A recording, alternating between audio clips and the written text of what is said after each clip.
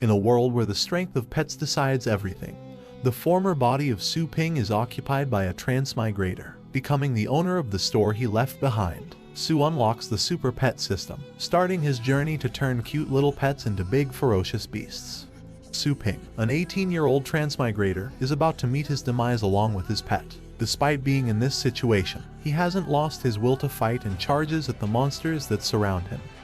A few days ago, a guy wakes up from a dream and has transmigrated to another world similar to Earth, gaining his new identity in the former body of Su Ping. The technology there is much more advanced than Earth and acts as support for pets. Being tied closely to human society, there are different pets for different types of work. The most important of these is the war pet, handled by a war tamer. Standings of countries in this world are determined by the strength of these war pets. Pets instead of nukes, cute. To gain his standing in this new world, Su Ping vows to become strong. Before doing that though, he has to learn more about the previous owner of the body. He finds out that his sister is a war tamer, and that Su Ping doesn't have a good relationship with her at all. Then, he heads to the pet store, just as Su thinks that the previous owner of the body isn't a complete bum. He sees the horrendous condition of the store. It's filled with literal shit and piss of the pets. Gross. At the store, he meets with an angry customer, a war tamer who left his pet at the store for 3 days but received poor care. Using his black beast pet, the customer is about to demolish the shop. Suddenly, time freezes as an interface appears before Su, binding a contract with the pet store. The super pet system has been bound to the Shou Taoqi store and consequently, its owner, Su Ping, becoming immune to damage. Su grabs the beast's mouth and closes it forcefully before it can launch the beam. This scares off the customer, along with his war pet. Just then, the interface from earlier shows that the store crisis is resolved and rewards a refresh for the sorry state of it. Su activates this refresh, and the store looks new as can be. What a hack, WTF. Afterwards, he heads into the pet beast foster area, which is at rank 1. Here, the pet beasts cultivate and heal, not getting hungry, thirsty, or even feeling the need to excrete, much to Su's relief. Upon inquiring about how to take care of pet beasts, Su triggers a main mission. It is to nurture either a chasing moon hound or a lightning rat to rank 3 or above. As he picks the latter, the pet appears and the two are transported to its nurture land Lightning Cloud Sea World. As Su arrives in the nurture land, he gets attacked by a gigantic 10,000 meters tall, rank king beast, Lighting Abyss Thunder King Kun. Unable to dodge the attack, he dies. Moments later, Su awakens in a revival space, waiting to be revived. Dude is really out here waiting to get rebooted like Fortnite. The system tells him that if he doesn't complete the mission in time, his rating will get lowered, and if it falls below 60, Su will die for good. Unable to even check his current rating, he is angered and forms a temporary contract with the Lightning Rat, as suggested by the system. After getting revived, Su and the Lightning Rat come up on a large beast, a young sandworm. The former gives his pet the command to charge at the beast. The latter does so, learning a new skill charge, despite dying in the process by injuring its head.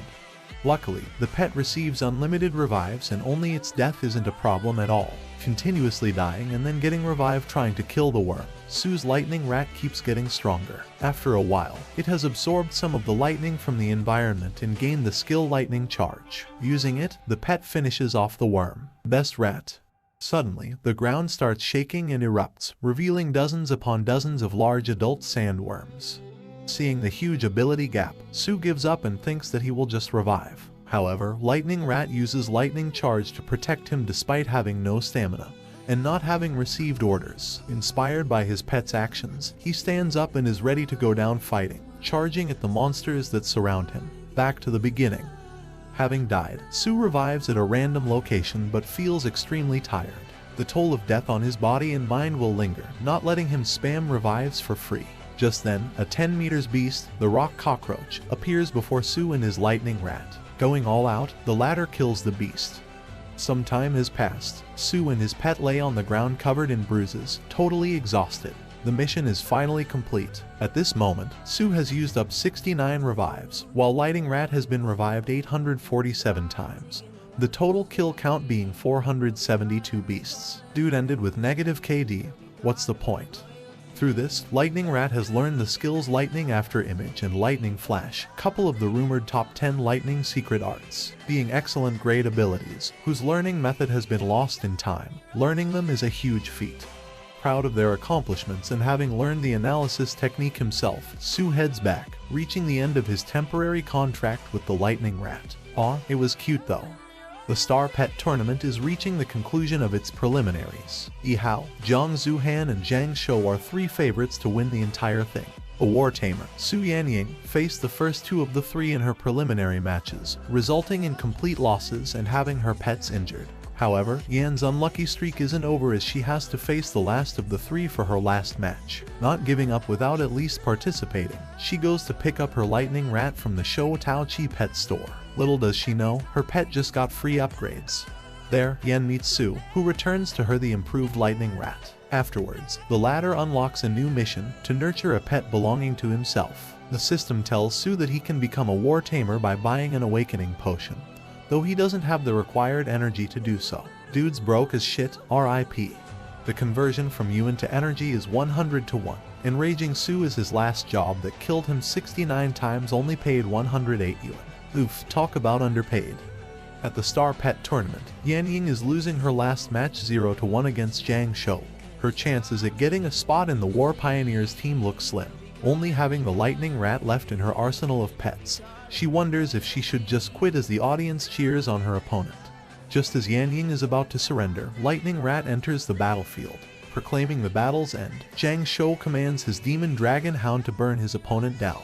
The lightning rat begins to charge its attack, but Yan tells it to dodge using lightning charge, almost killing it. No wonder she lost her previous two matches so bad. Afterwards, she only tells her pet to attack and dodge without naming attacks, letting it use its full power.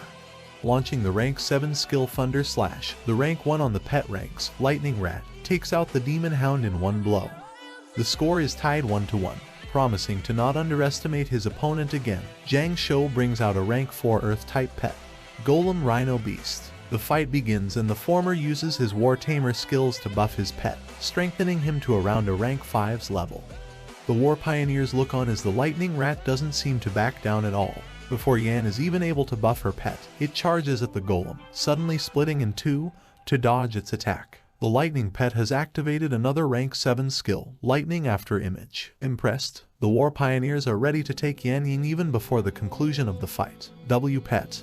Ignoring the golem, Lightning Rat charges directly at its War Tamer, Zhang Shou, to finish him off. The fight is over. As judges announce the winners, the audience chant a name, Rat King Su Yanying. Afterwards, Yan thinks of the pet store expert who unlocked these skills for her pet. Meanwhile, Su Ping is thinking about how he will make the money for the awakening potion. He decides on just selling food that he must collect himself and vows to become a war tamer in 3 days. Surely 3 days is enough, right? As the quality of the collected food depends upon the level of the nurture lands it's collected from. These are divided into novice, intermediate, advanced, and peak ranks, requiring 1, 10, 100, and 1000 energy points to enter each respectively. Su has no choice but to go to a novice one. Using the system's recommendation, Su enters Outer Territory Meteorite 1002 area with limited inventory, 1 day time limit, and 30 revives to be used. He exhausts all his revives in collecting only the rarest of items and then leaves the nurture land. Dude died almost 40 times to make some bread, respect. Elsewhere, the Black Wolf War Team's member, Fang Yujing, is feeding their family pet Shou Hu the most expensive pet food. However, he doesn't know his shit and almost kills the bird, much to his sister's and grandfather's dismay. Just then, Fang's grandma walks in with a rock vermilion fruit, healing Shou Hu and fixing its appetite. Suspicious of this food's price and effectiveness, Fang goes to meet the person who gave it to his grandmother, the owner of the Shou Taoqi pet store. Fang arrives at the store and starts cussing out Su Ping for tampering with the food, labeling his pet store to be a black store. This angers the latter, and he asks for evidence for their claims. The former attacks him but is dealt with. A temporary mission is also triggered for Su to prove the store and its food's innocence and protect its reputation.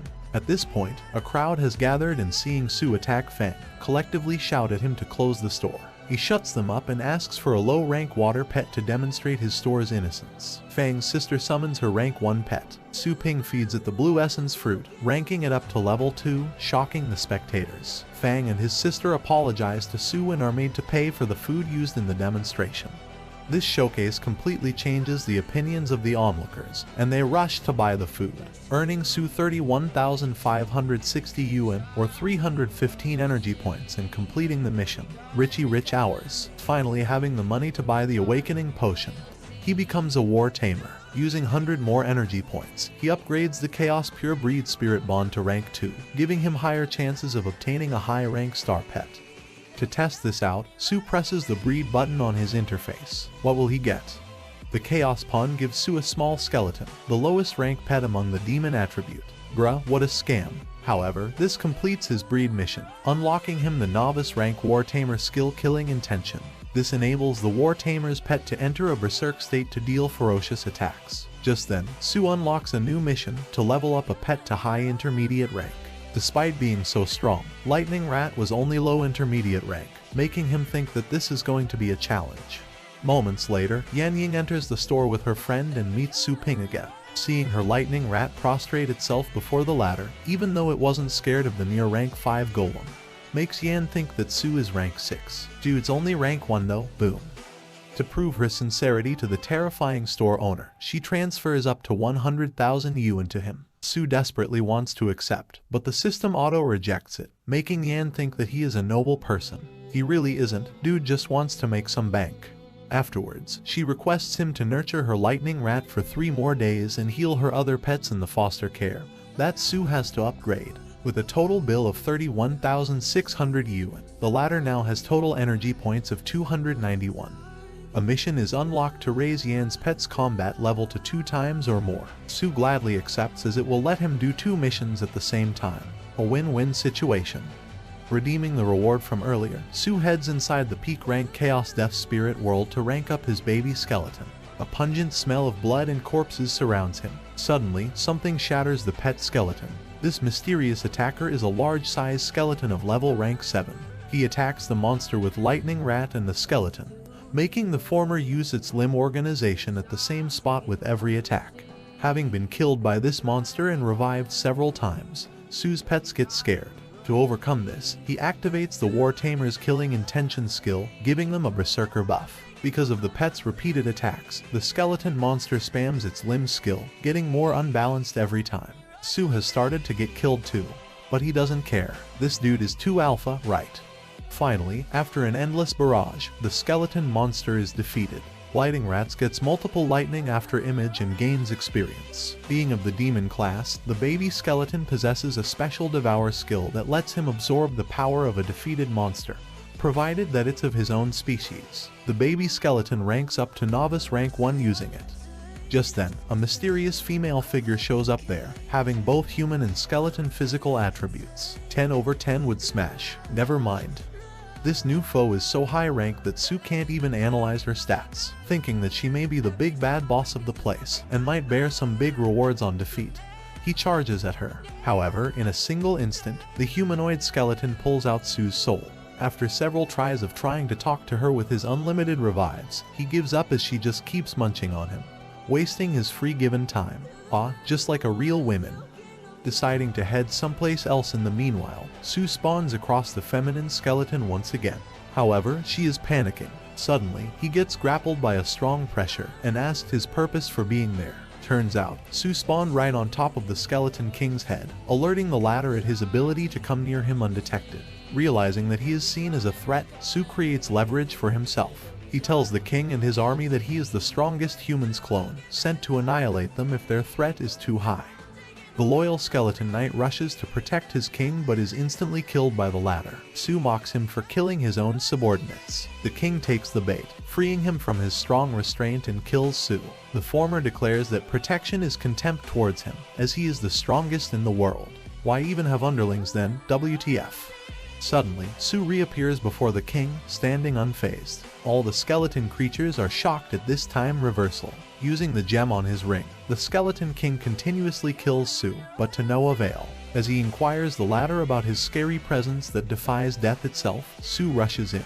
After using his capability to steal the king's gem, he uses the random revive to get out of there. The skeleton monster cries out about how someone that can use 2 of the supreme laws, space and time manipulation, even exists. Dude got introduced to plot armor and doesn't know what to do. Having escaped, Sue brings out his baby skeleton and gives him the stolen gem to devour. This dude is too big brain. Having killed countless skeleton creatures, both Baby Skeleton and Lightning Rat have gotten to rank 6 combat ability. However, only 14 minutes are left to complete the mission. Suddenly, one of the monsters that Sue thought was dead rises once again. Spawning countless limbs, it restrains him and both his pets, blocking the attacks that come its way. With only 3 minutes left on the clock, Sue can't even gauge the monster's level.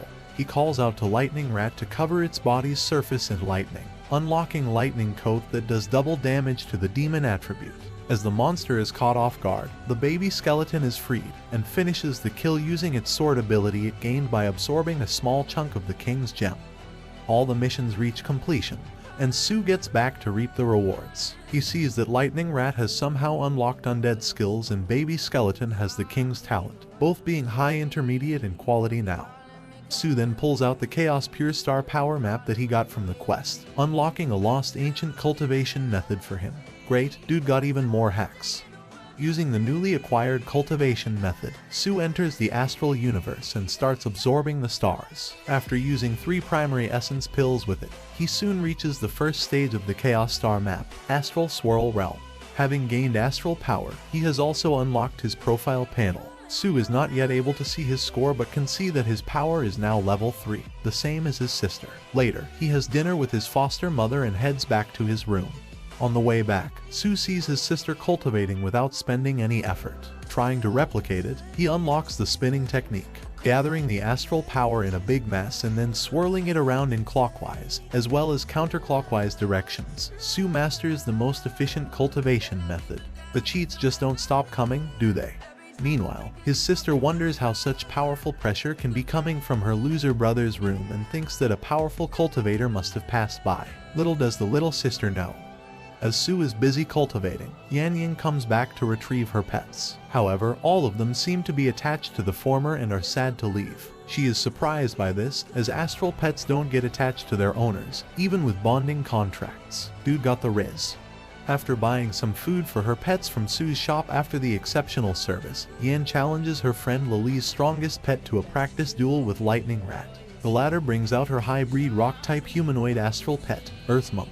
With its power level 5 and advantage against lightning types, Yan just hopes that Lightning Rat has gotten strong enough to not get defeated against it instantly. Earth Monks are known for their insight and being better in a fight of strategy. However, using its upgraded lightning after image technique, Lightning Rat manages to trick it, intimidating the monk with its ferociousness. The level 5 Earth Monk is so scared that it traps himself and Lily inside an Earth Dome, just to get away from the rat. What a puss, never mind again. Yan is happy that her little rat is now so powerful. The Fengshan Academy's advanced matches begin. The second year, Yan Yang faces the previous year's top 10 tamer, Clairvoyant Li Ji. With each tamer allowed 3 pets, the fight begins. The latter summons an intermediate rank water stealth beast first. To counter it, Yan brings out her high rank phoenix. Suddenly, Li Ji surrenders the round, much to everyone's shock. He reveals that the first monster was a bait to bring out her most troublesome phoenix. Surely that's her most powerful monster, right? Pulling out his earth spider beast, Li declares Yan's loss. However, she is unfazed and attacks him directly with her phoenix, shutting him up. Angered, Li tells his monster to go all out and blocks all of Phoenix's attacks with an impenetrable shield. Afterwards, the spider beast activates Earth Prison, trapping both Yan and Phoenix in an ever-closing web. Copied da Flamingo's flow, word for word, bar for bar. Cornered, the latter is about to admit defeat. Suddenly, Phoenix charges up an attack, destroying the cage. Spectators are in shock as this attack by the rank 3 Phoenix is the legendary Polar Ray. Getting attacked by this rank 8 skill, the spider beast loses its ability to fight in just one hit. The Phoenix ranks up, and the spectators label Yan Ying a genius for nurturing her pets this exceptionally. Yep, she's the genius, for sure. Li Ji is furious at his loss and brings out a level 5 ferocious 4-winged wind demon beast. As he rented the beast with some method and didn't nurture it himself, Li is too low level to command it and faints from the pressure. Kids, don't bite off more than you can chew. The out-of-control demon beast defeats Yan Ying's Phoenix in one blow, and referees rush in to stop the fight. However, the wind beast is too fast even for their wind god bird and continues the rampage. To protect its trainer, Lightning Rat stops the demon beast's attacks and summons an undead skeleton swordsman as her guard. As the onlookers are in shock at a lightning type using a demon type's skills, Lightning Rat rushes in at the high rank 5 demon beast. The two astral beasts clash ferociously, roaring out and shattering the battlefield. The outcome is revealed, as Lightning Rat has heavily wounded the out-of-control winged beast. The referees see that Lightning Rat has a strong killing intent, and that Yan Ying herself is shocked, thinking that it too has went out of control. The referee and its god Wind Bird rushes in to stop it. However, Lightning Rat hits it with a rank 8 Thundershock, stopping the bird in its tracks. This angers the Wind God Bird and it forms a hurricane in the area, with the referee having a hard time controlling it in this state. Just then, Yan Ying comes to from her shocked state and calls back her Lightning Rat, snuggling it for being such a strong little cutie. The referee's bird stops, realizing that the pet is in control after all. Damn, an error was really about to get the whole arena blown up. Useless referee. Yan Ying is officially declared the victor, intriguing all those who saw this amazing performance. Meanwhile, Su sees videos of other nurturers and realizes why Yan Ying was so shocked. Now knowing that increasing a pet's combat ability is extremely hard in this world, he decides to film a video to attract more customers. As he is thinking this, the Black Wolf War Team's member, Fan Yu Jing, comes to meet him. He has a request for Su. "Are you interested in exploration?" asks Fan. The Blue Star, this world, was a water scare planet in ancient times. One day, stellar rifts appeared in its fabric of space-time, connecting the planet with other unknown places. Humans used the resources from these places to prosper and build strong nations. However, greed for the quality rifts led to years of civil war, decreasing the human population by half. Seeing 70% of the Blue Star's land turn barren, the remaining humans formed a treaty that made no one the owner of the rifts and moved to stable areas, free of them. There, they spent their resources fostering pet warriors to send them to explore the stellar rifts on their behalf instead. Fan tells Su that last night, a rift appeared near their Longjiang city and his Black Wolf Warriors group went there to explore it. However, they were ambushed, and their blood flame-tailed fox pet went missing. Upon this statement, Su unlocks a side quest to retrieve the lost pet, the reward being a magic body forging scripture. That sounds fancy. Taking Su to his group, Fan introduces him. Upon learning that he is only 18, is self-taught, and that he doesn't have any interest in exploration, and is only there to find the lost pet, the vice captain of the group Li Ying is angered. The leader Fan Gangli talks him down and asks Su to bring out his pet so they can gauge his ability. He then brings out his baby skeleton. The others there think that it's a joke, but Su promises them that he's serious and demonstrates his pet's ability, shattering the ground below. That's one strong baby. After showcasing his strength, Su Ping is allowed to register as a temporary explorer and taken to the Federal Pioneer Warehouse. There, he witnesses extremely valuable treasure and is asked to pick a few for self-defense. However, Su shocks everyone by picking the level 1 treasure for self-cultivation. Basic training method. Heading inside the rift, Fan tells him that it has a danger rank of B and consists of demonic beasts.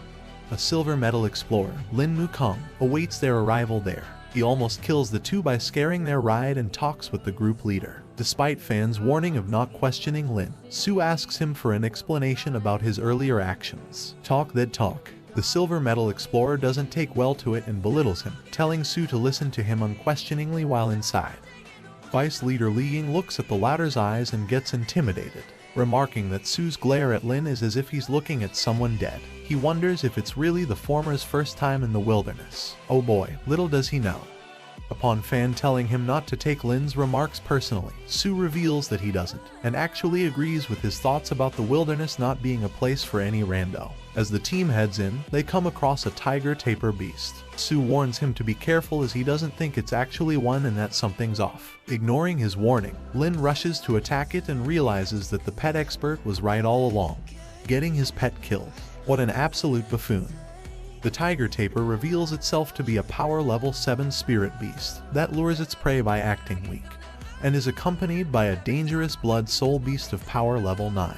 Forced to retreat against the monster, the group is presented with two paths to go to. One east that has unknown beasts, and one west that is seemingly clear for now. Lin tells the group to go west, but Su insists on going east. He knows something they don't. All the group's members disagree with Su, but leader Gangli trusts his judgment and goes east. Soon, they realize his wisdom. The monsters in the area all retreat upon seeing the blood demon beast, while the beast itself stops chasing them, as it prefers getting its food delivered by the spirit beast instead of hunting for it. Afterwards, they head to the lost pet's location. The group sees one monster at the end of the valley, and Sue takes Lin's night vision goggles to appraise it. He tells them that it is a death specter with a power level of 5, and to keep going, summoning his baby skeleton. Sue shocks everyone by instantly killing the monster with his pet's intermediate saber play. Lin is jealous as he keeps stealing his thunder. Sounds like a spotlight issue, I guess. The group arrive at the lost pet's location and search the area. They find a black wolf's captain's severed arm, and Sue asks to observe it. Lin lets him have a look, not after giving him problems though. The former sees that the arm belonged to someone who died several days ago, but the wound still has a wisp of rich dark energy. Sue wonders if another high-tier demonic beast is nearby, but doesn't say anything. Lin continues to give him shit for finding nothing. Finally ticked off, Sue punches the crap out of him. Yes, go off. Angered, Lin lunges to kill Sue with his sword. However, he gets stopped by the latter's baby skeleton pointing his saber at him. Li Ying threatens Sue to lower his pet's weapon but is told off. The latter lets out his bloodlust, scaring all of them with his killing intent. Realizing that Sue is prepared to kill all of them, the group leader apologizes to Lin on the former's behalf. Sue then asks him for permission to lead the operation further and is given the go. Take that, he the boss now. Just then, they receive an SOS signal and go to its location. There, the group saves 2 explorers, who warn them of a skeleton devil. Suddenly, the same monster that ambushed the Black Wolf group earlier appears there. As they are trying to retreat with the couple, Lin knocks Sue off the ride, along with the saved woman. WTF, dude almost collated her for his ego. The two get saved by the vice captain, as Lin is disappointed that Sue is still alive. The man they saved reveals himself to be the gold medal explorer, Yi Chen Shan. He asks the group to leave behind their astral pets if they want to live, and offers them extra compensation for their efforts. Suddenly, Sue drops down from the ride with his baby skeleton, making Lin think that he is just trying to be a dumb hero. Just then, the group gets surrounded by an army of skeleton monsters. However, they aren't attacking them. It is revealed that this army is obeying Sue, who has used baby skeleton's dead soul enslavement. Dude's too busted. Activating killing intent, Sue leads the attack on the skeleton devil, chasing the group. Baby skeleton manages to injure the beast, shocking the explorers. All the others join in the fight to help out Sue, forcing Lin to reluctantly do the same. Through their collaborative efforts, the group manages to wear down the skeleton devil. As the battle seems to be reaching its conclusion, the beast's ribs open up. The gold medal explorer Yi Chen Shan suddenly puts up his shield to defend the group, announcing that it's the level 8 attack mental shock. They manage to be okay, but all their astral pets are rendered unconscious and unable to be recalled due to the distance. The skeleton devil uses limb regeneration to recover from all the damage it received. Hopeless, he falls to the ground. Guess he got mentally shocked after all. Just as the devil is about to finish off the group, Sue calls out for his baby skeleton, the only pet standing to defend him. He explains that his pet used Corpse Roar, a sonic boom attack, at the same time to nullify mental shock. As leader Gangly wonders just how skilled Sue really is, the skeleton devil charges up the level 9 death annihilation to evaporate everything within a kilometer. Lin starts to run away instantly, not willing to die yet. However, Sue stands his ground and calls out for his pet, shouting now. Just then, the baby skeleton brims with a demonic energy and charges at the devil's weak point, blowing it up. The battle is finally over. Su Ping and his baby skeleton stand victorious, with the latter leveling up and gaining advanced saber play. This fight, combined with his countless death experiences, has confirmed Su's theory that every demonic type has a core that needs to be destroyed to kill them off. As the group is still in shock at this accomplishment, the baby skeleton uses puppet magic and turns the defeated skeleton monster into its slave, Boss Baby. Afterwards, the captain announces to continue the search for the blood flame-tailed fox. Just then, Su tells them to hold on as he has to do something. He approaches Lin and cuts his arm off, sending him packing, and threatening to kill him for good if he ever shows up again. You get what you deserve. While everyone else wonders what came over him, the woman they saved earlier thinks that Su made the right decision as Lin is an evil and hateful man that will get everyone killed.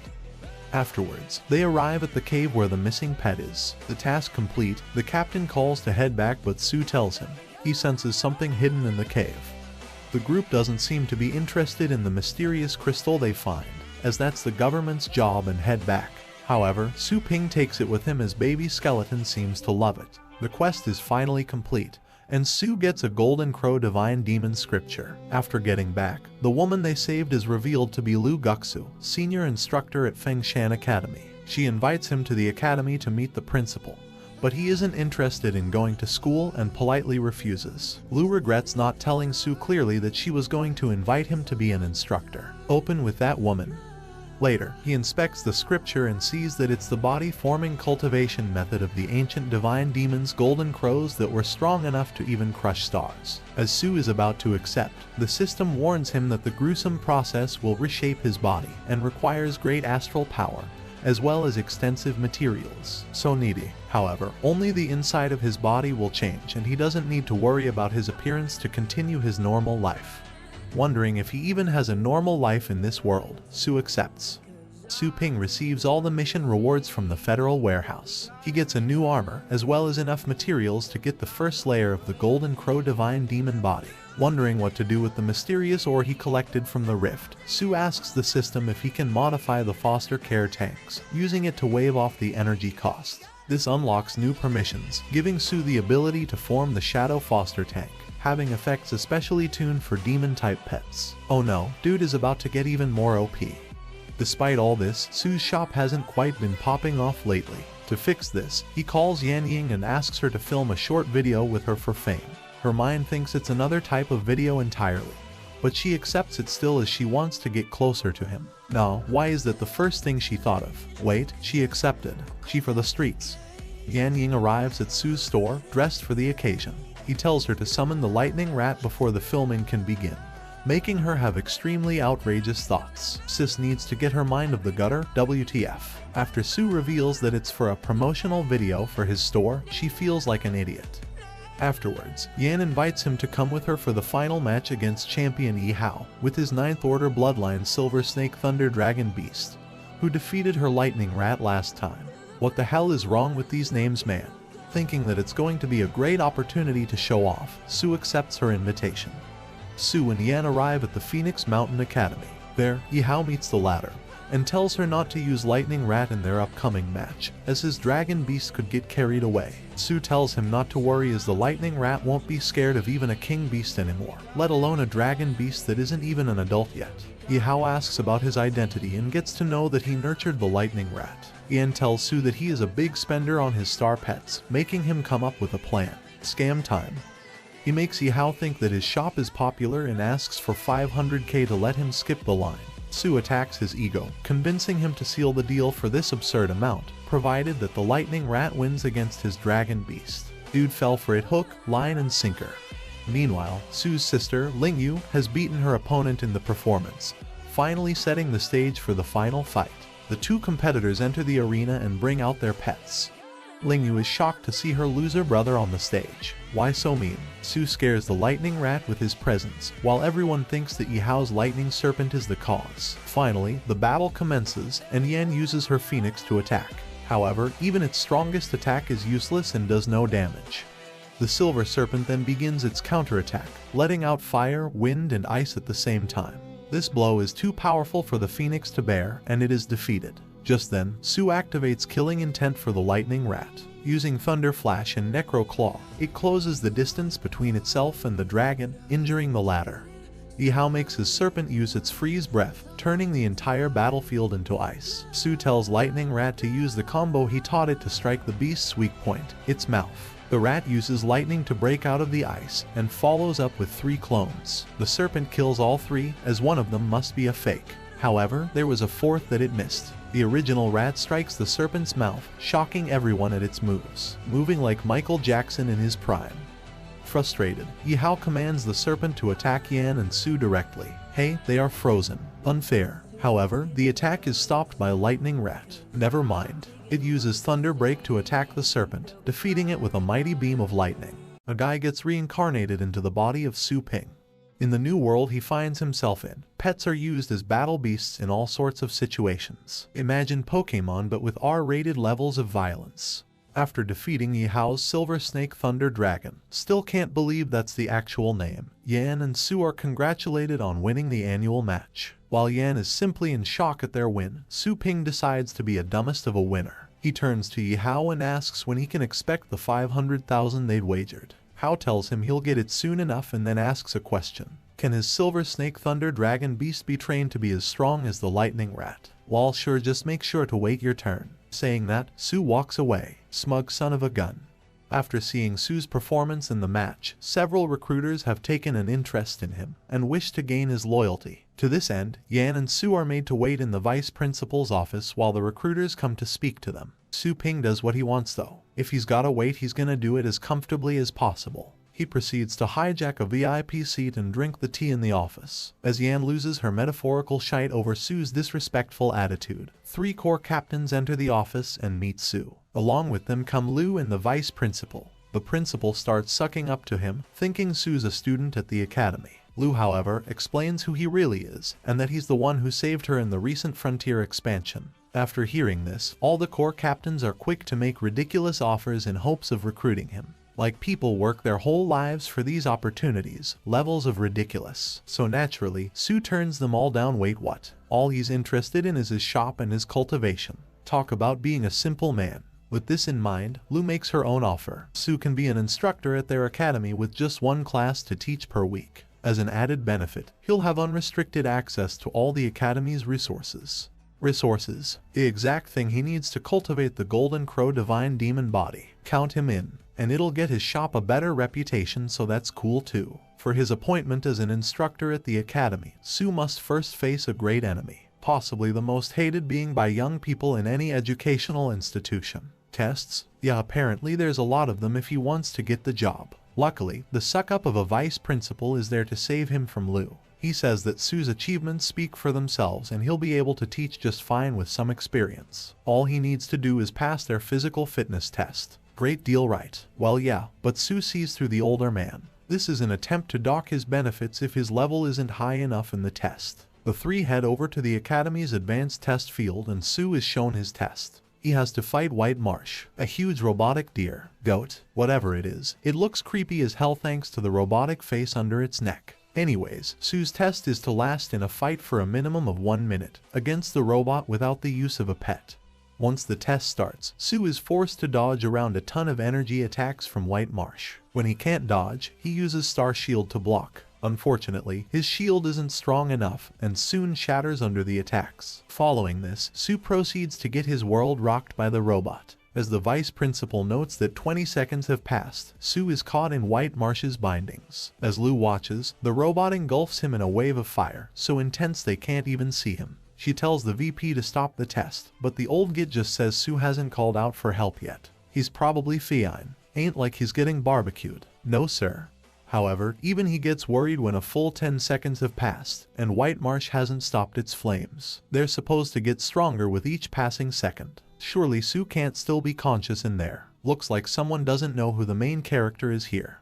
A golden glow surrounds Su's body, and he escapes White Marsh's bindings. With a single supercharged punch, he smashes the robot into scrap and clears the test. Then, the system pop-up appears to tell him his level 1 Golden Crow Divine Beast battle body is still unstable. Yeah, kinda like this ridiculous names. As such, he's only able to use a small portion of its power in specific situations. So that was a small portion of its power. Yep, definitely OP as hell. While Su marvels at his power, the wrecked robot announces his combat level assessment. He's an upper level 7. After seeing Su's overwhelming victory, the vice principal instantly offers him a senior instructor position, and tells him he'll send him an electronic instructor certificate. As Su leaves, Lu and the VP discuss the details of the ranking White Marsh gave him. While his attack and defense are of the 8th order, he only has 3-star power. The VP believes this must be because he's learned a secret martial art, but hasn't been practicing it for too long. He tells Lu she has to find the person who's teaching him since he must have a master. Also, she should find his shop. However, Su hasn't left yet. Waity what oh. Su pokes his head around the door and tells them they don't need to act so suspicious. He'll just send his shop's location to them. Back at home, Su's mom frets over his roughed up state from the test. Also, because his clothes are gone. Being roasted like a turkey will do that. Sue goes to his room for a change of clothes when his sister barges in. Oh boy, I've seen enough anime to know where this is going. After embarrassing his sister into getting out and getting his nuts crushed, Sue learns that his physical strength is currently only upper 3rd level. Later, at the table, Sue talks about his bloodline awakening and baby skeleton pet to his mom and sister. Sue learns even more to confirm that the host of this body before him was totally worthless. Apparently, he borrowed money from loan sharks in the past. The next day, Sue greets a customer at his pet shop. This woman is interested in breeding thunderlight mice, or as Sue calls them, lightning rats. When Sue tells her he can't breed multiple thunderlight mice of the same level as Yan's, she gets annoyed. The woman believes Sue is a scammer and turns to leave the store. Just then, Sue gets a system pop-up. Since the woman's doubts about the store have hurt its status, Sue has been granted permission to conduct professional training. The professional training shows a reward of a medium-grade original force pill, as well as a random book of divine and demon battle techniques. That sounds great to Sue Ping, at least until he realizes the catch. The fee for this training is 100 times that of normal training. So yeah, that's not great. However, he has every intention of making use of this opportunity. Turning to the woman who started walking out of the store, he tells her he can do what she wants. He just wasn't sure if she could afford it is all. Real smooth. After all, the Thunderlight mouse cultivation she's asking about costs 1 million. While someone's greedy. The woman doubts the legitimacy of Sue's store at hearing this. Luckily, he's got just the thing to convince her. His status as an instructor at Fengshan Academy, the place where she's actually a student. While that's certainly convenient, as the woman apologizes constantly for offending him, Sue just tells her to get the money ready so he can train her pet. To his surprise, she actually has the money. Super rich kid apparently. Life just ain't fair, is it? Anywho, Sue takes the pet she wants him to train, a scorpig, and tells her to collect it in a month. The woman at this point has been convinced Sue is a highly generous and gracious teacher. Yeah, sure, let's go with that. After she leaves, Sue worries over what to do with his points. The 1 million she transferred to him has been converted to 10,000 energy units. With these, he can either upgrade the spirit pool or spirit shop, or he can train her Scorpig. Tough decision. Luckily, he's the main character. The system tells him that an upgraded spirit shop will give him the clone ability. With this, he'll be able to send clones into cultivation sites, for the cost of half of whatever he gets from the site. Like any decent protagonist who's just discovered an OP ability, Sue decides to abuse the shite out of it. In just 20 days, he's going to train so many pets with this ability that he'll be richer than ever. After accepting an absolute boatload of customers, Sue Ping heads into a flaming hellscape of a training area with a bunch of fire-type pets. Due to their affinity, this place will give them the most benefits. Along with a clone he makes by using 200 energy, Sue leads the animals to a pool of lava, and then he proceeds to take a dip in it. What the okay? So the golden crow body thing came out last time he was being burned as well. Apparently he's just not affected by extreme heat. Nice. While soaking in the lava, Sue has the pets with him jump in, and they die, and he makes them do it again, and they die again. You get the idea. He makes them die over and over again and revives them every time to keep going. Sounds an awful lot more like torture than training. Oh well, with his store getting more customers than ever now, due to its reputation, Sue's managed to recover his full energy investment in the store. In just a few days too, rather than 20. With his pet slots filled up, Sue decides to upgrade his Chaos Spirit breeding pool. After the 10,000 points for this have been deducted, he's left with 1,650. Now, his breeding pool has a 1 in a million chance to breed a pet of the King Beast lineage. Great odds, for sure. Also, it costs 1,000 energy per breeding. So this is basically a gacha game with extra bad rates. And like any gacha addict, Sue decides to go for it. If not a King Beast, he has to at least get a 6th grade pet. Unlike the average gacha addict though, Sue has crazy good luck. With his first breeding, he receives a 9th rank Purgatory Dragon. Once the contract has been signed, he rushes to his first day of teaching at Fengshan. He's almost late. Over at the academy, he arrives just in time atop his newly bred dragon pet. Here, the director of the university's operation department seems to have something against Sue. He and Lou escort Sue to the class he'll be teaching, the class where his little sister is a student. Yeah, that'll go over well. Once they enter the class and introduce Sue as the new teacher, she immediately loses her shite before collecting herself. Called it. Meanwhile, the rest of the students insist on seeing proof of Sue's rumored power. The director is more than ready to go along with this, since he has his own doubts about Sue. He tells him to go ahead and demonstrate his pet's power without any worries. Su summons his baby skeleton, the first pet he trained of his own. The students, of course, start laughing at what seems to be a super weak pet. At Su's command though, the baby skeleton activates advanced swordsmanship and slices a gap right through the middle of the classroom. Bet that'll shut them up. With his skeleton's show of power, the whole class shuts up out of fear and submits to Su. They don't learn much in the class though, since they're all focused on the huge crack in the ground. Yeah, that'll do that. After class, the vice principal himself drives Su to his store. Here, they run into Chen Shan and the three sit down for tea. While talking, the VP makes a request of Su. He wants him to participate in the Global Elite League starting soon, a tournament held once every 3 years. The fame and benefits from the tournament are immense, and he could even be trained by a legendary pet fighting master. Yeah, not interested. Su couldn't care less about getting that much fame. It'd just make him a target to a bunch of people after all. Chen Shan has another card up his sleeve though, the temptation to join him in traveling to hidden grounds if he participates. These are 3 secret realms with incredible artifacts and beasts within. Most things recovered from inside are said to be priceless. Su, always the opportunist, decides to go for it. Screw being a target, resources are where it's at. He'll join them.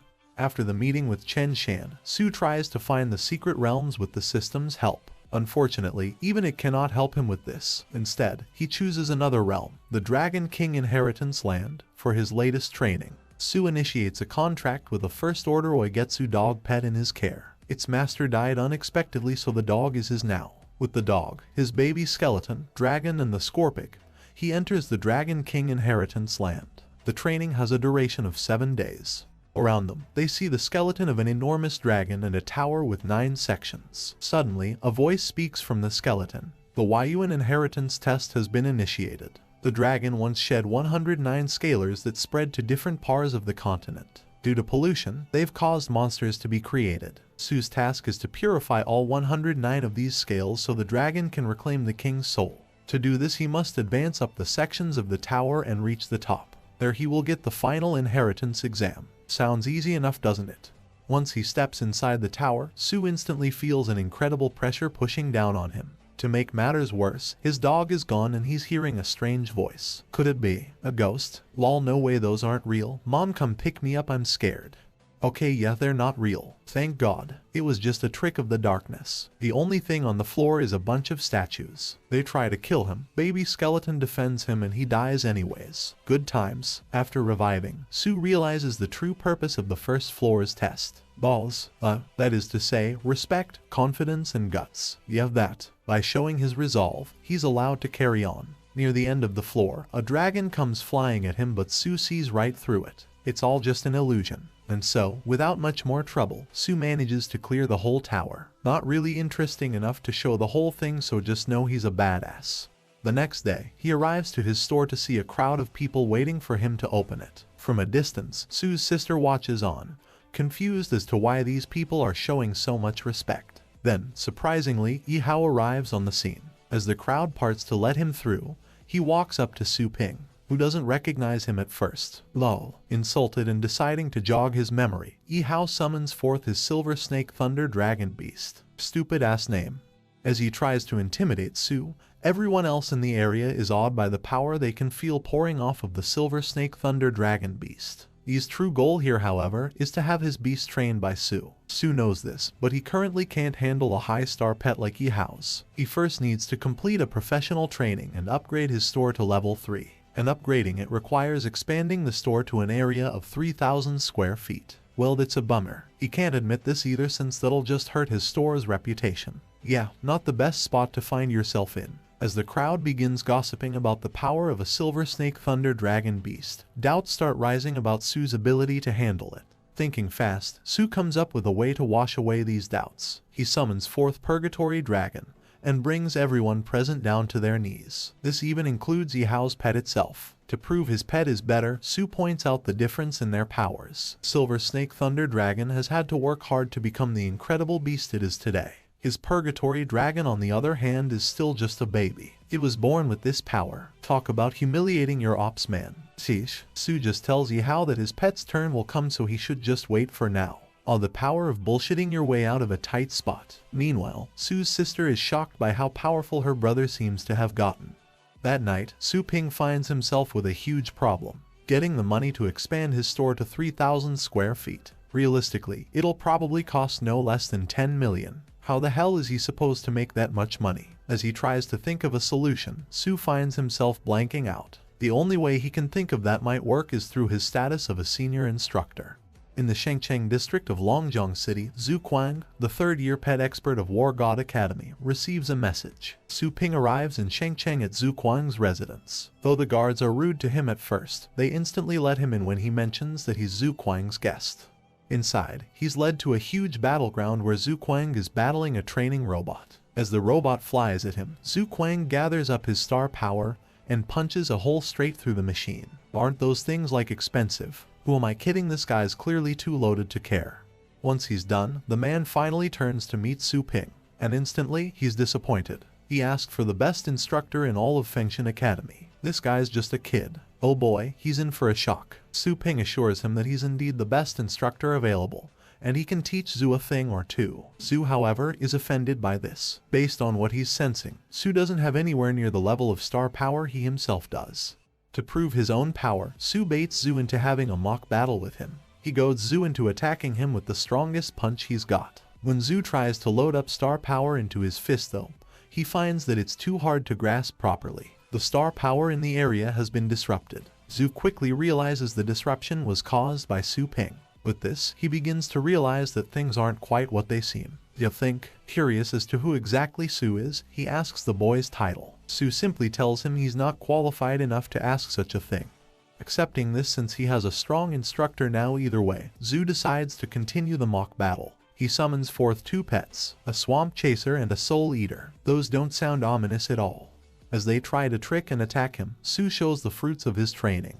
Through his time in the Dragon Realm, he can now access a full 70% of the Golden Crow body's power. Using this, he takes hold of the giant Swamp Chaser and throws it away with his bare hands. While Swamp Chaser recovers, Soul Eater waits for Su to make the first move. Damn camper.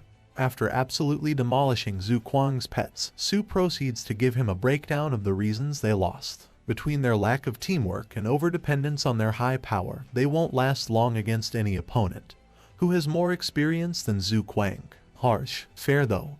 To help him fix these problems, Su presents an item, the legendary Hades Bone Lotus. This item is the best way to improve Zhu's undead pet perception. For 1.2 million, Su will sell him this item as well as pet food. While this sounds expensive, Zhu notes it's actually a much better price than he'd get in the market for the same stuff. Plus, Su's going to sell him pet food as well. Since his pets are of the rare and disliked undead class, it's normally really hard to find stuff for them. Zhu couldn't be more grateful if he tried. Sure changed his tune quick.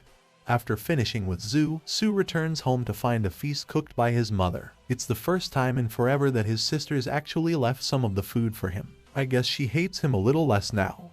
Afterwards in his room, Su worries about how to raise his power as fast as possible. Since a strength pill would help, he opens the system store. Due to their rarity, strength pills aren't in the store very often though. Using 100 energy, he refreshes the store. Suddenly, an item called the mid-grade capturing ring appears. With the cost of 10,000 energy, this ring has a 25% chance of instantly capturing a 9th order beast. Deciding it's worth it, Su buys it at once. Then, he refreshes the store again. This time, a spiritual control beginner's skill book appears. Sounds useful enough. How much does it cost? 50,000 energy. It's so expensive. But then it must be super useful too, right? But what if it's not even that good? Su only has enough energy to buy this book if he does decide to. Should he get it? He gets it. No hesitation. And as it turns out, it's pretty useful. It allows him to use his stellar power to manipulate objects around him. It's almost like a form of telekinesis. Pretty damn cool. With the way it works, he might even be able to create solid objects by condensing his stellar power tightly enough. Unfortunately, that's off the table for now. Despite what an overpowered ability it is, he can only produce about 100 kilograms of strength at the moment. Not exactly the most battle-ready of moves. At this point, he's regretting getting that damn book, instead of continuing his attempts to find a strengthening pill in the store. Hey man, you made the choice, gotta leave with it now.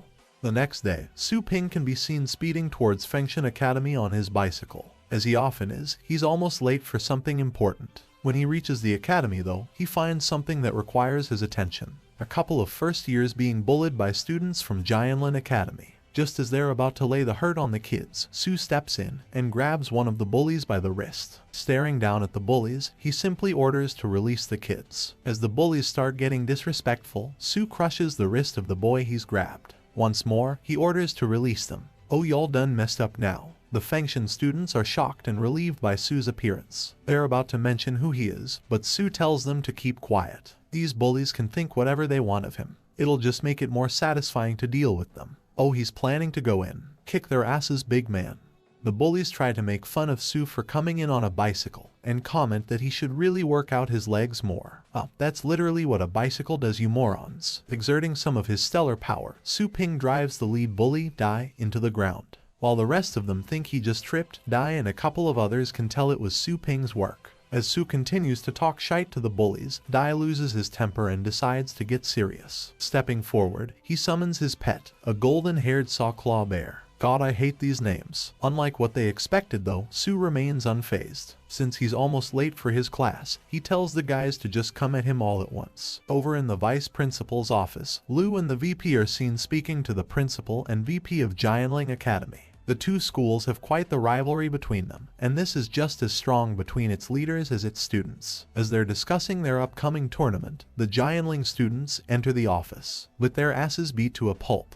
When their principal demands to know who did this, Dai steps forth with a bold claim. He says that a Fengshan student ambushed them for no reason, when all they wanted to do was make friends. Out of fear of Dai, the other students back him up and agree with his lie. With the Jianling principal and VP pissed off, Lu and Fengshan's VP are quick to try and find the identity of their attacker. Dai's next words, however, give the VP considerable pause. The attacker's name was Su.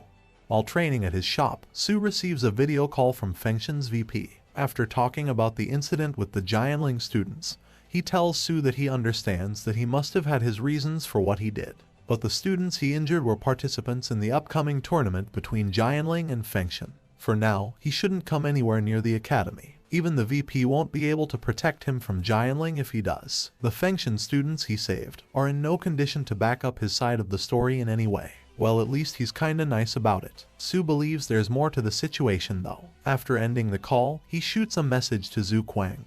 Before long, the day of the tournament arrives. While Fengshan has a full 5 pet masters from the 3rd grade as participants, including Yi Hao and Yan Yong, Jianling has only one. This causes a great uproar in the audience about why the other Jianling participants aren't present. Because they're dumbasses, that's why. The crowd roars out their disapproval at Fengshan's supposedly dirty tactics in ambushing their other participants. Yi Hao decides it's true that this would be unfair and asks their opponent, Lu, to postpone the tournament, at least till his teammates are recovered. However, Lu simply says that this is no longer a game. The 5 of them can come right at him, it won't make any difference. Damn alright bro, talk your shite. After saying his piece, Lu summons forth a 9th order beast, the underworld's black dragon. Well crap. The Fengshan participants all bring out their best star pets, but in a single move, Lu's dragon wipes them all out. As Lu proceeds to beat the crap out of the students themselves, Fenchang's VP, Fengshan, demands the match be ended. Unfortunately, the referee is from Jianling, so yeah, no luck there. Wait, that has to be illegal or something, doesn't it? Right as Lu is about to finish off Yi Hao, Su Ping finally arrives in the principal's viewing area. Facing off against the Jianling VP, he asks what the man wants. Fengshan turns to Su in a panic, asking him why he's come here. He told him he won't be able to protect him here. When the Jianling principal, Fei, tries to capture him though, Fengshan instantly stands by Su and stops him. Aw, he does care. As Fei demands Su be handed over for his actions, Su Ping starts boasting about beating the Jianling students. Even as Fengshan pleads with him to back off, Su Ping provokes Fei repeatedly. Meanwhile, the Jianling vice principal has been sensing Su's power. He notes that even in an ambush, he couldn't have taken out Dai and the others if he wasn't actually strong. Moreover, if he's an instructor like Fengshan has told him rather than a student, his skills must be better than Dai's, right? Su simply tells him it's none of his business and he's only here to resolve the current issue. Fei only looks down on him further, but Su stops him. He tells him to make a bet. He will make both him and his principal bow down and ask for forgiveness. Oh snap. Enraged, Fei demands a battle immediately. Fengshan tries to talk Su Ping out of it, but he brushes him off and accepts Fei's challenge. With their battle agreed to, the announcer makes the announcement of what's happening. The match has been changed to one between instructors rather than students. As Fei makes his entrance into the arena, the Jianling students start boasting about how he'll completely crush any opponent from Fengshen. Yeah, keep talking, it won't last long. Before everyone's eyes, Su Ping enters the arena. While floating, the Fengshen instructor is literally walking on the air. Does this mean he's not even a 9th grade, but a Jingxuan grade master? With this reveal, everyone in the arena is left in a state of shock and awe. As they face each other, Fei convinces himself that Su can only fly due to putting all his focus on cultivation. He's probably just a weakness exploiter. The copium is strong with this one. Fei summons his battle pet, the purple shadow fox demon. A being of the 8th order, this fox is the wildest beast of the Thunder Realm. The Jianling students are all caught up in their own excitement at what they believe to be a sure win now. Boy, are they in for a massive disappointment. Down in the arena, Su simply smiles at his opponent's pet and summons his own, the 8th order Purgatory Dragon, which has grown to an adult. Holy crap, that looks so cool.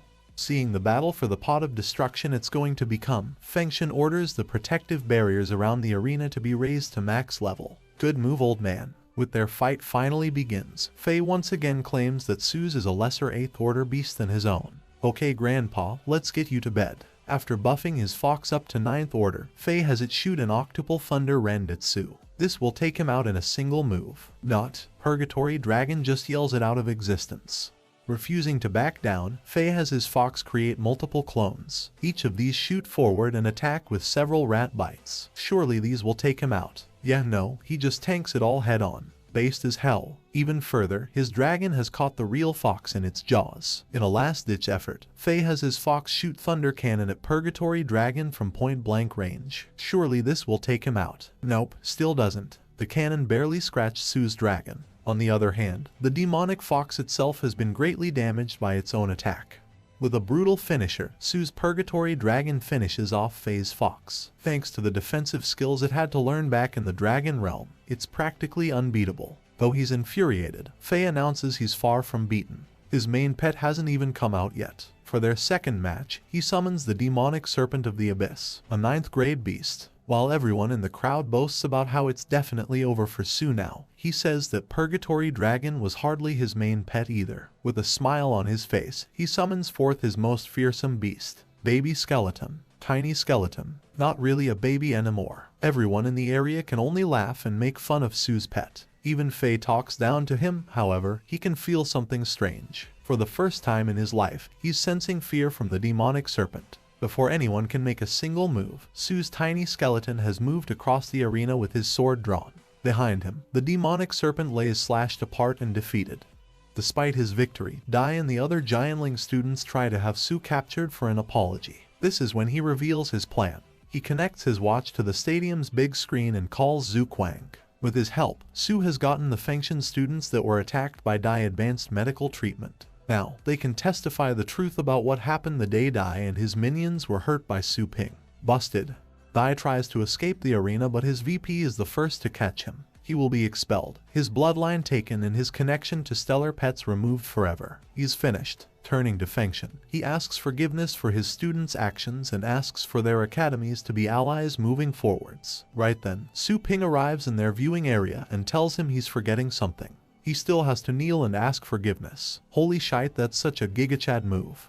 After forcing the Jianling VP into submission, Su lays out the terms of their new arrangement. Their schools will not be allies, rather, Jianling will be their underling. All resources between the two will be given to Fengshen with first priority going forward. With his actions against Jianling Academy, Su Ping's store gains more fame than ever before. People come from all over the place for his services. One of these people happens to be Su's little sister. She asks him to nurture her 4th order pet, Snowball. Well, at least it's a simple name for once. While this would normally cost 100,000, Su tells her that he'll handle what she can pay. The system tries to forbid him from giving a discount, but Su manages to sweet-talk it into letting him pay the difference. Su mentions that he learned a training technique some time ago, but his sister is confused. He never left home, so how did he manage that? A flashback shows the events of the Dragon Realm Tower's top floor. With the help of all the pets he had back then, Su Ping took down a 9th order Gilded Scales bearded dragon. With the victory back then, the 1st order Oigetsu dog he was training evolved into a 7th order Black Dragon Hound. Son of a gun has way too many hacks. Back in the Dragon Realm, Su trains all the pets with him to extremely powerful levels. Back in the real world, he returns Snowball to his sister and the Scorpig to the woman who came to him several days ago. While they're both shocked at how quickly their pets have been upgraded, the other customers force them out so they can have their turn with Su Ping. Someone sure is popular, isn't he? Later, Su Ping receives the rewards for completing the Dragon Realm professional training. One of these is a random technique from the Gods and Demons War. When Su Ping accepts this, he's transported to a whole new realm full of terrifying demonic beings. Here, a massive being made of golden light appears and destroys the demons with one punch. He reveals the skill available to Su as the Demonic Suppressor Punch. It has 5 movements that must be mastered, after which he can destroy enemies even of the 9th order with ease. However, there's a major recoil to the attack, so this should only be a trump card. Su Ping ain't no fool. Without a second thought, he accepts the training to learn this technique. Su has to get stronger. Once he enters the secret realm soon, he'll have to be powerful enough to not depend solely on Tiny Skeleton. With this in mind, he spends the next few days training. 2 days later in the real world, or a month and a half for Su, he's completed the Tower of King Dragon's inheritance. Also, he holy guacamole on a pickle stick, he got jacked. Daddy, sorry dad, Anyways, though he hasn't mastered the Demonic Suppressor Punch just yet, his Golden Crow body has greatly improved. You don't say. Hoping it'll be enough, Su returns to the real world. In the base of the North Star team, preparations are being made to enter the Secret Kingdom. The leader, Nai Chenkong, has a particular treasure he wishes to find. For this, he has recruited 2 extra members, Chen Long and Mo Lao. Both are 8th Order Pet Masters. With them, Nai, Lu, Chen Shan, and none other than Su Ping. They have a 6-man party ready for their mission. Though the 2 newcomers are skeptical of Su, they quickly accept him having first pick of the mission rewards when Nai introduces him as the one who saved Chensen.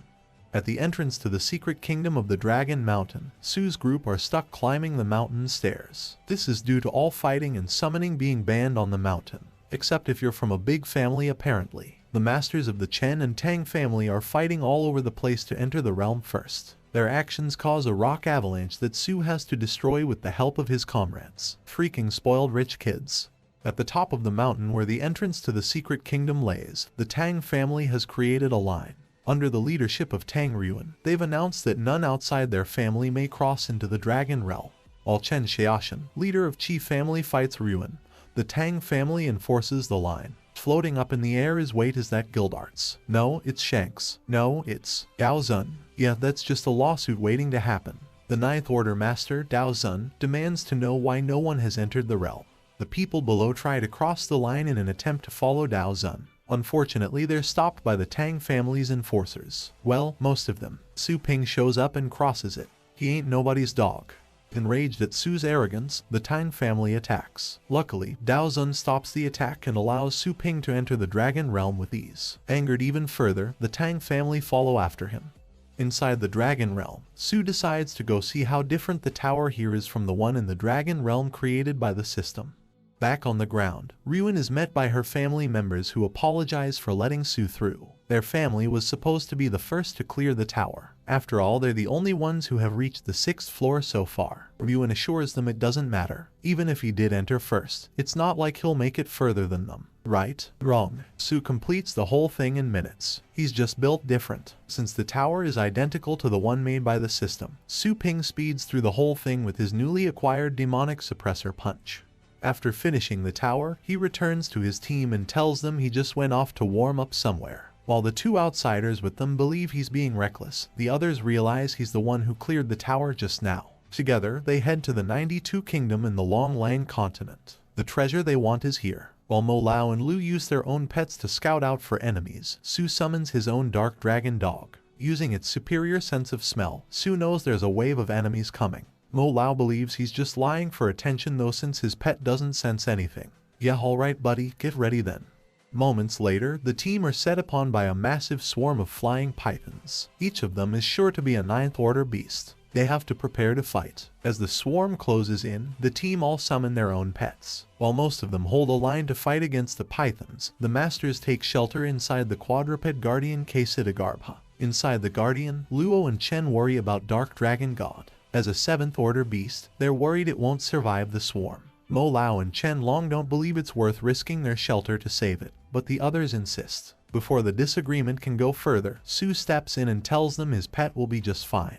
Besides, once the leader green python is killed, the rest will flee anyways. Sounds good. The outsiders think he's just being a smug and stubborn kid though. Of course they do. What is it with these skeptic-ass side characters? Using a special skill, Chen-Long makes the walls of their shelter invisible so they can watch the battle outside. To their shock, Dark Dragon Dog is actually doing pretty well. With its incredibly high stacked defense, it's taking no damage and absolutely demolishing the pythons in its path. When the green python leader appears, the dog even tanks that thing's attacks like they're nothing. With a quick rush, it swipes at the leader with its claw. Mo Lao and Chen-Long see how little damage it did and assume it's a purely defense pet. That must be why it's survived. Huffing more copium than an addict in a crack house. The dog's claws are poison geniuses. Once the leader collapses, the swarm disperses as well. The dog returns to Su with a whole sack of eggs from the python leader, an extremely rare and powerful resource. To their shock, Su tells them they can keep it. He'll just take the python's scales. Shocked and humbled, Mo Lao and Chen-Long bow their heads to Su. If he ever needs anything in the future, they'll be there for him. As the group continue on to the site of the treasure they need, Su starts to be a little suspicious about the whole situation. Once they reach the cave, he tells the team about a 9th order beast waiting inside. While the others set a trap for it, he and the captain will head inside to flush it out. Inside the cave, Su confronts him about the reasons for his strange actions recently. Not wanting to lie, he tells Su that the only thing he wants from here is the fabled fruit of the spiritual tree, something that's supposedly in this cave. Though he can't tell Su why, the reason he needs this is to cure the illness of someone he loves. Seeing that Nai's intentions aren't negative, Su decides to help him. Because main character shite. He reveals that the beast inside is a 9th order sub-dragon that specializes in mental attacks. He won't tell Nai, but he knows all this is due to the dragon realm of the system that he spent so long inside. To fight this beast more effectively, Su leads Nai to a secret chamber which holds the Lamp of the Soul, a special item that will protect them against mental attacks. After securing this item, they're preparing to go further in and face the beast when the cave starts quaking around them. As far as Su can tell, the source of this is outside the cave. Outside, their team can be seen struggling against an enormous pink dragon with a huge crystal in its forehead. That can't be good. At the entrance to the cave, Su and Nai see a terrible sight. The dragon beast has used its mental attacks to trap their team and their pets in an illusion. While they think they've beaten the dragon, their pets are killing each other. That's dark, bro. Before the pets can kill them as well, Nai and Su make it to their position and save them. They pour their stellar power into the soul lamp to expand its field of protection. With this, their team is freed from the illusion and can see clearly again. Together, they pour enough stellar power into the lamp to greatly expand the protective field. Then, right as things seem to be under control, they're attacked by a third party. Dozens of spikes come flying towards them. Chen-Long jumps in front of Su with a star shield to protect him, while the others struggle to defend the soul lamp. They'd better. At Su's enraged demand, the attackers reveal themselves. The Fang team and their vice captain are responsible for this. Nai asks why they would try to murder them when they aren't even enemies. Pretty sure y'all definitely are now. The vice captain simply laughs at them. Turns out he's the one who gave the treasure map that lead them here to Nai in the first place. Their plan from the very beginning was to use his team as a distraction for the dragon, while they steal the treasures inside the cave.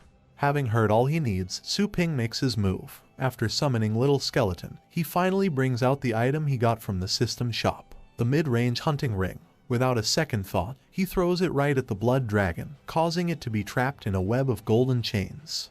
As the chains from the rings pull the blood dragon in, it disappears without so much as a whimper.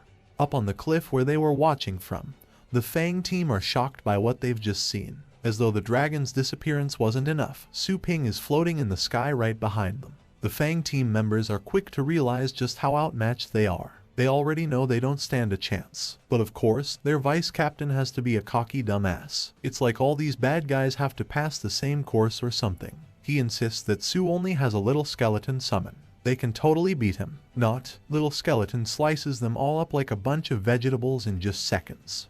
Returning back to his own team, Su finds that Mo Lao and Chen-Long have both succumbed to their injuries. Both men have passed away and their captain isn't far behind. With the final breaths left in his dying body, Nai begs Su to complete his mission. to obtain the spirit tree's fruit and take it to his daughter. If she eats it, she might be able to fight off the terminal illness she's suffering from. Seeing a good man in such a state, Su Ping turns around and stomps towards the cave. He'll grant Nai this wish, no matter what.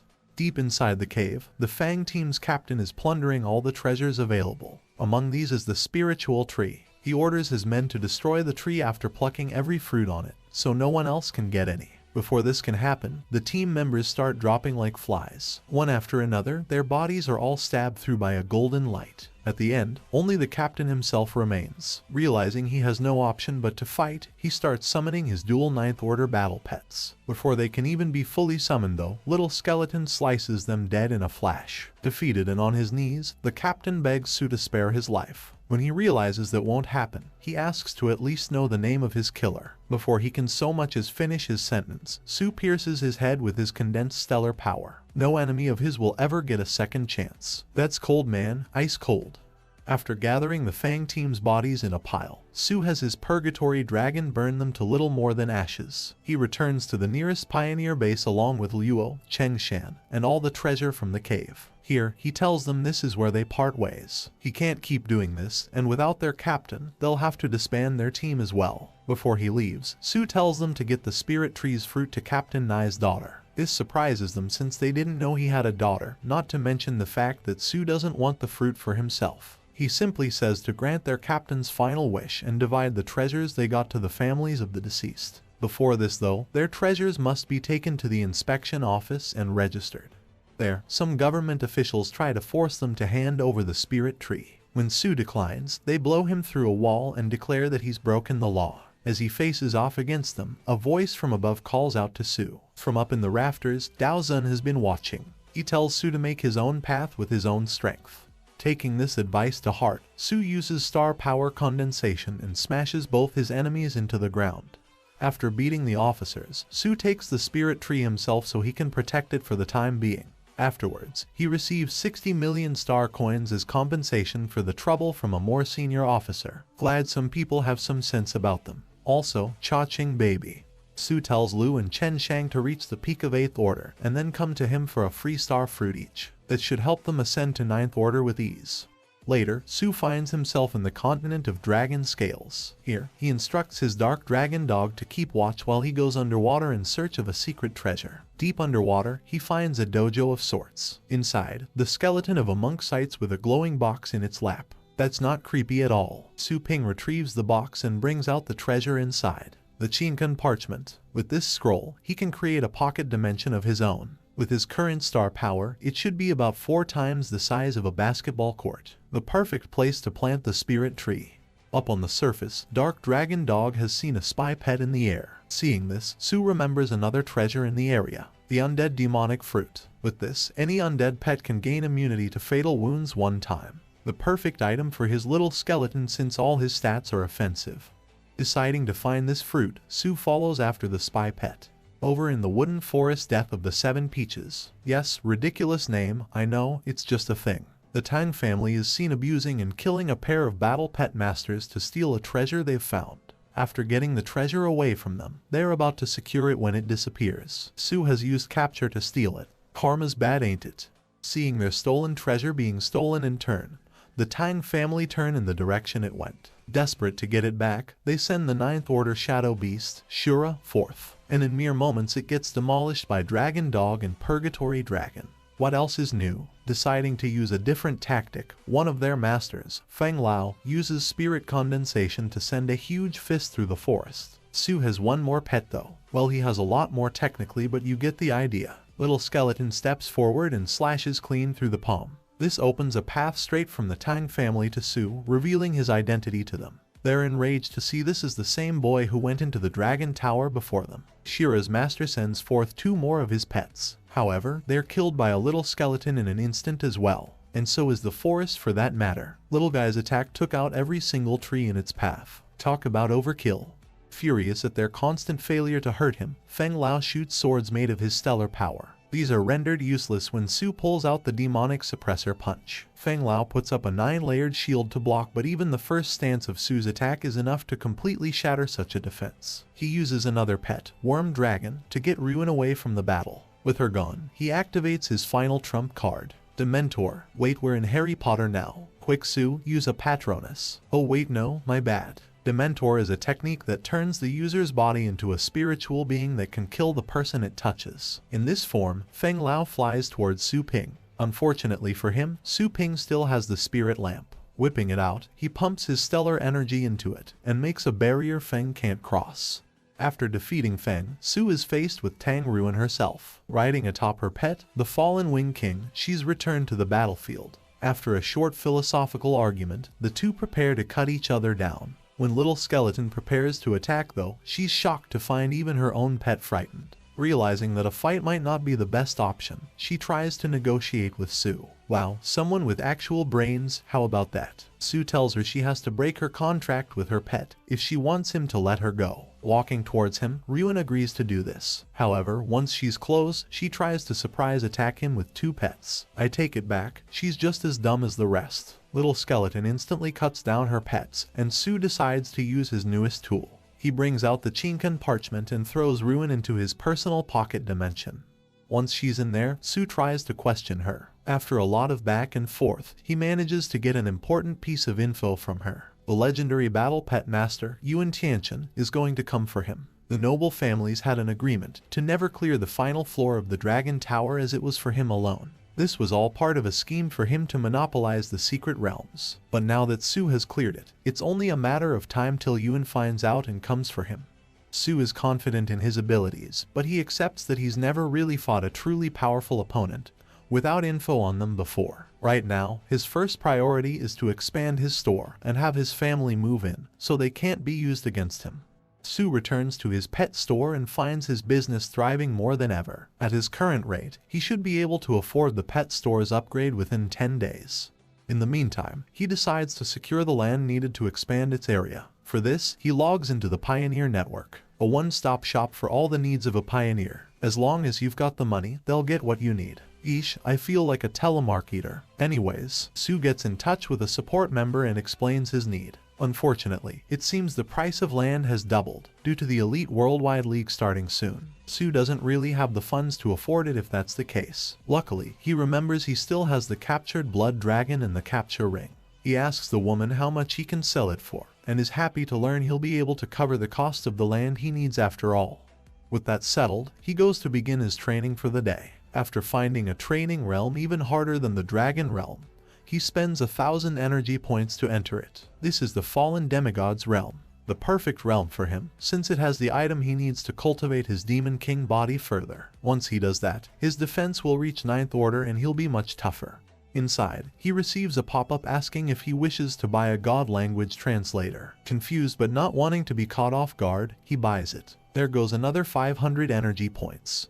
As he walks around the realm, Su comes across a naked demigod singing. Yeah, this isn't going to go well for him, is it? As soon as she sees him, she attacks with a wave of golden energy. To Su's surprise, this kills Purgatory Dragon in a single hit. While he revives him, Little Skeleton is left to defend his master. Su calls out to the woman to let him explain, but she says he doesn't need to. She already knows he came here from another world. I'm sorry, why the hell did you attack him then, you crazy woman? The woman reveals that she can tell he's a human just from how he looks. However, there's something in his aura that's strangely frightening, even to her. Deciding she's given him enough of an explanation, the woman tells Su to explain exactly what he's doing in the Midland of the Gods in 5 seconds, or she'll kill him. Confused, Su asks if this isn't the fallen demigod's realm. For some reason, that really pisses her off and she kills him. Short temper on that lady isn't there.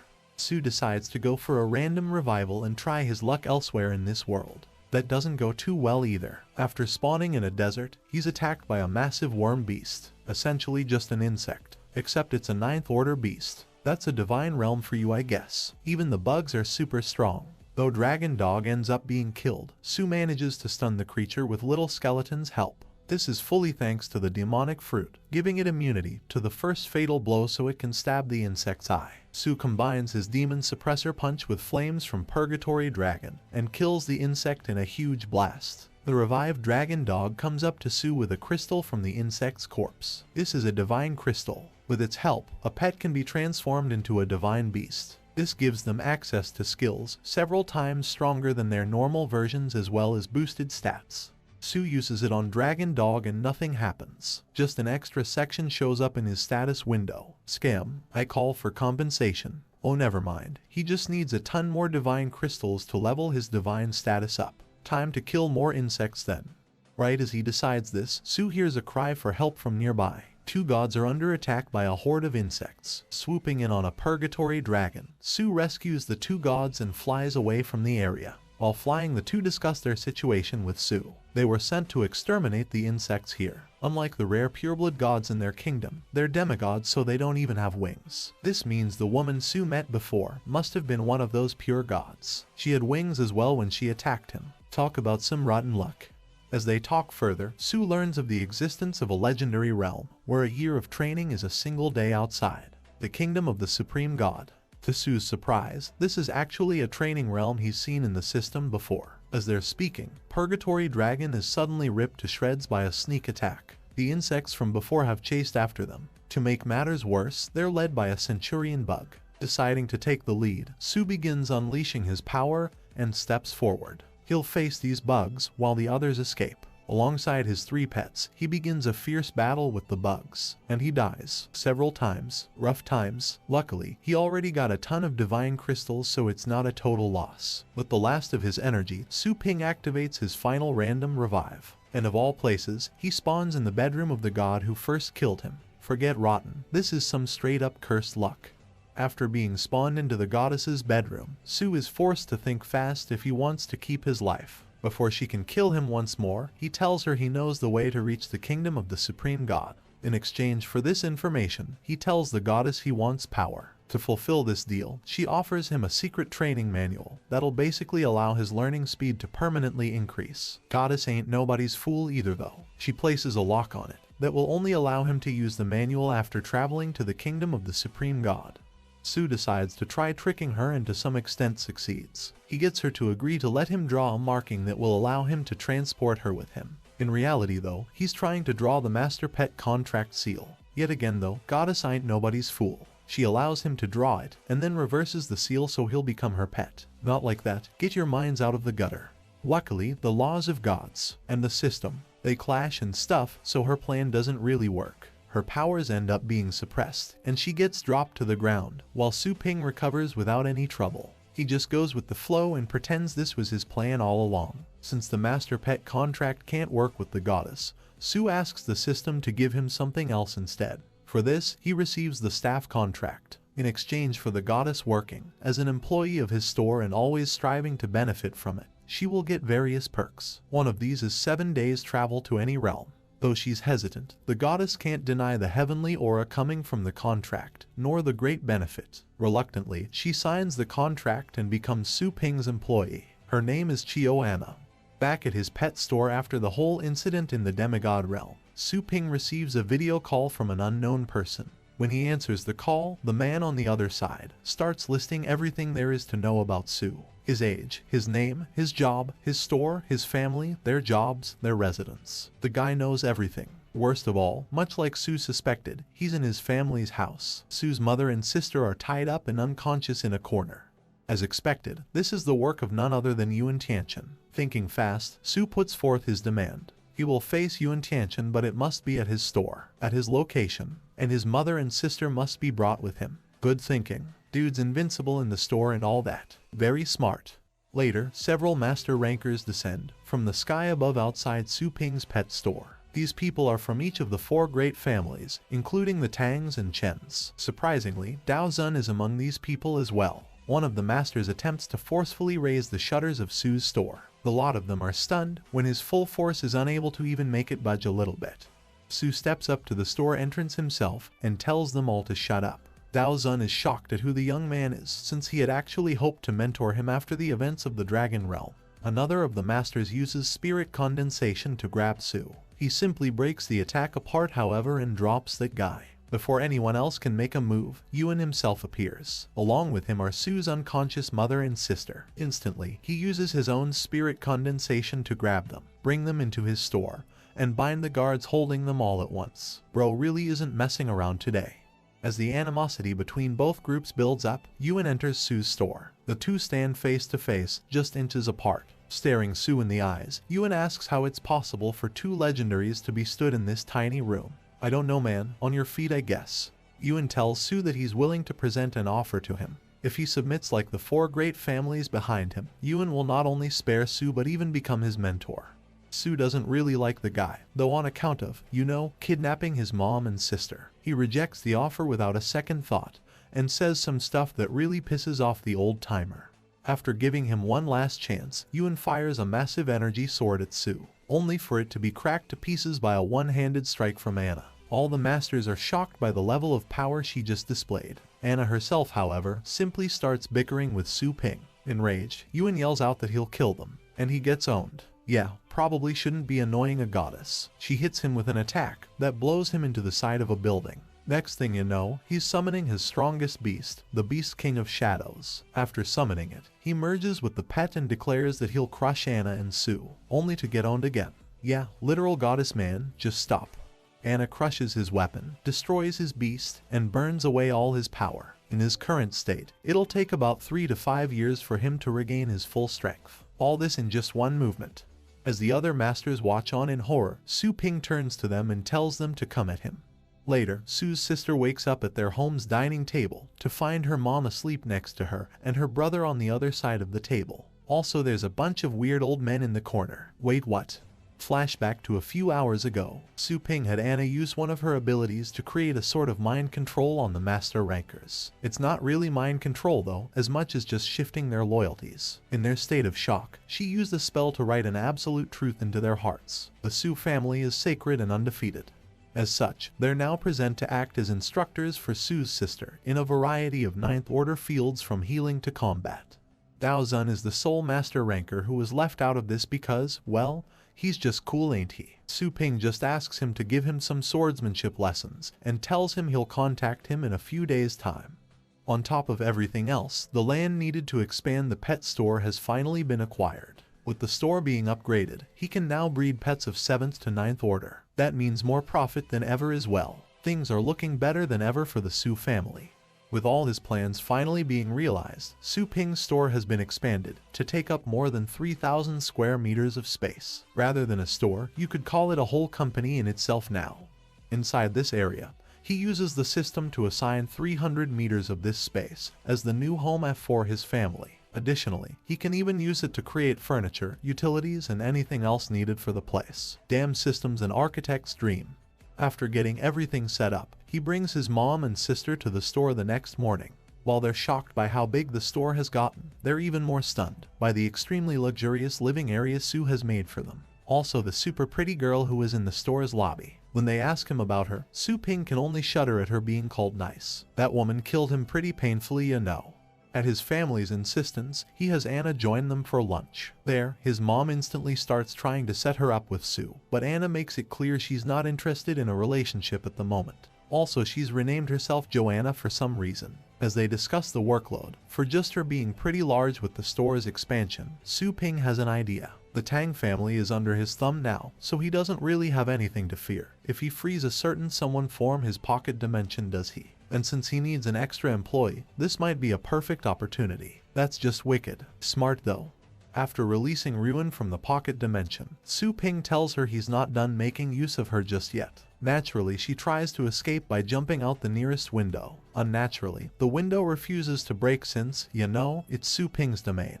After giving her some dumplings to restore her strength, Su Ping has her sign the same employee contract that Anna did. With this, his store will be able to run more smoothly than ever. The next day, Ruin can be found at the storefront along with Anna, both of them in maid outfits. That can't be regulation, can it? Ruin tries to defy the contract, and also tries to escape through the front doors, and once again, she's forced back into the store because of Su Ping's control. While Anna gives her some pointers on the job she's now stuck with, Su heads outside. At his request, some people from Pioneer's website are here to shoot a promotional video for the store. After that, Sue's sister shows up and demands his help. 2 of the master rankers have been following her around everywhere, and it's messing with her school life. Yeah, I can see that. Su tells her there's nothing to worry about. He's actually the one who assigned them, as her protection detail of sorts. While they discuss this, Ruin sees one of the men in question, Snake Heart, the 3rd ranked member of the Tang family. Instantly, she sees a way to escape. She's sure the snake heart is stronger than Su Ping. She contacts him and asks about escaping Su Ping's control. However, he just displays shock that she too has been captured by him. Wait, too. Turning to Su Ping with horror, Ruin simply sees a terrifyingly smug smile. After being reborn into the body of Su Ping, the hero of our story has been quite busy. Between unlocking the Super Pet system, being recruited as an instructor at Fengshan Academy, completely humiliating some bullies and a teacher at Jianlan Academy, and somehow recruiting a goddess as an employee for his now much larger pet store, his accomplishments are nothing to sneeze at. Oh, and he's forced the Tang family's heiress into being an employee at his store too. Good times, good times. Quickly ducking into cover, Tang Ruyan finds herself terrified by the implications of what her senior Snakeheart just said. If his also means what she thinks it does, Su Ping is truly someone of unimaginable power. Outside the main entrance of Su Ping's store, he's busy scolding the two men he'd assigned to watch over his sister Su Lingyu as guardians. Thanks to them taking their duties a tad too literally, she's been having a terrible time at school. Yeah, couple of old dudes following you around will do that, I suppose. Su tells them to only watch over her from outside the school and that his family now has a personal field dedicated for training. The two of them can take turns tutoring Ling Yu there every night. From her spot, Ruyan is still watching on. She's equal parts terrified and awed by the fact Su Ping is casually ordering around not just her, Tang family's Snakeheart, but also the Poison King of the Liu family. Both of them are some of the top experts in the whole city, and they're straight up bowing down before Su Ping? How is any of this even possible? It's called plot armor, lady. Returning to his own personal room after scolding his sister's bodyguards, Su Ping brings up the system to start working on some things. For starters, he sees that Jonah's staff points have increased by over 100 points. Considering what a large amount that is, he's reassured that she really has been working diligently like they agreed upon without even thinking of betraying him. Considering how he came to get her to be an employee, this is turning out to be a great benefit for him. Using the system, he travels to another plane and raises a giant golden leaf tree. Surprisingly enough, it starts drilling its roots straight into the ground on its own to find nutrients for growing. According to the system, this is a star-entwining spirit tree. It has the instinct to feed that's evolved through the process of enlightenment. Surprisingly enough, it reveals that the tree has been alive for tens of thousands of years, yet it has only achieved about 20% enlightenment. With such little enlightenment, it hasn't even gained a consciousness or sentience yet. Even so, it's impressive for it to reach any level of enlightenment since plants usually aren't capable of such things. Taking all this info in, Su Ping notes that if the tree were to reach complete enlightenment, it may as well be able to serve as a star pet itself. Hell, based on what he's seeing compared to a usual Xingyun spiritual tree, this thing should be able to produce a new wave of vegetables every single year. Next, the system informs Su Ping that he hasn't met the conditions to learn the spirit opening ability. To do so, he must first become a breeder, I think. It says cultivator, but in the next scene he says breeder. Damn translations are wacky, y'all. Seeing this, a grim expression comes onto Su Ping's face. Though if he runs a now quite large pet store and has even gained plenty of knowledge on pets through the internet, he's honestly pretty much a total novice at breeding. That's a wild sentence. Up until now, the system has managed to push him through whatever trials he's faced and raised his breeding skill accordingly. Now though, he has to work hard and improve it himself to make true progress. Even so, he doesn't have time for that just yet. Turning back to the system, Su Ping commands it to open the panel showing the cultivation grounds he can access. Though the last incident with his family and the whole Yuan Shanchen matter has been resolved, there's no guarantee other things of the same nature won't happen again. If that's going to be the case, he needs to get as strong and formidable as possible. Personally, he'd prefer to keep a low profile, but his mom and sister need to live full normal lives. They can't do that if he keeps them cooped up in the store or has them constantly under surveillance for protection. Right now, the best way to give them the life they deserve is to become so powerful that nobody will dare to even think of crossing him. Down in the central area of the store, Joanna senses the opening of a portal and realizes Su Ping has gone to another realm again. I'm sure that will go over well.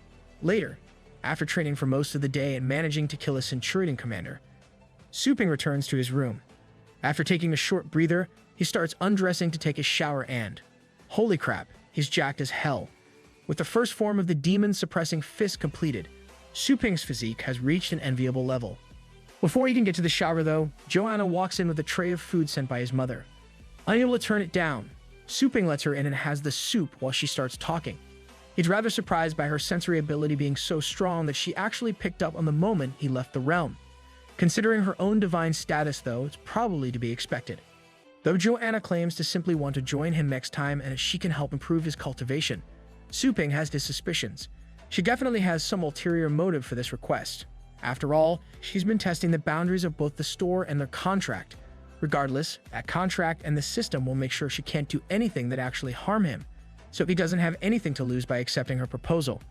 Not wanting to seem too soft, he asks her a few questions about how things will run if she isn't here. But Joanna reassures him that she's already taken care of it. For one thing, she spelled Ruyan to sleep till morning so she won't cause a scene. With everything addressed, Suping grabs Joanna by the arm and suddenly pulls her through a portal to the divine realm.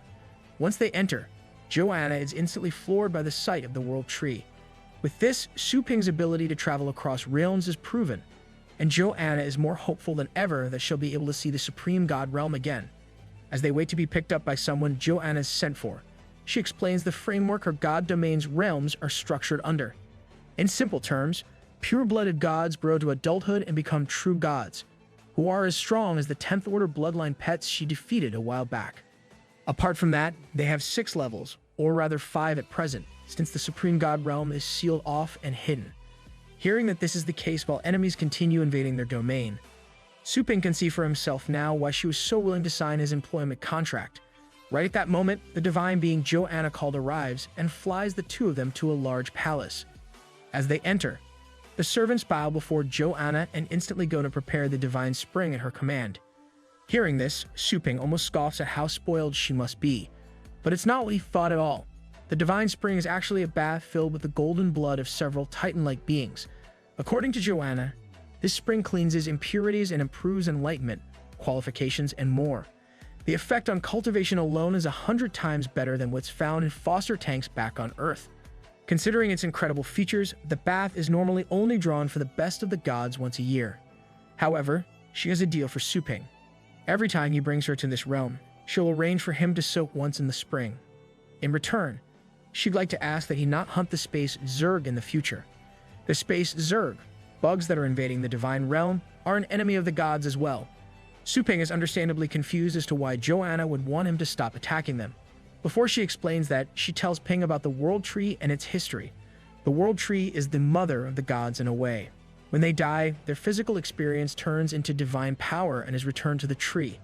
Then, the World Tree fuses all the absorbed power, refines it, and births new gods independent of the ones that have passed. However, when the space Zerg devour gods, their divine power is turned into a crystallized state and stays within them.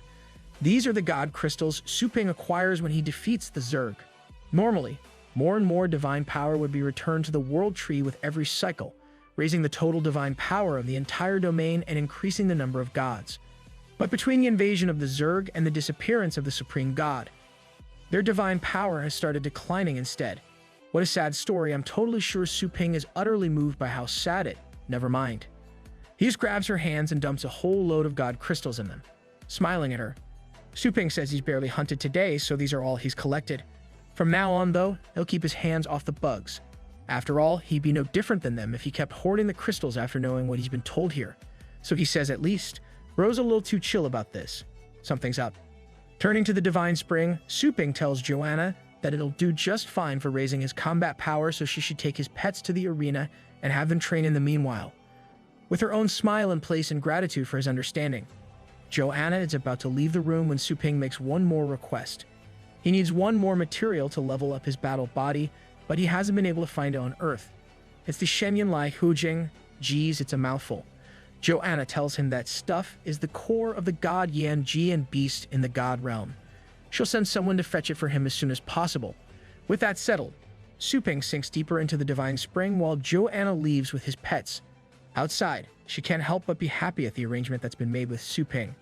The amount of crystals he just gave her is more than god fighters could have gotten in 2 to 3 days. Meanwhile, back in the spring, Suping brings up the system and opens his inventory to view it. Apparently, he has a literal mountain's worth of god crystals stashed away. No, seriously, they make the stuff he gave Joanna look like scraps. Later, Ping and Joanna return to Earth where he admires his now upgraded Golden Crow Divine Devil body. With this, his physical strength is all but upper 9th rank. Paired with his level 1 demon suppressing God of Fist and his flight ability, he can easily present himself to the world as a title level. At this point, even his base strength has risen above Yuan Shanchen. Walking towards his room's door, Su Ping tells Joanna to wake up Ru Yan. With the amount of money he spent on promotion and publicity recently, there's bound to be practically an army of customers lined up. Or not, the place does look like an army showed up, robbed the place, and left it barren. Walking up to Ping, his little sister asks him just why the place looks so deserted. With school letting out early, she came to see him, but this is a pretty strange sight. To answer her question, Ping shows her an ad that was recently posted by the store known as the Extraordinary Pet Shop. It mentions a challenge where the top 3 highest consumers in the city will be eligible for guaranteed delivery with no compensation.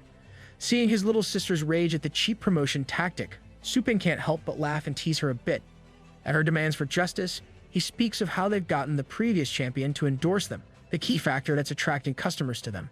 Plus, most people tend to blindly follow what the majority are doing, so it's estimated that more or less everyone in the city will be swept away by the Extraordinary Pet Shop. Even so, his little sister is determined to come up with a way for them to compete. Seeing this, Su Ping decides if they're going to do it, they're going to do it right and go all out. True to his words, Su Ping has posted ads claiming outrageous things about what his pet store can do for its customers. For one thing, he's guaranteed a champion spot for whoever gets the highest consumption rate. That person will then go on to participate in the 50-second Global Elite League, where monster trainers from all over come to duke it out. As news of Su Ping's pet store and its claims breaks out, it spreads through the city like wildfire. While some doubt how legitimate it really is, others are eager to give it a try over even the Extraordinary Pet Shop. Considering how many people are lined up there, it's hard for people to have any confidence in being among the top 3 that will win their challenge. Over in the meeting room of the Extraordinary Pet Shop's higher-ups, the lot of them are throwing a whole tantrum over Su Ping's store. They feel outraged that another store would have the audacity to challenge them so openly. Yes, how dare they try to make their business run well? From the end of the table, the owner of Extraordinary Pet Shop, President Liu Yuan, speaks up after hearing all their complaints and suggestions, calming them down with a simple raise of his hand. He tells them they don't need to bother with interfering directly. In order to bring this pet store crashing down, they can use a simple tactic. They'll use PR to force out info on their sponsors and promote them even further. They'll exaggerate the store's strength, abilities, and everything else possible. They'll make the store become known for such incredible feats that it'll come crashing down on itself when it can't meet the demands of its customers. Essentially, they'll make the store so famous that it comes under attack from a storm of criticism and negativity. In the Zhao family mansion, news of Su Ping's store has reached the family elders as well. They too are floored by the wild claims about the new pet store and its inhabitants. However, their priorities are different. Having been fighting with the Liu family for many years, they see this as their opportunity to weaken their rival.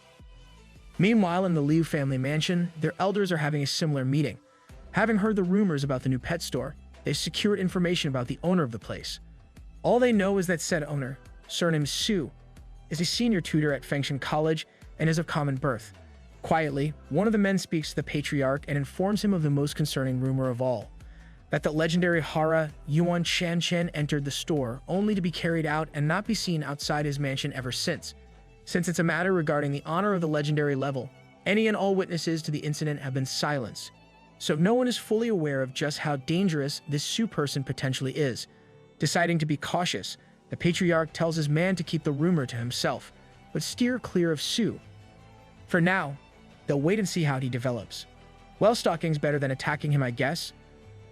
Over at Su Ping's pet store, he's in the middle of a meeting with his little sister and Shu Quan, the God of War Academy's third-year battle pet teacher. Here, he reveals to the other two that the claims made in their ads are just to attract customers. In truth, he just has to recommend someone, and as long as they invest in nurturing and getting stronger, there'll be enough for them to stay at the top of the list. Surprising him, his sister actually rises up and demands to be the first one he trains. Su Ping insists that she change her mind on the matter. To begin with, the guaranteed championship is a pretty tough challenge. It's not something she has any need to go for. With the tutoring of the elders he's secured for her and his own guidance, all she has to do is take things one step at a time and she can easily break into the top 10 eventually. Ling Yu feels differently though, saying that the top 10 isn't enough for her. She wants to become as strong as she can, as fast as she can, and follow in his footsteps. After all, she's certain he put himself through inhuman levels of training to reach the strength he has today. Knowing that, how can she just sit back and wait to get stronger with time? Su Ping's nothing if not stubborn though, much like his sister at the moment. Must run in the family. Once more, He asks why she's so insistent on doing this. She's only a freshman at Battle Pet Academy. Why does she want a title that'll turn everyone in the city against her? Not just the normal people, but even those from the 4 major families and the rival pet shops on top of that. All that in mind, he's about to warn Ling Yu that this is a matter of life and death, but she beats him to it. She tells him she already knows not only that, but also that he was the one to protect her and their mom when they were in a coma recently. That's why she has to take this opportunity. She has to get stronger. That way, she too can protect those close to her. Hearing her reasons brings a smile to Su Ping's face. He's just about to go ahead and accept her request when they hear yelling from outside. Before Ping's eyes, the system appears with a notice. Someone is slandering the store and physically trying to harm it. Su Ping must kill the culprit and restore the store's reputation within 24 hours, or he'll have his host score reduced by 5 points. Seeing this surprises Su Ping, since he's never seen the system issue orders as drastic as to kill someone. Whatever's happening outside must be pretty major. True enough, a man outside is screaming his lungs out about how Ping's store has weakened his pet instead of upgrading it. While most people present don't buy his story since the store is known personally by many of them for being honest and successful, there are some outliers. People who believe rumors about the store using hormones to boost pets and other such things. Haters is what I call them. Standing at the entrance with a smirk, the guy making a scene continues yelling out, now with others rallying behind him. Before they can really organize though, they're all shaken by the earth-moving stomp of a pissed-off goddess. Joanna is on the scene. Stepping outside to greet the troublemaker, Su Ping brings out a paper with his details on it. This man is Sun Chiyu. He brought his pet to be nurtured the day before yesterday and collected it yesterday without any issues. His signature is clearly displayed on the paper for acceptance of the star pet. Despite seeing this, Sun Chiyu continues making a scene, claiming that Su Ping is trying to fool him. He insists that his pet, an Aurora fox, got sick only after returning home from this store. Seeing a simple way to resolve this, Su Ping tells Chiyu to let him check the pet right here and now. With a smug air about him, Chiyu tells him to go ahead. Coming up to the whimpering canine, Su Ping activates his identification technique. The system window that pops up shows the fox's stats in detail. True to Sun Chiyu's claims, the fox's combat power has indeed dropped quite noticeably. However, the dark markings all over the fox don't have the appearance of something caused by sickness. Rather, they are clearly the result of poisoning.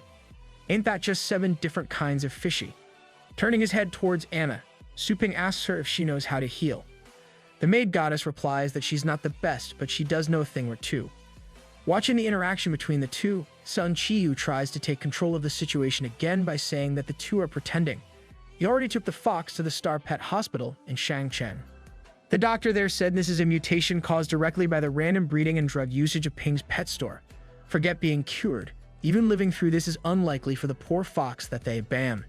Anna smacks the silly out of him and knocks Sun Chiyu to the ground kneeling before the Aurora fox. Without a single wasted moment, she activated her healing abilities, engulfing the pet in golden light. Slowly, the dark purple poison ebbs away from the fox. In almost no time at all, the Aurora fox has been fully restored to a healthy state with no traces of the poison from moments ago. While Anna gives the excited furball some head pats, the gathered crowd find themselves amazed by how easily the fox was cured from its pitiful state. Not only that, but according to the status window Su Ping is reviewing, the fox's aptitude has gone up in level as well. Talk about killing 2 birds with 1 stone. Turning towards its master, the fox licks Sun Chiyu's face, happy to be back in good health. Poor thing's so innocent. Su Ping seems to have similar thoughts as he coolly stares at the abusive pet master taking in the fox's affection. Said pet master then turns to Su Ping and tries to brush the whole thing off. He claims that Su Ping is lucky he won't press the matter any further since his pet was cured, and turns to leave. The ball's on this guy, am I right? That or he's a moron. Before he can get away from the scene, Su Ping gets a firm grasp on his shoulder. Mentioning extra follow-up services that the store offers, he drags Sun Chiyu to a dungeon-like inner room and throws him inside. He reveals how he knew something wasn't right. When the fox was healed by Anna, Sun's first reaction wasn't relief, but nervousness. That alone was enough to show that his reasons aren't what he claims. With a stare cold enough to freeze a volcano, he asks Sun who exactly sent him. With his Aurora fox now at his side, Sun feels a little bolder and claims he has no idea what he's talking about. On top of that, he demands to be released or he'll call the police. Su Ping takes a hold of both Sun Chiyu and his fox with telekinesis and raises them into the air. Seeing this horrifies Sun as it must mean that Ping is of the title level.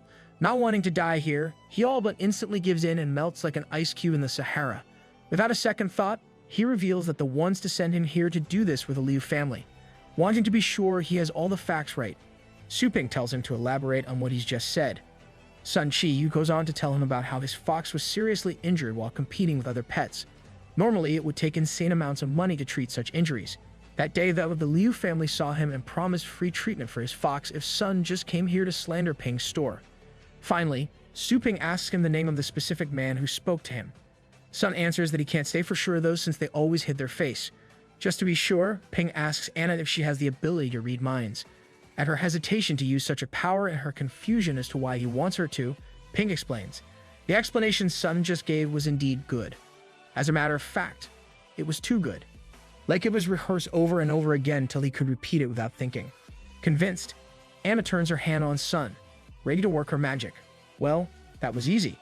Definitely doesn't have anything to do with Ping bribing her with points. Sun's Aurora Fox tries to defend him at his command, but Anna isn't one to be kept from her target. Deflecting the beast blast with one hand, she uses Soul Search on Sun with the other. Seeing his memories in the form of a movie of sorts, she learns that he was in debt to the Zhou family. To repay that debt, they had him inject a lethal poison into his fox so he could slander Ping's store. Seeing what he's done to his own pet, Ping is infuriated and grabs him by the collar. Even as it feels the sting of betrayal, though, the Aurora Fox comes to its master's defense and chomps down on Ping's arm, which he ignores, cause he's built different like that. After having Joanna sever the bond between Sun and his pet, the fox moves away from him and takes a docile stance. With nothing to protect him, Sun begs Ping for mercy, only to meet a pair of rageful eyes. Firmly holding on to Sun, he flies out and into the distance. Over at the Zhao family mansion, Ping arrives in the air above with his pets in tow.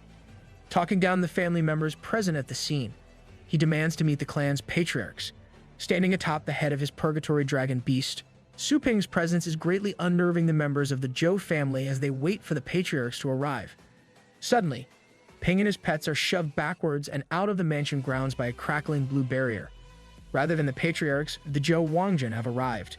A secret elite force of the Zhou family consisting of fighters with 8th level combat power and above. At the front, their leader stands with a smug expression. Unintimidated by this obvious showing of power, Su Ping asks once more to meet the patriarchs. Hearing this, the Wangjin leader finds him to be extremely disrespectful, telling him the patriarchs can't be seen without an appointment even if one is a title level. At this point, Su Ping is thoroughly annoyed and losing what little patience he had reserved for these fools. Drawing his fist back and channeling energy through it, he activates his demon fist. With a powerful thrust of his arm, a giant golden fist appears, followed by the form of the very demon it belongs to. In one single move, the Zhou Wangjin's barrier has been brought to its knees.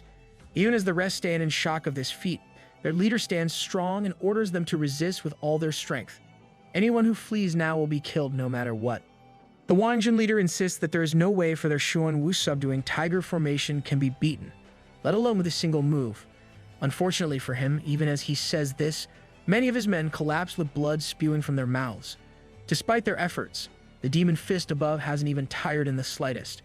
The strength behind it refuses to waver even a little. Sensing this for himself, the leader finally breaks into a nervous sweat. With the strength this man seems to have, is it possible he's come to wipe out the Zhou family? Yeah, probably. That, or he'll make him work for him, I'm guessing. Right at that moment, with most of the Zhou Wangjin defeated and laying on the floor, the clan's protectors finally arrive on the scene. Together, they use what's known as the basaltic blast style to shatter their own barrier and push Su Ping back by a few inches. Who the hell taught them battle tactics? The Zhou Wangjin leader takes a knee in both respect and exhaustion, kneeling before the family's protectors. However, said protectors only express disappointment in how far the standard of Zhou Wangjin members must have fallen to be bested by one man. Hearing his words, the Wangjin leader falls to his hands and knees, begging the protector/patriarch for a second chance. He was the one who failed to catch Su Ping, so he'll go repel him to make up for his mistake. Yes, sure, that'll happen. From behind him, a voice calls out as the Purgatory Dragon. Dragon Dog and little skeleton of Su Ping make their landing. Still standing atop Purgatory Dragon's head, Su Ping tells the patriarchs that he's here for the ones responsible for trying to frame his store. They can hand them over now or suffer the consequences. One of the protectors speaks out in protest at Su Ping's disrespectful attitude. He demands to know how dare he trespass on the patriarch's house and then even act like this towards him. This is Zhou Qin, joined by Zhou Ji. These two are the guardians/protectors of Patriarch Zhou Jiazuo, summoning forth the dark spirit of a pet and the large bulk of the Zhou Wangjun force that are still available. He begins an incantation. With the combined might of the Zhou Wangjun and his own power, as well as their pets, a green energy is drawn out. Before their eyes, it all comes together with lines of script flowing throughout it. After gathering into one spot, the energy solidifies in the form of the Qinglong Jiaoxian formation, a large green spectral dragon with a sword held within its maw. Of course, even this is no true challenge for one of Su Ping's power. With a small smirk on his face, he locks eyes with Patriarch Zhou and asks if he's really sure about continuing to protect the ones who framed him. Seeing his bravery as foolish arrogance, Patriarch Zhou simply tells him it's too late to beg for mercy now. With the power gap between the ends of the 9th level being as wide as that between level 1 and level 9, he stands no chance. For while Ping is estimated to be around 9th rank at most, the green dragon before him is at the very peak of the 9th level. With this, they're even comparable to the great Dao Zun. There's no chance in hell that a mere child like him could even hope to survive what's about to descend upon him. He's doomed. Wait, what the hell? Zhou's monologue is cut short when Ping's purgatory dragon and dark dragon dog rush forward, wreathed in a rainbow-colored energy. Together, they clash with the dragon and come to a standstill where the green dragon can no longer push back even with its full strength. Seeing this, Ping decides it's time to get to the point and leave. After all, he didn't come here for a chat. With his approval given, Little Skeleton rushes forward to appear above the green dragon with a weapon held in hand. Even as Patriarch Zhou watches the scene in shock and confusion, the skeleton bears down with the weapon, producing a terrifying aura all around him that threatens to overtake the green dragon itself. As those who are enemies of Su Ping watch the scene, the entirety of their minds are overwhelmed with one single thought, one all-encompassing feeling that makes them lose all hope and fall into the pits of despair. Death. Sensing the impending doom of the green dragon at the last moment, Patriarch Zhou makes a desperate move. The move being used by the little skeleton right now is a rare one that's highly effective against dragon types, so this is necessary. Bringing forth the wellspring of his energy and channeling it through his body, Patriarch Zhou activates a support skill and sends forth the molten Suzaku armor to shield the green dragon. The golden plates of the armor are quick to take their place on top of the dragon. From his position on the ground, Su Ping simply has a smile on his face. He comments about how Zhou only just now finally realized that it would be a good idea to do this. Either way, it's too late at this point. As Little Skeleton brings down his sword in a wide arc, black and red energy flowing off of it in waves, the green dragon and the molten Suzaku armor alike are reduced to shreds. In just one swing of his sword, the skeleton has cut clean through the strongest defense of the Zhou family. Overpowered much? Down on the ground, both Patriarch Zhou and his protectors have devolved into coughing fits, hacking up blood from the damage that move did to their spirits. From his position, Zhou Ji is practically having a panic attack, and somehow, he's still angry throughout it. Dude's dedicated at least, even if it's to being a hater. Zhou Ji is infuriated by everything that's happened. In the first place, how is any of this even possible? All he wanted was to mess with Ping by having his store framed. He is the true culprit. However, he was sure to erase the memories of all those who were given orders by him, and he disposed of any security camera footage of their meetings. So just how the hell did this boy manage to find his way here? And why is he so powerful? Calm down, Gramps. You might have an aneurysm. Not even moving from his spot, Su Ping once more asks Patriarch Zhou if he wishes to continue this farce. Would he really continue hiding the ones who framed him when it's costing him such a large portion of his forces and home? Naturally, even the Patriarch can see by now that he's lost, so he gives in to Su Ping's demands. Calling out to his men, he sends for the ones responsible for making Sun Chi frame Ping's pet store. While that's being done, the Patriarch silently stews over just what has happened here today. One man alone has laid waste to more than half of the Zhou army, destroyed their ancestral home, injured 4 title levels, and struck terror into the hearts of all those present. The losses they suffered in less than an hour far exceed any gain they could have gotten from messing with Su Ping. At this point, all they can do is satisfy his demands and hope he'll show mercy. Yeah, he clearly doesn't know his own enemy too well. A Wangjin soldier arrives with the men Patriarch Zhou called for. Presenting the 3 delinquents to Su Ping, he tells the pet store owner that they're his to punish as he sees fit. For his part, Su Ping is nothing if not thorough. Tossing Sun Qiyu forward, he tells the man to identify these 3. As Su Ping suspected, neither he nor the 3 delinquents recognize each other. Despite these three very clearly being the ones who were seen in Sun Chi-yu's memories, none of them have any recollection of each other. Putting two and two together, Su Ping comes to the conclusion that their memories have been tampered with by another party. From a distance, Joji is watching with a smug smile, thinking he succeeded in getting away with everything. To make sure he wouldn't be found out, he assigned the tasks that led to the store being framed through various levels. He ordered someone who then ordered someone else, and they in turn ordered someone, and so on and so forth. After doing that, and then erasing the memory of each superior who gave the task to them from the underling's mind, it should be impossible for anything to be traced back to him. Bro really thinks he's that guy. Hell, the requirements for searching someone's soul or mind are so demanding that he shouldn't even be able to do it all that often. This method as a whole is impossible for him to find Joji with. Su Ping figures out those three aren't the top of the situation instantly. Suck it, old man. Speaking to Patriarch Joe, Su Ping demands that he stop trying to protect the true perpetrators before he washes their reputation in their own blood. Internally terrified, the Patriarch instantly assures him that another group is actually on their way. Meanwhile, Joji is confused as to how Su Ping can be so sure of his words. As the next group of people are brought to kneel before him, Su Ping finally feels some pity. Most of these people are just ordinary office workers and the like who must have just been following orders. Compared to the original culprit who started all of this, they haven't really done something that would deserve a death sentence.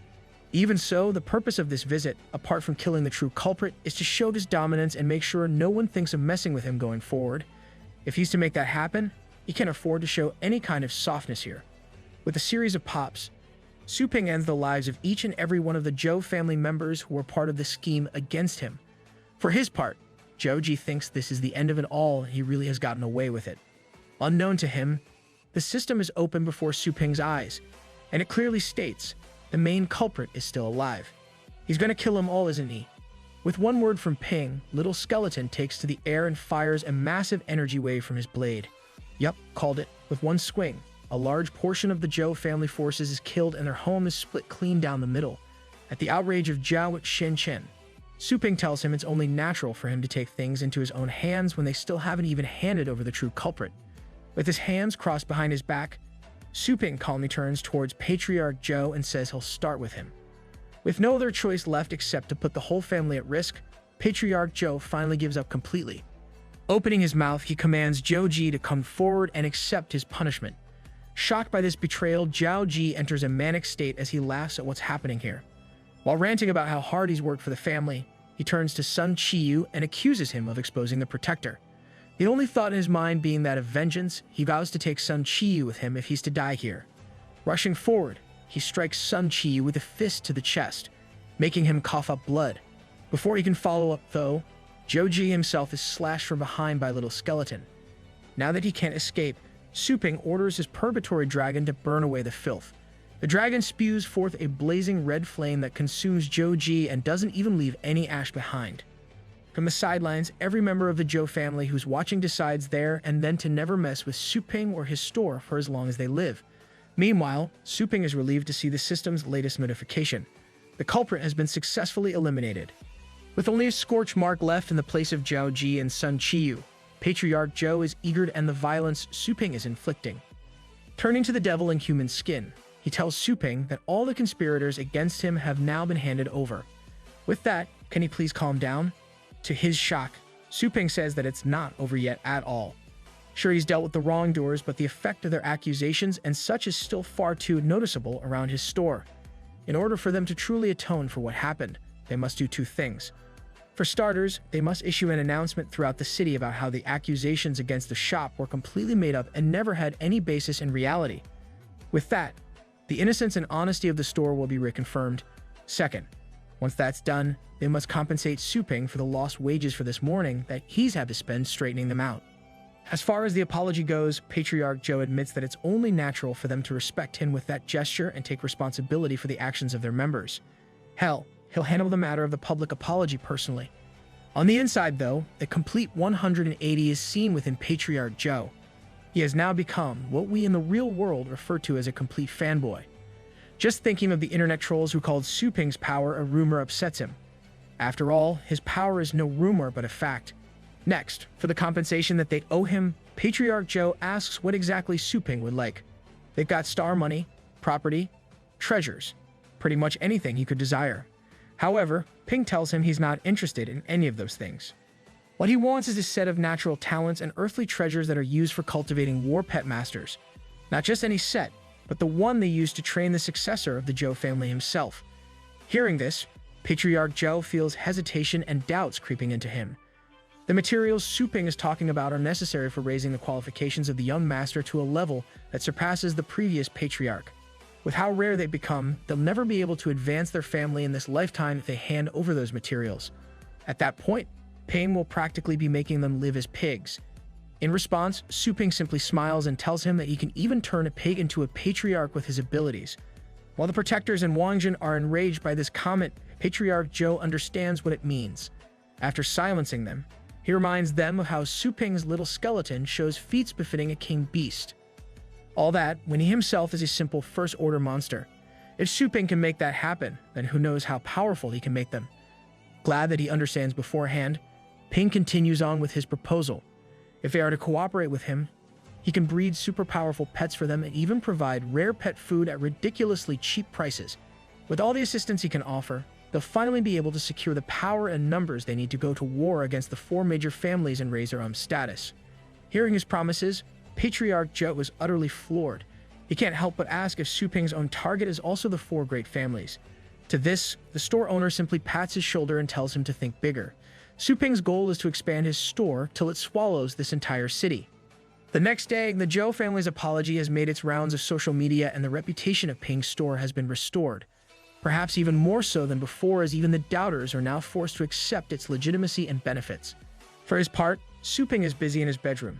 Having cleared the emergency quest to kill Zhou Ji, he's received a legendary star pet skill book as a reward from the system. This is an item far beyond anything even Ping could have hoped for. With this skill book, he can teach any of his pets the ability to fuse with him. Together, they'll be transformed into a being with all the combat power of the pet and more, and the consciousness of the owner. Considering just how much potential such an ability has, it's a bit tough to decide which of his pets to give it to. On the one hand, a dragon form would be really cool, but other than breathing fire, the only other special skill would be flying, and he can already do that. As for the dark dragon dog, well, he's not too keen on gaining the instincts of a dog. Taking all that into consideration, there's really only one other option. Making his decision, Su Ping summons forth none other than his first companion, Little Skeleton. After handing the little guy the skill book and making him blush with happiness, Ping tells him to go ahead and consume it. As soon as he does, Little Skeleton's combat power rises by a full half point. While that doesn't sound like much, it's far more than he's been able to gain from even the most difficult tasks lately. With that done, Su Ping opens his communicator to take a look at his messages. With the issues regarding the store being resolved, he should be getting some requests by now. Sure enough, there's already one asking for a suitable training ground for 2 newcomers in the 5th rank. Going through the request, Su Ping decides it's finally time to deal with the issue of the championship he guaranteed. Later, Su Lingyu and Shu Quan walk into the store to a shocking sight. Su Ping is currently speaking with none other than the man with such superb knife skills he can kill countless beasts with his own sheer strength. It's the legendary Dao Zun, the one who stands at the peak of the title. Personally, I prefer the knockoff guild arts, or Shanks, whatever floats your boat. While leading Dao Zun to a different part of the store, the swordsman comments on just how much the store has changed in the short time since he last saw it. That aside, he gets right to the point and asks if Su Ping has contacted him for the purpose of learning mag skills. Sure enough, Su Ping confirms that is indeed the case and asks Dao Zun what kind of training area he'd like. The swordsman tells him his battle style is pretty free-flowing and close-ranged, so he'd like something to do with mountains and the sea. Not even delaying for a second, Su Ping instantly summons forth a training area that fits his requirements perfectly. Stepping through a portal into the area, Dao Zun can't help but note how realistic it feels for a hologram. Hell, he can smell the sea as if it were actually there. But that's not possible, right? To be as oblivious as the non-MC in a manhwa. Su Ping simply brushes it off as minor tricks and changes the topic. He tells Dao Zun that he doesn't need to worry about holding back in this training area. Any damage that he might do to it will be restored pretty much immediately, so it's no trouble at all. Happy to hear this, Dao Zun draws one of the many blades held inside the large sheath on his back, while talking about how all his previous potential disciples weren't strong or experienced enough. He asks Su Ping to draw his own blade. Grinning wildly at the swordsman, Su-ping says he'll do just that and summons Little Skeleton. At Dao Zun's confusion, Su-ping confirms that the swordsmanship tutoring he wants is actually for Little Skeleton and not himself. Well, that's kind of disappointing. But also OP Skeleton's about to get more OP. Su-ping tells Dao Zun that since he's going out for a while, he needs the swordsman to train Little Skeleton in his absence. Of course, he'll receive more than fair compensation. After saying that, Su-ping tosses him a glowing golden fruit. This is the Starry Spirit Fruit, an item that can directly increase the star power of anyone under 9th level by a full level. Though it won't make Dao Zun break through the legendary level beyond the 9th, it will greatly shorten the time he needs to do so. That alone is a massive boon. Not to mention, the monetary value of the fruit alone is of such a ridiculous level that selling one could set someone up for life. That Su-ping would offer one up just for some training is certainly worrying. Just what else does he have up his sleeve? More importantly than the payment though, Dao Zun tells his ally that he can't teach his skills to someone who doesn't have the basic knowledge of the 9th rank. Hearing this, Su-ping decides to offer a little demonstration of just what Dao Zun will be working with. At his command, Little Skeleton shoots up into the sky with a powerful jump. Up there, he activates an advanced knife technique that brings about a massive undead skeleton over his tiny body. As the knife technique comes down to strike at the water below them, the ocean itself is parted into two and the seabed scorched. So I'm guessing he qualifies then. Sure enough, Dao Zun is utterly stunned by what he's just seen. The advanced technique Little Skeleton just used was only a 7th level pet skill, one that adds 60% of one's strength to basic attack. It's practically the most basic skill of any swordsman. And yet, with just that, he was able to split apart the whole damn ocean. If he learns Dao Zun's unique skill, Chaosing Star Reincarnation Knife, which adds 120% strength to basic attack, well, it'll be pretty damn insane. He can't even imagine the devastation that level of attack could do in the hands of this being. And yet, the thought only serves to excite him, making his blood boil for a good challenge. Drawing forth every single blade in his sheath, Dao Zun vows to teach his ultimate sword skills to Little Skeleton starting right here and now. Instantly, the legendary swordsman and Little Skeleton meet in the middle of the training field to clash blades. The training has begun. From the sidelines, Su-ping tells Ruyan Tang to take some good pictures of the scene so they can hang them in the shop as posters. They'll be sure to attract even more customers. Truly a businessman first and foremost, ain't he? Later on, Su-ping meets with Lingyu and Shu Quan. Having handled the family affairs that needed to be taken care of, he's now going to take them to explore the wilderness. Riding inside a fully decked-out battle vehicle, the trio are making their way to said wilderness just a little bit later. Shu Quan can't help but gush over just how rare it is for pioneers to get such vehicles and how incredible Su-ping is. Su-ping tells them he had a friend arrange a suitable barren area for them, and he went as far as arranging a car and their pioneer licenses. Later, he'll take them to the pioneer base warehouse to pick some battle armor for themselves. While Shu Quan is stuck on that little bit of info, Lingyu is interested in something else. Just where was Ping yesterday? She heard he got in a fight, so she wants to make sure he's okay. When Su-ping explains what happened yesterday, both his passengers are shocked to hear his exploits. Lingyu is worried that he had to do these things because of her. Ping is quick to assure her that isn't the case though. Quite frankly, he have to face the greater family sooner or later either way as they grow stronger. All he did was get ahead of the situation and prevent her from getting involved. Call them selfish, but he doesn't want her to have to face such things. Double you big bro man. Later, in the Grade B barren area, Lingyu and Shu Quan are successfully dispatching a wide variety of monsters one after the other. After saving each other's lives on multiple occasions, Lingyu even demonstrates the fruits of her training with the Poison King. With just some star power, she's able to purge even the most toxic poisons from her body. Also, the writer knew what he was doing with that panel. Watching from the skies above, Su-ping is both impressed and proud of Lingyu's dedication and ability. Originally, he'd been hoping she'd give up after a while, but after what he's seen, he has to admit it. He may have underestimated his sister. Going down to them, he tells them it's time to rest. However, the two are still plenty fired up and rearing to go. Amused by their enthusiasm, Su-ping tells them they'll go at their own pace then. In the hunting clearance office in the pioneering base, a young man is having his merit points tally for the several beasts he has defeated. The wind's taken out of his sails pretty fast though when he learns that the total points he's earned are just a little over 1,000. As it turns out, the points earned for beating a beast are assigned according to the beast's tier. From tier 1 till 3, the amount is 100 and less. Tier 4 gives 1,000. Tier 5 gives 10,000. Tier 6 gives 100,000. And finally, Tier 7 gives 500,000 points. The guards can only laugh at the poor kid's misfortune as a fresh pioneer. After the kid, a large team of 64 pioneers steps up. Once their points are tallied up, they come out to more than a whopping 1.5 million merit points. For the point split, the 3 leaders each take 100,000.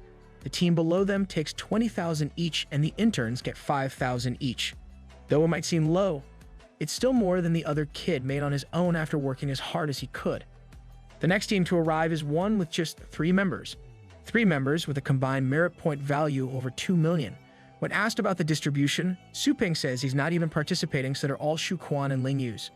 Those two decide to split the points evenly, and the matter is settled there. On the other side of the office, though, the 64-person team has descended into chaos. Having seen the large amount of points made by Su Ping's team, the lower-level members are overtaken with greed and start demanding more points. Rather than averaging everything out and splitting it evenly in groups, they're now demanding to receive the points for every beast they killed, regardless if it was with help from others. I mean, there's unreasonable greed, and then there's whatever this is. Do none of them have any shame? As the interns continue to complain, the 3 team leaders finally speak up. After silencing them, they tell the interns straight up that they're little more than a drag to carry with them. Quite frankly, all the heavy lifting was done by the higher ranks. They were just there as a convenient extra team of foot soldiers. Every single one of the higher ranks can do everything the interns did and more. Hell, the only reason they're even back here alive is thanks to them. The way they do things in a team is to benefit everyone to an equalized level based on the average contribution of their group. If they don't like it, they're more than welcome to get lost and go solo.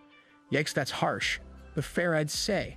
Over with Su Ping's group, he watches as Ling Yu stares at the argument with a saddened look. Su Ping can't help but smile at her honest nature. Ever since she was a kid, she's hated seeing acts of evil and unfairness. Wait, is he calling the team leaders unfair? But I was rooting for them. Turning away from the scene, Su Ping tells Ling Yu not to dwell on it too much. The path she's going to walk is going to be 100 times harder than whatever they're facing anyways, so it'd be best to focus on herself for now. With just 1 month left before the big game, he's going to be bringing them to the Barrens every week to earn money. With that, they have to cultivate their pets as much as possible and reach the top of the consumption list. Only then can they be chosen as champion. True to his words, Su Ping puts his sister and Shu Quan through the absolute grinder over the next few weeks whenever they're free. Though it's a grueling month, their hard work is only bolstered by the determination to reach the top of the consumption list and even to make Su Ping proud. Little by little, they climb the ranks until they're overtaking everyone, even in the top 10. When the day for the champion announcement finally arrives, Su Ping arrives at the storefront to see a large crowd of people gathered for the results. As he prepares to announce the recommended champion, the Liu family's extraordinary shop owner is watching from his own computer as well. As soon as the champion is announced, he'll spread their name across all of Longjiang City so they can't have a moment of peace. In another facility, a pair of kneeling individuals are watching the results as well. Speaking to a seated figure in front of them, they ask him, their patriarch, if they can do a certain something if they meet this person in a match. Yeah, that's not ominous at all.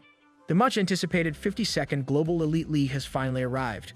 With the day of the competition beginning, the announcer declares the primary rounds officially open.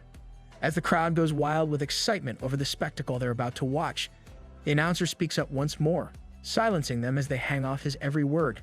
He should be a school teacher. The announcer calls out for the contestants to step into the arena. As gates all over the place open to reveal said contestants, many of them are recognized at once. Stu Lingyu, the battle pet master of Fengshan College. Lu Fengshan of the Jianlan Academy. The Shepherd's children. The Tang family's children. They're all here. And the last two don't get individual intros cuz screw 'em. While they're stepping onto the field to the cheers of the crowd, the announcer explains how this stage will be working. Because of the number of contestants this year being quite large, the primaries will be split up between 30 different arenas at the same time. In this particular field, there are 1,000 contestants at once. As they enter the field, the gates behind them are closed and a double-layered energy shield and force field are both activated to protect the spectator stands from any stray attacks. With that out of the way, the challenge for the primary is finally announced. A giant container up above opens its gates as a massive swarm buzzes out. It's a swarm knockout. The monsters that have been released from the container are phantom butterfly bees. Known for being unpredictable and vicious, they're some of the most dangerous monsters of the 5th rank. The rules for this swarm knockout are simple. The contestants must survive a swarm of these phantom butterflies which can paralyze with a single sting. Sounds simple enough? Well, it's not. They must survive the swarm for 6 hours without any breaks or other benefits. Many of the contestants instantly despair upon hearing this and start running around while one calls for his mommy. Jesus, man, have some dignity. That one dude's just embarrassing. The announcer tells the players to bring out their own battle pets if they wish to get through this. Meanwhile, Su-ping finds himself in a less than comfortable situation, and that's describing it generously. He's stuck sitting in between the seats of Fengshan College's VP, Dong Ming-song, and Jianlan College's VP, Zhou Yunshin, and the two are determined to fight over him like a pair of schoolgirls who just got their first crush. Zhou Yunshin is particularly determined to suck up to Su-ping after the complete and utter humiliation he dished out to Jianlan's troublemakers last time he was there. Watch the last part if you haven't. While the two VPs are arguing over Zhou Yunshin's blatant attempts to recruit Su-ping away from Fengshan, Ping suddenly realizes something. Turning to Dong Ming-song, he asked a question that's been plaguing him recently. Despite his status as a teacher at Fengshan, Su-ping hasn't actually come in to give a lecture for quite some time due to his personal responsibilities. Between that and him still using his status to get training materials, Ping suspects his instructor rating is pretty bad by now. Ming-song, however, tells him this is not the case at all. Even if he doesn't come in for lectures, Su-ping's reputation and feats alone bring a heightened level of prestige to the academy. On top of that, many of their students are customers of his store and their star pets have greatly improved. That alone has made things much easier for the other teachers, since the students are more competent too. Taking that into consideration, Dong Ming reveals he's been planning to assign Su-ping as the director of a new department they'll be opening. The cultivation department, if Su-ping so requires, they can dedicate half the school's resources to just his department at a moment's notice. On top of not needing to take classes, Su-ping will only need to cultivate star pets for the school, something he already does at his store anyways. As the two share a gleeful cackle over this plan, Zhou Yunshin watches on, furious that he didn't think of such an offer first. Ain't he thirsty for our boy man? Down in the field, the announcer has just explained that contestants who fail to participate or are unable to move will be taken out of the field by their medical staff. Anything that harms the staff will also result in the responsible contestant's disqualification. Said staff consists of, wait, are those a couple of goddamn bellsprouts? With all the rules explained, the game now officially begins. Several contestants are taken out almost instantly, unable to keep up with the swarm's natural speed. On the other hand, one particular player is gracefully dodging and weaving through the swarm's attacks with nothing more than her own agility.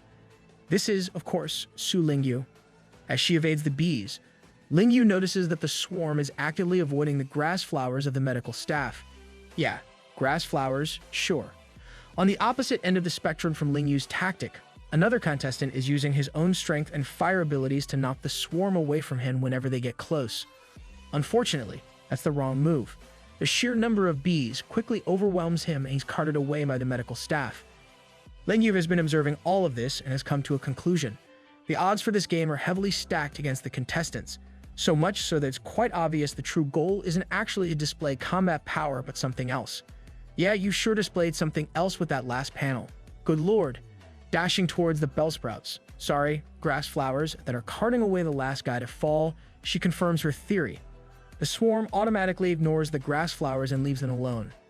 For identification on such an accurate level, Lingyu is certain there are only two possibilities, and she's already ruled one of them out earlier with her sensing capabilities, so there's only one left. The grass flowers must have some sort of secret treasure that repels the bees. If that's the case, her best bet is to retrieve said treasure and just sit the rest of the test out using it. Right as she's closing in on them, a sudden attack comes at her from behind. The children of the Tang family have shot her with unique family weapons that have deadly poisonous properties. From their spots in the stands, Zhou Yunshin and Ming-song are both panicking at the threat to Su-ping's sister. This proves unnecessary though, using a secret technique of the Tang family itself taught to her by Snake Heart. Lingyu dodges the weapons and launches such a vicious kick that it blows apart a chunk of the swarm and continues to strike down the Tang children. Yeesh, Snake Heart taught her some serious stuff. With that taken care of, Lingyu turns to see the grass flowers have left. Even so, she's certain there are more repelling treasures hidden somewhere in the field. Now that she knows that, it's just a matter of finding them. As the minutes tick by, people are finding more and more ways to protect themselves from the phantom bee swarm. One contestant in particular is using his flame frog cultivated by Su-ping's store to create a firewall around him. Thanks to this wall, the bees are unable to get through to attack him. As other contestants beg to be led into his circle, the boy simply turns them down, saying he can't trust that they won't turn on him later. such as the vicious dog-eat-dog reality of the Global Elite League. Meanwhile, Su Lingyu has gone on to search the entire arena, but has yet to find any other insect-repellent treasures. Suddenly, she has a suspicion and turns to confirm it. Could the treasure be hidden among the swarm itself? If that's the case, she should be able to sense it with star power. True to her suspicion, the insect-repellent treasure is indeed hidden on one of the phantom bees themselves. Leaping off the ground with a burst of speed and power, she flies at the particular bee with the treasure and catches it by the wings. Moving swiftly now that she's in the middle of the swarm, Lingyu plucks the creature's wings clean off and reveals the prize beneath, a ring with the properties of an insect-repelling secret treasure. Now that it's in her possession, Lingyu grabs the thing and puts it on. With this, the competition's announcer speaks out for all to hear. He declares that after just 1 hour, someone has figured out the correct way to clear this primary. After hearing this and looking over to see just what exactly Lingyu has done, many of the contestants feel an intense bout of frustration. This whole time they've been avoiding and killing bees. There may have been such rings inside the ones they defeated, so many of them might have already had the chance to pass and missed it. Stay salty, losers. She's just better. From their spots in the stands, Zhou Yunchen and Ming Song are both amazed by Lingyu's achievements. Not only did she display a technique taught by Snake Heart, she was also the first to pass the primary. And that's not even to mention the generally impressive capabilities she's been displaying the whole time. Sometime later, several players have followed in Lingyu's footsteps and secured rings that protect them from the swarm. At the announcer's instruction, all such contestants begin moving out of the field so they can go prepare for the group arena in 3 days' time. For her part, Lingyu's just happy that things got wrapped up early on. If the rings were discovered much later, everyone would have already been disqualified from the swarm's paralysis. Now she's excited to get home and tell her mom about everything that's happened and that she's safe. Unfortunately, she's not going to be able to leave just yet. From behind her, another contestant appears and declares that it's his turn now with the Tang family out of the way. Summoning his pet, a demon claw beast, he activates its special ability, Hack Blood Extraction. All around the two contestants, the phantom bee swarm gathers and takes on a sinister red hue. Despite Lingyu having the insect repellent ring, the swarm viciously starts attacking her. So much for it being a fair contest. What the hell? Facing the guy responsible for this attack, Lingyu starts explaining the ability that's been used, the secret of Mugia, which makes star pets with low willpower go into a bloodthirsty frenzy. On top of that, she's been marked as the target of their attacks. Though the other guy is surprised that she knows all that, he's certain it won't make a difference. After all, what can she even do in this situation? Oh boy, something tells me you do not want the answer to that question. Noticing what's happening with them, the announcer and the crowd alike condemn this contestant for blatantly targeting another competitor when it's not a battle trial. Despite the condemnation, though, there's technically no rule that forbids players from attacking each other. As such, they can't really stop him in an official capacity. Seeing no other way to end this effectively, Lingyu finally brings out the star pet she's been keeping hidden up until now and have a secret ace. As her pet comes forward, a giant pillar of fire shoots up and blows back the incoming swarm. Her pet, the Phantom Flame, has just launched a Fire Dragon Scroll explosion. Despite being a bit shaken by the appearance of this pet, Lingyu's opponent is confident he can still overwhelm her with the Phantom Bee Swarm. That is until he loses his absolute marbles as several snakes coil around him and restrict his movement. As he screams for his pet to help him, Lingyu calmly walks up to the man who's flailing against nothing in the eyes of everyone else. Her pet's technique, Dreamcast Casting Voyage, is responsible for the illusion he's currently seeing. Lingyu plucks his insect repellent ring right off his fingers and walks away as the swarm sets upon his paralyzed form. This, fighting fire with fire, is one of the most important lessons taught to her by her brother. After subjugating some of the strongest members of the 4 great clans, Su Ping has continued to absolutely wreck everyone and everything in the way of his goal, to expand his pet store as much as possible and give his family a perfect life. On this quest, he just recently decimated the Lesser Zhou clan for a plot against his store and killed a significant amount of their members. Since then, he's trained his sister to be as strong as possible so she can participate in the 52nd Annual Global Elite League. And much like her brother, Su Lingyu has absolutely dominated the competition right off the bat. With the first stage of the contest cleared, she's just now heading home after crushing a particularly sore loser. With the end of the first stage of the Elite League, the crowd and contestants alike are left in a state of awe. The disciple of the Astral family, the guy who tried to take down Su Lingyu, lies in a crumpled heap in the field. The young woman has utterly crushed him in both spirit and body. As the swarm they've been avoiding floats over his body, people begin to understand the true terror of facing the little sister of Su Ping. Even Lu Fengxian of Jianlan Academy is clearly unnerved, despite his usual cool and aloof attitude. He'd imagined the rumors of how incredible Su Ping's pet store is to be just that, mere rumors. But with the champion recommended by said store being this powerful, he has to accept it. There may well be a great deal of truth in them after all. In the background, the conversation between others further pushes this belief into his mind. They keep going on about how Su Ping's pet store is the only true god of pet stores and Ping himself is incredible at what he does. Kinda vague, I know, but you try deciphering these translations, man. Anyway, Su Lingyu just tunes out all the chatter and calmly walks out of the field, hands resting in her pockets. Up in the stands, both the Jianlan and Fengxian VPs, Yunqin and Dong Mingsong, are clapping their souls out. After all, they've got to suck up to Su Ping as much as humanly possible if they want to get their ways. Of course, that'd work a lot better if said pet store owner was actually there. When the old suck-ups turn to look at him, they find his seat empty without any trace of the man. Down in the halls of the tournament building, Su Lingyu is walking through an empty corridor on her way to the exit, worn out as she is from the challenge she just faced and aced at the same time. All she really cares about is getting home. As such, when a bright red light suddenly flashes out from one side of the corridor, she writes it off as probably some old wiring or circuitry that's aged too much. Unknown to her, though, the security room has been taken over. Oh wait, no. It's been undertaken. Get it? Because of the dead bodies and the hooded dude's their undertaker? No, screw you guys. A mysterious hooded individual stands in the bloodied and messed up room dressed in a tank top. Man's has zero drip, standing there menacingly. He wipes the blood of the security guards off of a short blade in his hand. Monologuing like your typical dollar store villain, he reveals he's here for Su Lingyu. The reason being her audacity in competing against the 4 major families in this championship. Good lord, why is everyone so pretentious in these series? Staring at a photo of the girl, he reveals his client's instructions are to remove her hands and feet from her body. Jesus Christ. Going even further, he notes that she's pretty cute, so he'll probably have some fun with her before doing that. As the image zooms out from the pedo's hand, it's revealed he's here with a large gang of his, all wearing the same hoods and tank tops. These fellas are in fact the Black Dog Team, a criminal mercenary group who take on jobs for the 4 great families on the regular, so they're protected from the law. Back with Su Lingyu, she suddenly feels a hand grab onto her from behind. Startled, she instantly reacts violently and attempts to bash in her attacker's face. Luckily for both of them, the so-called attack is just Su Ping testing her reflexes and he catches her punch with ease. As she whines about his methods, Ping just tells her he's here to pick her up since she's been good. Turning around, he starts walking in the opposite direction. Confused, Lingyu asks him why they're not taking the shorter route to the parking lot. In response, Ping tells her he checked that path and it's really dirty. He's called someone to clean it, but for now they're better off taking the other path. A quick cut to the shorter route shows a scene of absolute carnage. Little Skeleton is decapitating the black dogs and leaving behind a river of blood in their place. That's not terrifying at all. Once they make their way out of the building, Lingyu and Ping are greeted by Master Swordsman Dao Zun. Slightly embarrassed, Dao Zun admits he's here to ask if Little Skeleton's free to train with him. For his part, Su Ping is shocked at the bond these two must have forged in the month he left them together.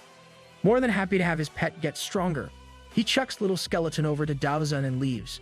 Back at the pet store, Su Ping arrives to the sight of 3 enormous crates sitting outside the entrance. His divine maid, Anna, is quick to inform him they're supposedly a gift from the Zhou family who have also sworn allegiance to him and placed an order for more than 100 star pets to be nurtured. And all you have to do is crush them in their own territory. Neat. Though Anna looks down on the materials in the crates as garbage, they're actually some insanely valuable stuff by human standards. More importantly, they're key materials for one to get stronger. At Lingyu's question, Ping turns to her and tells her the items are actually for her. With the 3-day gap before the next event of the Elite League, she must absorb all the secret treasures there. Hearing this, another person speaks up from behind them. Ruyan Tang has finally decided to step into the conversation. As she starts going on about how the sacred treasures are too high level for a commoner like Lingyu, Su Ping has an idea. As the heiress of one of the 4 great families, she must have a pretty good idea of how they work. Suddenly, a sinister gleam enters Ping's eyes as his lips turn up in a menacing grin. Turning to Ruyan, he asks her to come over to him so they can have a little chat. The very next scene we see displayed before us is of Su Lingyu in a super revealing swimsuit, with her hands bound above her head with some rope, and she's being whipped by an equally semi-nude Ruyan Tang with a glowing leaf. Don't even ask. As Ruyan continuously whips Lingyu's exposed back with the leaf, the younger girl keeps crying out and moaning in discomfort. crying out that the action itches. Good God, this has turned into an entirely different kind of manhwa. For her part, Ruyan simply tells Lingyu to bear with her. After all, she's the one who was moving around too much. Of course, Ruyan had to tie her up in such a provocative manner. If she didn't, Lingyu would lose her mind in the cultivation process they're currently employing. And that's all they're doing. This is just the cultivation process. Definitely not tons of fan service. Author knew exactly what he was doing, goddammit. As the cultivation process goes on, Su Lingyu can only scream out one question. Just what the hell is going on? We're in the same boat here. Thankfully, it's flashback time. An hour ago, we can see Su Ping, his sister, and Ruyan Tang standing together next to the gift crates delivered by the Zhou clan. Eager to get started on working towards his goal of strengthening Lingyu, Su Ping asks Ruyan how the secret treasures are used to their full effect. Of course, petulant and stubborn as she is, the Tang family heiress refuses to tell him.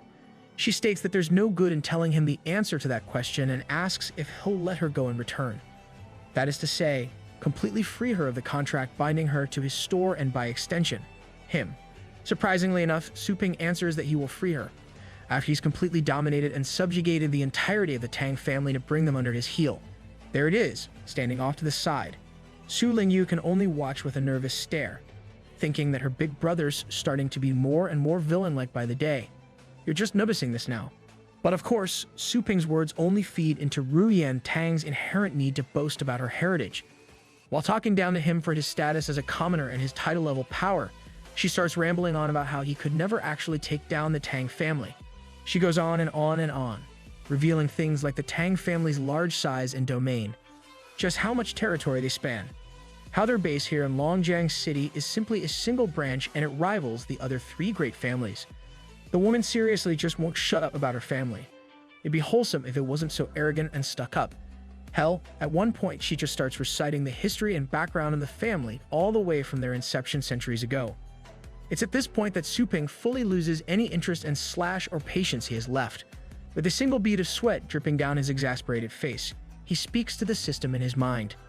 He asks it if the contract he used to capture Joanna before can work on humans as well, since it's clearly not limited to just star pets.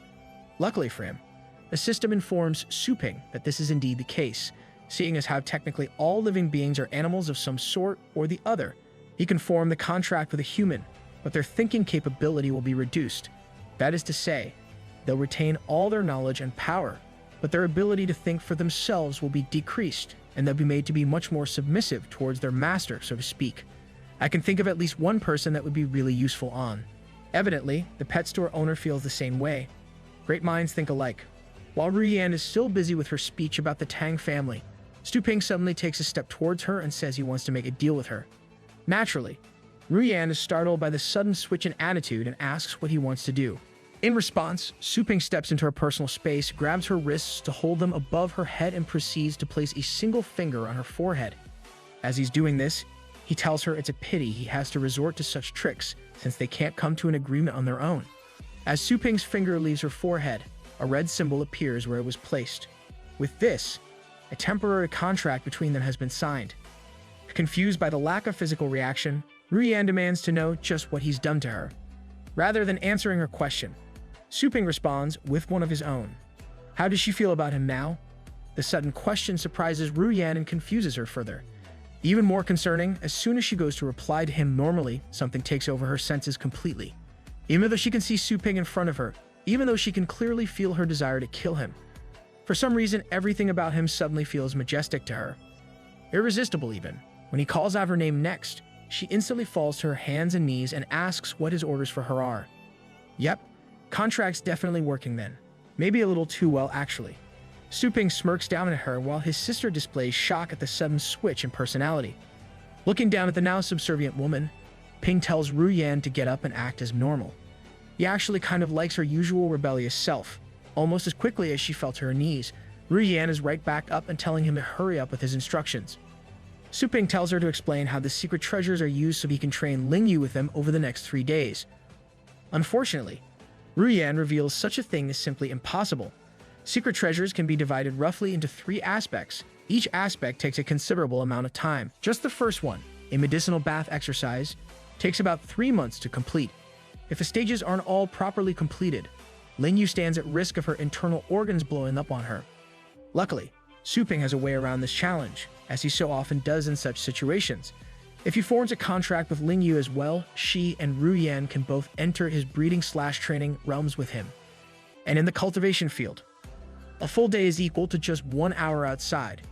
If they take advantage of that time dilation field, they can get 72 days of training in just 3 days in the real world. After convincing Ling Yu to trust him since he'd never bring her harm, he forms the contract with her and they head into the training realm. Back to the present, that promise ain't holding up too well. Ling Yu is thrashing around in agony as Ru Yan continues whipping her. Meanwhile, Su Ping just floats above them lost in meditation. By his calculations, if they use this field to train during every 3-day gap between events, Ling Yu's training should be finalized by the time of the final event of the championship. Even as Ling Yu calls up to him for help, he tells her to just tough it out since there are worse places she could be and this training is a great privilege. Out in the real world, word of the Black Dog Group's destruction has reached the house of Shepherd who hired them. With the news of how brutally the group was cut down, the elders decide on a different approach, deciding to have her taken out during the Elite League stages themselves. The Patriarch orders his men to eliminate her before the finals. As a reward, the one to get her will receive an Inferno Dragon pet and 2 secret treasures. With how sought after both those things are, the men are instantly at the ready to destroy Ling Yu. Between them and the Tang family who want her beheaded, Ling Yu's future appears to be shrouded in darkness. The 3-day gap period has gone by before anyone knows it, and the next stage of the Elite League is set to begin. The announcer from the primaries is on the scene and hyping up the crowd as things fall into place. All those who got through the primaries have now advanced to the preliminary rounds. Here, they've got massive 5-player melee arenas set up for mini battle royal-style fights. During these battles, the contestants will be observed and ranked based on their speed and adaptability. That is, their ability to take in their surroundings and fully understand whatever situation they may find themselves in. Additionally, it will also be testing their combat power, as one would naturally expect of a battle stage. The 5-player melees will be held on 1 arena each, and each of the assigned combatants will be allowed to bring up to 2 secret treasures with them for assistance. Anyone who surrenders loses. Anyone who falls unconscious loses. Anyone who is otherwise unable to continue fighting loses. Anyone who falls out of the arena loses. These battles are a true last man standing wins free for all between the 5 who will be duking it out amongst each other. On top of that, they're not even allowed to use any overly destructive moves, as any damage to the ring is an illegal action. Sounds kinda cheap, but alright. Who am I to question the bigwigs? Now with the stages set and the lists of competitors released, it's time for everyone to line up and wait their turn. As the 5-player melees officially start and all hell breaks loose on the stages, Su Ling Yu hangs back and observes everything that's happening from a safe distance. Up in the stands, Su Ping once more finds himself sat in the middle of the 2 VPs of Jianlan and Fengshan, Yunshin and Mingsong respectively. As they speak to each other, Su Ping absently listens in while sitting in a meditation pose. The elders are talking about a group of people who have come to their city from the starry sky. When Yunshin mentions their arrival, Mingsong seems startled. He asks if Yunshin is speaking of Star Organization, the strongest organization in their entire subcontinent, which was founded by a legendary battle pet master. Yunshin says he's not sure about any of that, but he does know nothing good comes out of being near Starry Sky. According to something he heard, a large family in another city was completely wiped out last month because they possess a secret treasure that Starry Sky wanted. Their rampage even went as far as damaging the city's wall and almost triggered a wave of beasts. Mingsong can only be shocked that they caused such chaos over a simple secret treasure. All the while, Su Ping just quietly takes in all this info without any outward reaction. Down on the field, Su Ling Yu's turn to fight has finally arrived. Stepping up to her assigned battle arena, she locks eyes one by one with each of her opponents. A snake-like man named Jiang Shu, a bulky brute named Ma Zhang, and a hooded woman named Ji Shui. Each of the 3 start boasting about how she's unlucky to be facing them today, and she'd be better off simply surrendering now rather than getting hurt too badly. Of course, with the tutelage and faith of her brother entrusted to her, Ling Yu has no intention of backing down from anyone. Wait, isn't there supposed to be one more fighter? Suddenly, Ling Yu is met by a young boy cowering in fear of her opponents. Said young man is Yu Zhejiang, the 5th and final competitor assigned to this particular melee arena. Ling Yu shows open distrust even towards the child, telling him not to act too friendly since they're enemies here as well. However, the boy simply wipes his tears and tells her he's just as much at risk of losing as she is if the others decide to team up. Taking that into consideration, they should team up as well, if only for their own survival. smiling down at the kid for his sound reasoning. Lingyu tells him she's alright with that. He clearly has a pretty sharp mind, so she doesn't mind partnering up for now. The boy goes to shake her hand with a radiant smile on his face, overjoyed that she's accepted his proposal. However, as their hands come closer to each other's, an ominous gleam enters the boy's eyes and his expression shifts. This person is far from some harmless child. Using his innocent appearance, he's tricked more than his fair share of girls into bad situations. And now, he intends to do the same to Lingyu. Held in his other hand behind his back is a secret treasure of a shepherd family, the star-devouring lock. Once it makes contact with a target, it seals off all their star power as long as they're under 6th level, without any way to unseal it. As soon as their hands meet, he reveals his true nature and brings the item out to slam Lingyu's arm with it. Unfortunately for him, he just got rickrolled. Lingyu saw through the deception from the very start and got one step ahead. Thanks to a paralytic toxin on a needle in her palm, Yuzi-Jiang was done the second he shook her hand. Moments before he can hit her with his secret treasure, he collapses, pricked with the toxin on her needle. As the secret treasure tumbles out his grasp and onto the floor in front of her, Lingyu picks it up. The other contestants can only look on in shock at her actions. What if she was wrong and he'd actually been an ally? To this, Lingyu has a simple answer. How could she be wrong? Ji Shui is of the Chen family. Jiang Shu is from the Tang.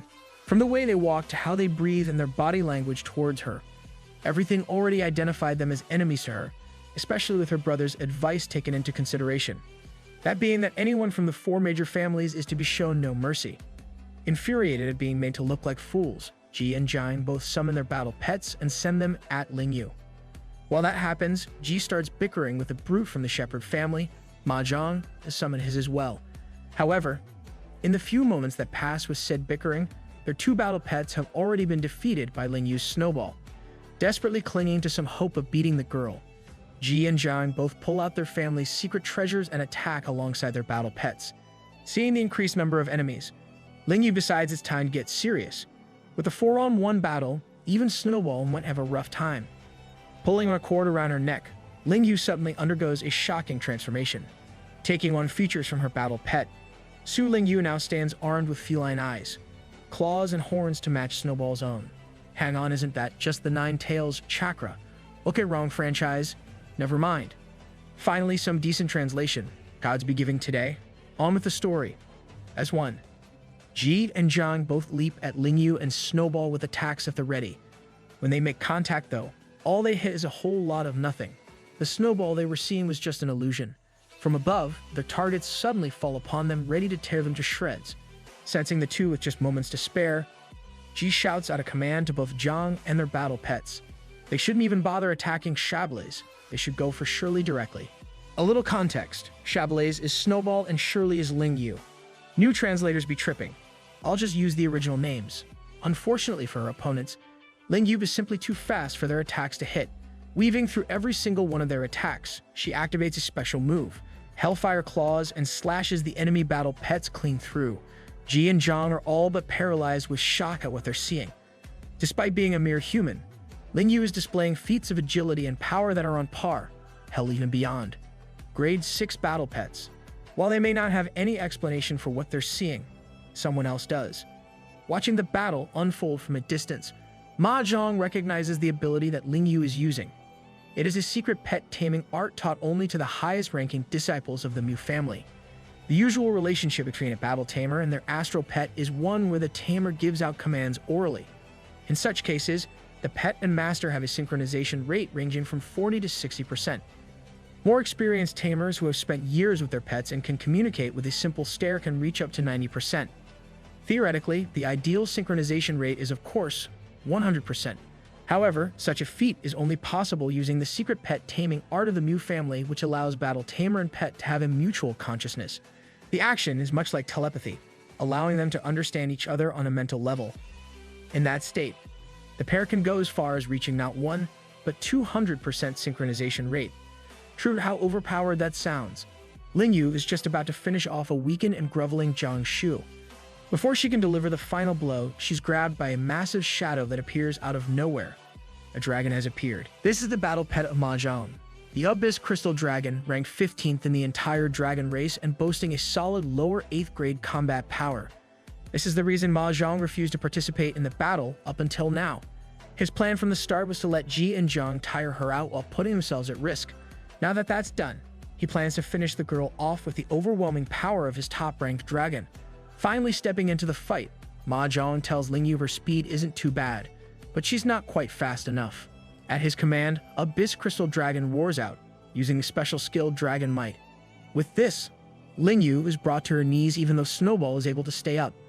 Ma Zhang acknowledges the pet's strength and admits that the pet store that trained it is quite commendable. However, such a thing is irrelevant now. Since Lingyu's concentration has been broken, she can no longer maintain the resonance with Snowball and has returned to her normal state. Up in the stands, Yunqin and Ming Song are greatly disappointed by the current state of affairs. If Ma Zhang hadn't stepped in, they're certain Lingyu would have wiped the floor with her other opponents by now and won. Ming Song is particularly concerned by the fact that a mere contestant is in possession of the 15th ranked dragon. Back in the arena, Ji and Zhang are both feeling their smug attitudes returning. With Lingyu brought to her knees, it's easy for them to start talking crap and claim her dominance was only because of the beast resonance she performed with Snowball. As the two edge closer to attack her, Lingyu thinks up a plan on the fly to keep things from tipping too far out of her favor. With just a few well-placed words, she manages to convince Ji and Zhang that Mu Zhang is trying to take all the glory of beating her, despite them doing all the work of softening her up. I guess flattery does get you everywhere. Though Lingyu's plan is to try and get them to team up with her to take out Mu Zhang, she is smart enough not to be completely fooled. Just barely, but she is.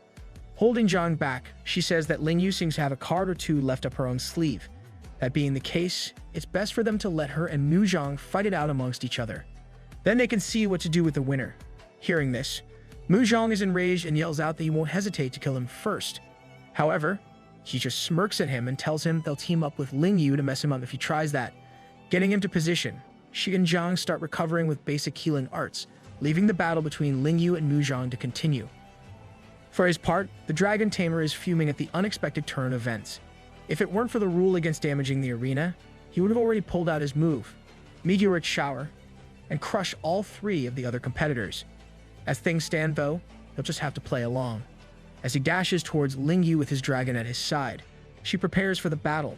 Though her plan to turn them all against each other failed, at least now she only has one opponent to deal with. Quickly, she commands Snowball to use Nightmare Beam. However, the Abyss Dragon has a small barrier surrounding it that blocks the beam entirely. Taking advantage of the enemy's short moment of vulnerability, the dragon bats Snowball aside with crushing claws. The pet goes flying, leaving Lingyu alone to defend against the physical attacks from Mu Zhang. As a particularly nasty kick sends her skidding towards the edge of the arena, Snowball jumps in and blocks her from falling off. Doubly pet. Standing up, Lingyu collects herself and weighs her options as Mu Zhang approaches. While driving might slows her down, Snowball is largely unaffected due to her extensive training. If she can just figure out why Nightmare Beam didn't connect earlier, she might still have a shot at winning this whole thing. While Ji and Zhang focus on healing themselves in the background, Lingyu faces down an angered Mu Zhang. The brute tells her he'll offer one chance for her to give up willingly, and he'll leave her in somewhat decent shape if she does. Of course, Su Lingyu has no intention of doing any such thing. Standing in place, she quickly goes over everything she knows about the situation in her head. Despite her Snowball being a 7th Order battle pet, his actual capabilities are well within the 8th Order. That being the case, it's very much possible that Ma Zhang is using some kind of secret treasure that allows him and his pet to block out mental and illusionary attacks. Coming up with a plan on the fly, Lingyu splits from Snowball and the two race towards opposite sides of the melee arena. Responding as expected, Ma Zhang races after Lingyu while he orders his Abyss Dragon to go for Snowball. As the dragon races towards Snowball, Lingyu commands her pet to use an illusionary attack again. However, just as before, a move has no effect and Ma Zhang says as much. Smut is all hell about that fact. What he doesn't realize is he just gave away his biggest secret here to Lingyu with his latest action. When Abyss Dragon blocks Snowball's attack, a faint blue glow appeared on the giant bone necklace thingy that Ma Zhang has placed around his neck. Lingyu figures out what's happening pretty much instantly and calls out that it's Zhang's secret treasure that's causing her attacks to be ineffective. The 7th ranked secret treasure of the Mu family, Dragon Sleeping Bone. When this thing is injected with star power from someone, it makes one dragon in their party completely immune to all negative status effects. Damn, that's kind of broken. Despite Lingyu having figured out his secret, Ma Zhang isn't too concerned. He suddenly blurs out of place in a burst of speed and dashes past Lingyu, slashing her midsection with the claw-like equipment on his forearm.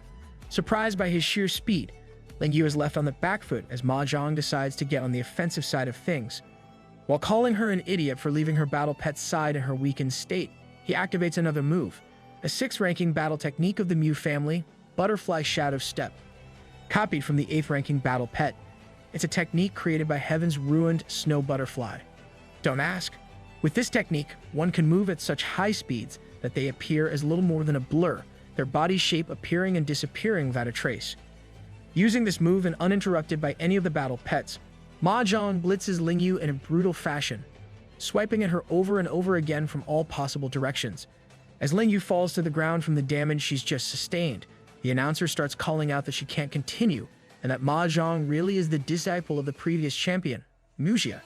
Geez, suck him off, why don't you? In the arena, Zhang simply wipes the sweat off his face with a smug grin. The butterfly step is a pretty heavily taxing and stamina-draining technique, but it was clearly worth using. With the amount of blood Ling Yu is losing, he's pretty sure she's all but beaten already. Psych, she's completely fine actually. That is to say, she jumps back up and onto her feet after using advanced healing to completely recover from all her injuries and stand tall against Zhang. Back from their spot, Ji and Zhang are both shocked by how large the girl's arsenal is. On top of being a fighter with decent defense, she can even heal. That's gotta be some kind of hacks. Ling Yu herself, though, is fully focused on her opponent and what she must do next. Staring at him with eyes cold as ice, she tells Mahjong to come at her again. Smug as ever, the guy tells her that her healing won't make a difference. He'll just have to dig her heart out to finish this for real. Dude, you. Activating Butterfly Shadow Step once more, he dashes towards Ling Yu. Quickly, he surrounds her with several after images created by the insane speeds he's moving at. As the after images multiply, Ling Yu closes her eyes and senses her surroundings to get a grasp on which is the real one. Suddenly, one of them leaps out of the group and goes to attack her from behind. Quickly dodging the attack, Ling Yu fires off a high kick in the man's face. Unfortunately, Mahjong's got an Uno reverse card up his sleeve, while Ling Yu's kicking what she thinks is the real him. Her kick goes through an afterimage and the true Zhang appears right behind her. Calling her an idiot, he thrusts his hand straight through her back, eager to make good on his earlier threat of digging out her heart. Unfortunately, for him, he's not the only one with a reverse card. With a smirk on her face, Ling Yu reveals she moved just in time to catch his arm between her own arm and body.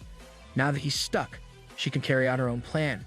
She brings out the star-eating lock's secret treasure the kid from earlier tried to use on her and slams it on Mahjong's fist. Everything she did just now was nothing more than a ruse to get Mahjong in position to be hit with this thing. That's gotta be the sickest troll in this story so far. With all but his base human strength sealed away, Ling Yu easily body slams Zhang with an over-the-shoulder toss.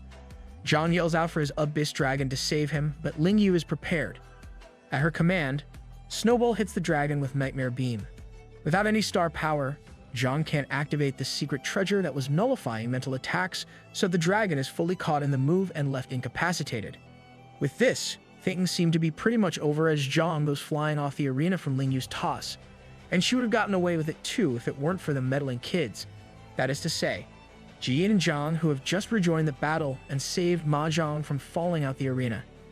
With just how powerful they've seen her to be, the two have decided to stay allied with Mahjong and take her down. She crushes the secret treasure on his arm, granting him access to his star power once more. At his command, the now recovered Abyss Dragon uses Dragon Might once more and pushes Ling Yu close to kneeling. With 3 opponents now rather than just one, things are looking pretty rough for Su Ling Yu. That is until she hears a voice speaking into her mind. A very familiar one at that. Her brother is speaking to her telepathically. Sat between the two VPs as usual, he's forced to listen to them thinking his sister is just finished now. But he knows better. Staring down at her, he tells her to use it. That there's no need to hide anymore and she can use her trump card. Obeying her brother, Su Ling Yu moves to do just that. On the other side of the arena, Zhang, Ji, Mahjong and their battle pets are staring down at her with smug expressions as she releases Snowball's summoning. They believe she's finally lost her will to fight and realize she has no chance. That's far from what's really going on though, and they'll soon find out. With just 4 silently uttered words, Ling Yu seals the fate of her opponents. She orders, "Come out, little white." With that, a giant white dragon is summoned out of nowhere. As soon as it materializes, The beast uses the 9th level pet skill, frozen thousands of miles. Even as her opponents stand in shock at the sight of the beast ranked 8th in the entire dragon race, the skill shoots at them. In just a moment, they're all frozen rock solid and Lingyu is declared the victor of her bout. Cold. With the crowd left in awe of Lingyu's latest summoned battle pet, the announcer/commentator scrambles to explain what just happened. Lingyu's pet, a silver frost Xingyu dragon, is one of the strongest of its race. It is said there is such a dragon which used the same move as what they've just seen to continuously freeze everything around it for a radius of thousands of miles. Today, they've seen this very move for themselves, albeit a weaker version for obvious reasons. Hell, it even managed to leave the arena itself unharmed. As such, Lingyu is the undisputed winner of this bout. As Lingyu leaves the area, the audience breaks into murmurs amongst themselves about how impressive her dragon is. Many are simply envious of her for possessing such a powerful pet at such a young age. Up in the stands where Su Ping is sat, the VPs on either side of him are, as usual, sucking up to him like nobody's business. The man himself seems to have no reaction though, simply looking forward with a blank expression on his face. Later that night, Su Lingyu visits Ru Yantang in her room at the pet store. When the older woman acts annoyed by her presence, Lingyu quickly gets to the point. Bringing up her hands, she presents a box of delicious-looking cupcakes to Ru Yan. Rivalry, that's dope. She tells Ru Yan that she's eager to train more in the future. Ru Yan, of course, as is the norm with her, instantly gets a smug and haughty expression, looking down on Lingyu. While reminding her of their last training, she asks Lingyu why she's suddenly so willing to undergo something like that again. Could it be she now has feelings for her teacher? Man, this woman is on some freaky stuff. What the hell even? Lingyu is quick to tell her that's not the case. It's just that after her battle in the latest stage of the Elite League, she's realized just how wide the gap between her and the strongest pet tamers is. In just a month, she became so much more powerful than before thanks to Su Ping's methods, and yet she fell into one tough situation after another in the arena battle. If she's going to make her brother proud and walk beside him, she has to get stronger. Infuriatingly pompous as ever, Ru Yan just chomps down on one of the cupcakes, while telling Lingyu to be more specific. What exactly does she want to learn? Aren't you supposed to be the teacher here? Figure it out, woman. Luckily, Lingyu does in fact have an idea of what precisely she wants to work on. Having been struck with the power of Mahjong's dragon and forced to let go of her connection with Snowball, she wants to increase her mental power first.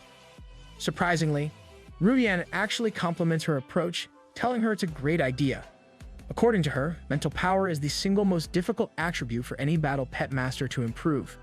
The difficulty of such is the main reason why even 8th level pet masters can only form contracts with 4 or 5 pets at a time. The mental power required for more than that simply exceeds their capabilities. Luckily for her, the Tang family has a secret technique she can use. Ru Yan tells Lingyu to try calling out her dragon pet here and now. Ma'am, you're indoors. Do you want to become homeless? Lingyu voices the concern about the dragon's size, but Ru Yan just assures her such a thing is not an issue. She just needs to use a specific summoning method to keep from calling out the full dragon. After guiding her through the process, Ru Yan is pleased to find Lingyu able to summon forth her dragon's upper body with ease. For some reason though, as soon as it's summoned, the Silver Frost Star Moon Dragon unleashes an attack on Ru Yan. Can't blame it, she's just that annoying. I'd attack her if I could. Though Lingyu is on the verge of freaking out at her teacher being attacked, Ru Yan reveals a technique that blocks the dragon's attack with surprising ease. Lingyu is completely floored by what she's just seen. Ru Yan tells her student that the technique she just used is not only great for providing physical defense, but also for boosting mental defense. With this, she should be able to fight off any attacks that might break her connection with Snowball. It's not perfect, but for now it should be a pretty solid method of doing what she wants. In order to teach her the move though, Ru Yan first demands something in return. More bribes, nice. Unknown to Lingyu, Ru Yan has a much more selfish motive behind teaching her this technique. Why am I not surprised? Once Lingyu learns this technique, the immovable crystal body, the Tang family will recognize and try to recruit her. When that happens, she herself will finally be able to escape Su Ping's store and return to her family. Yeah, something tells me that won't happen, but we'll see, I guess. Outside Ru Yan's room, Su Ping can be seen listening in from under a soundproof barrier of star power. I freaking called it, man. Before him are the elders of the 4 families who are now all but his personal servants. Each of them reports on the activities of their respective families. The Shepherd and Chen families see Su Lingyu as a threat and rival respectively, so there'll likely be trouble further down the road. On the other hand, The Tang family are still busy searching for Ruyan Tang, so it's quite possible they'll become an enemy too once they learn Su Ping is the one holding her captive. Surprisingly enough, it's the Liu family alone whose patriarch has decided to remain neutral and refrain from drawing the anger of Su Ping and his sister. Before leaving them, Su Ping tells the elders to take care of Shu Kuang during this next 3-day gap period. He himself is going to be busy with Starry Sky, or rather, Xing Kong, the strongest organization in the continent, closing in. He must get as strong as possible. To this end, Su Ping meets with Joanna for their weekly trip to the godly realm so he can soak in the divine spring. Joanna attempts to trick him into taking her to the realm of the supreme god, but Su Ping sees right through her and realizes she was eavesdropping on his prior conversation. When Joanna realizes she's been caught, she tells Su Ping of a different way to get stronger fast. It's quite simple, really. All he has to do is rob the heavens. What the hell? The method Joanna speaks of is known as the Heavenly Tribulation, and it's much less apocalypse-inducing than she made it sound. Rather than literally having to rob the heavens, one has to complete a trial of sorts. The heavens themselves, who maintain the balance of the universe itself, bring down a catastrophe upon a cultivator whose level keeps progressing. This catastrophe is what the Heavenly Tribulation is. If a cultivator is able to survive the Heavenly Tribulation that is brought down on them, they have the chance to ascend to the legendary tier. Right now, as Joanna and Su Ping arrive at the site of the tribulation, one such cultivator is already trying his hand at it. Standing atop the mountain where the tribulation occurs, this man has only one goal today: to survive the tribulation and become a formal member of the Nirvana 7th Major Squad, which is like one of the army factions of the Divine Realm, I'm guessing. They don't really explain this stuff very well, do they? Anywho, Mr. Nirvana wannabe activates his special move, the Divine Bull Physique, as a tribulation strikes down upon him. Thunderclouds with a radius of 10 miles crack down upon his body with unrestrained bolts of lightning. From a good distance away, Su Ping finds himself shaking with apprehension at the devastating feeling given off by the tribulation. Joanna, on the other hand, gives no visible reaction and just says it's a pity they've arrived late. She suggests that Su Ping just hijacked Bold Eye's tribulation, but he tells her to hang on. He might as well get used to the feeling of it first since he's got time. Offhandedly, he mentions hiring someone to create a web page for the store. Need to take online orders if he's going to lighten his mom's workload after all. She's the only one working there right now since Ruyan and Lingyu are busy with the younger girls training too. A little way away from them, Su Ping hears some members of the Nirvana squad commentating on Bold Dude's tribulation. Listening in on their conversation, Ping learns that they refer to the potential mentioned by his system as talent. The more a person's talent, the larger the radius of the thunderclouds they can cause as part of their tribulation. Considering his own pets only have average potential, Su Ping can't help but be curious just how large the thunderclouds for the tribulations may be. Suddenly, Bold Guy folds, like literally folds in two almost, hunched over on the mountain top. The tribulations prove to be too much for him and he's been overwhelmed by it. Laying there, fried like an egg and barely alive, his powers have been fully stripped from him, leaving him all but useless. The Nirvana quad below despair for the man and comment on how even the C-tier treasure he was using couldn't block the effects of the tribulation completely. The man himself loses himself in anguish over his failure and proceeds to kill himself. Don't try that at home, kids. There's always tomorrow. Over with our main man, Su Ping can't help but feel concerned by the viciousness of the tribulation. If not for the protection granted to him by the system, that would have reduced him to nothing more than ashes. Joanna explains that an individual's talent affects the strength of the heavenly tribulation and also signifies the limits of one's growth. However, if one's combat power isn't up to par, they won't pass the tribulation. It's as simple as that. Retreating to his own thoughts, Su Ping thinks of his pets and realizes that even Little Skeleton, his strongest pet by far, only has a C-tier combat level, same as the guy that just got electrocuted. So that's not really ideal. On the other hand though, the earnings from his store these days are pretty damn crazy. At worst, he can just abuse the system's revive mechanic over and over again if he fails. How responsible of him. Suddenly, a giant divine being appears before Ping and Joanna. Bowing down to the goddess, he tells her it's his turn to cross the tribulation. This is exactly what they've been waiting for. Joanna hands him a large shield with the face of Achilles carved upon it. This is, well, the Achilles shield. Apparently, the gods aren't very creative. Who knew? A celestial tier treasure forged from the body of God. 3 guesses which one: it has impenetrable defenses and protects its user from all damage. As the giant starts rambling about how honored he is to wield such a treasure, the face on the shield starts talking. Yeah, why not? Joanna tells the giant that Su Ping will be borrowing his heavenly tribulation, so it's her responsibility to keep him alive. With tears in his eyes, the giant vows to protect Su Ping at all costs as they fly up to the mountain peak. Once they're at the peak, the giant tells Su Ping to stay behind him so he'll be protected. With a treasure like the Achilles shield, they can easily withstand even a 50-mile thundercloud. The face decides to get offended by that and claims even a 100-mile cloud wouldn't be a problem. Down below the mountain, as the thunderclouds start amassing, the gathered divine beings ask Joanna if she's sure about letting a human face the tribulations. After all, a mortal being will be incinerated by just the first strike, let alone the whole catastrophe. Just as they voice their doubts, Joanna says to look up. The color of the tribulation has changed. As the onlookers watch on, the thundercloud of the red-colored tribulation grows further and further in size. First 3, then 5, and 7 miles, being thrice as strong as a regular tribulation. This makes it equal to a normal 21-mile heavenly tribulation. And it isn't even done growing yet. Up on the peak, the reactions are considerably different from the shock and awe down below. Achilles is simply boasting about how this is nothing more than a minor tribulation to one of his power.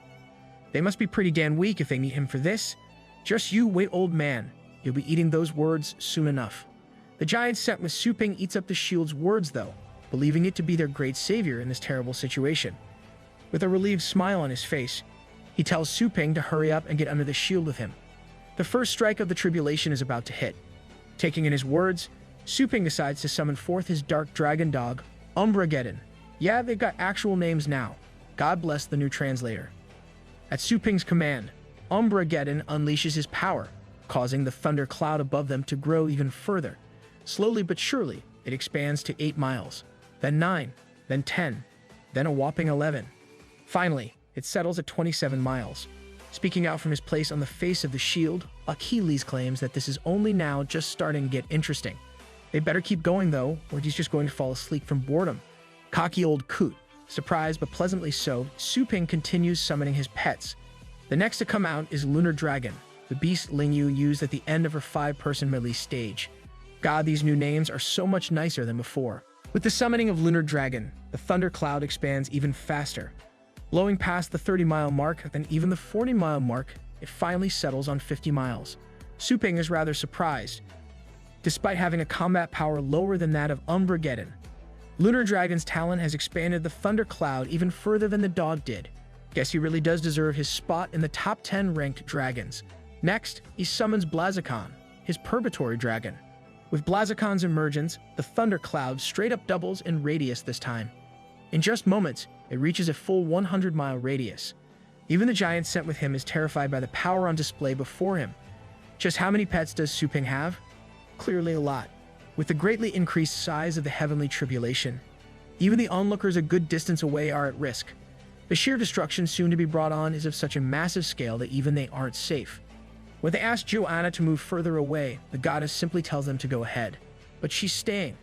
After all, she's seen plenty of heavenly tribulations of this level before. She's old.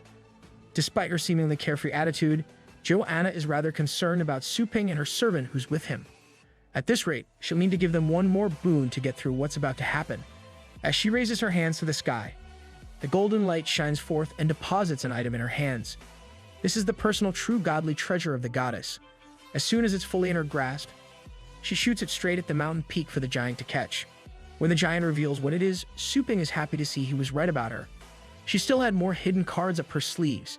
Now that it's been revealed though, it looks like he can really let loose. In one final portal, Su Ping summons forth his oldest and strongest pet. Little Skeleton has made his way onto the scene, or as this incredible new translator calls him, Skelly.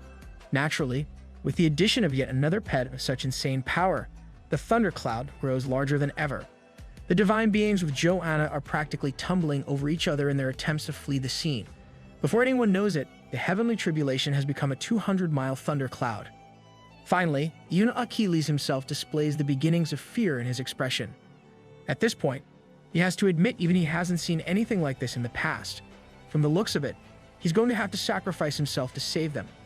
Suddenly, the first strike of the tribulation comes down upon them in the form of massive lightning bolts. Quickly, Su Ping and his pets get behind the giant and the Achilles shield in his grasp. Luckily, the shield is more than capable of defending them from that. Never mind. Su Ping's pets leap headfirst into the lightning, dying all at once. That's rough, buddy. Joanna's servant is just about to freak out over what's just happened when Su Ping reveals that it doesn't matter either way. Even if they are killed, he can simply do this. With just 2 words, Su Ping resurrects all of his fallen pets, raising them back up to their full power in but a moment. As they all get into their own menacing positions, Su Ping tells the giant that they're all experts at getting beaten up, so he should just defend himself. That's kind of masochistic, not going to lie.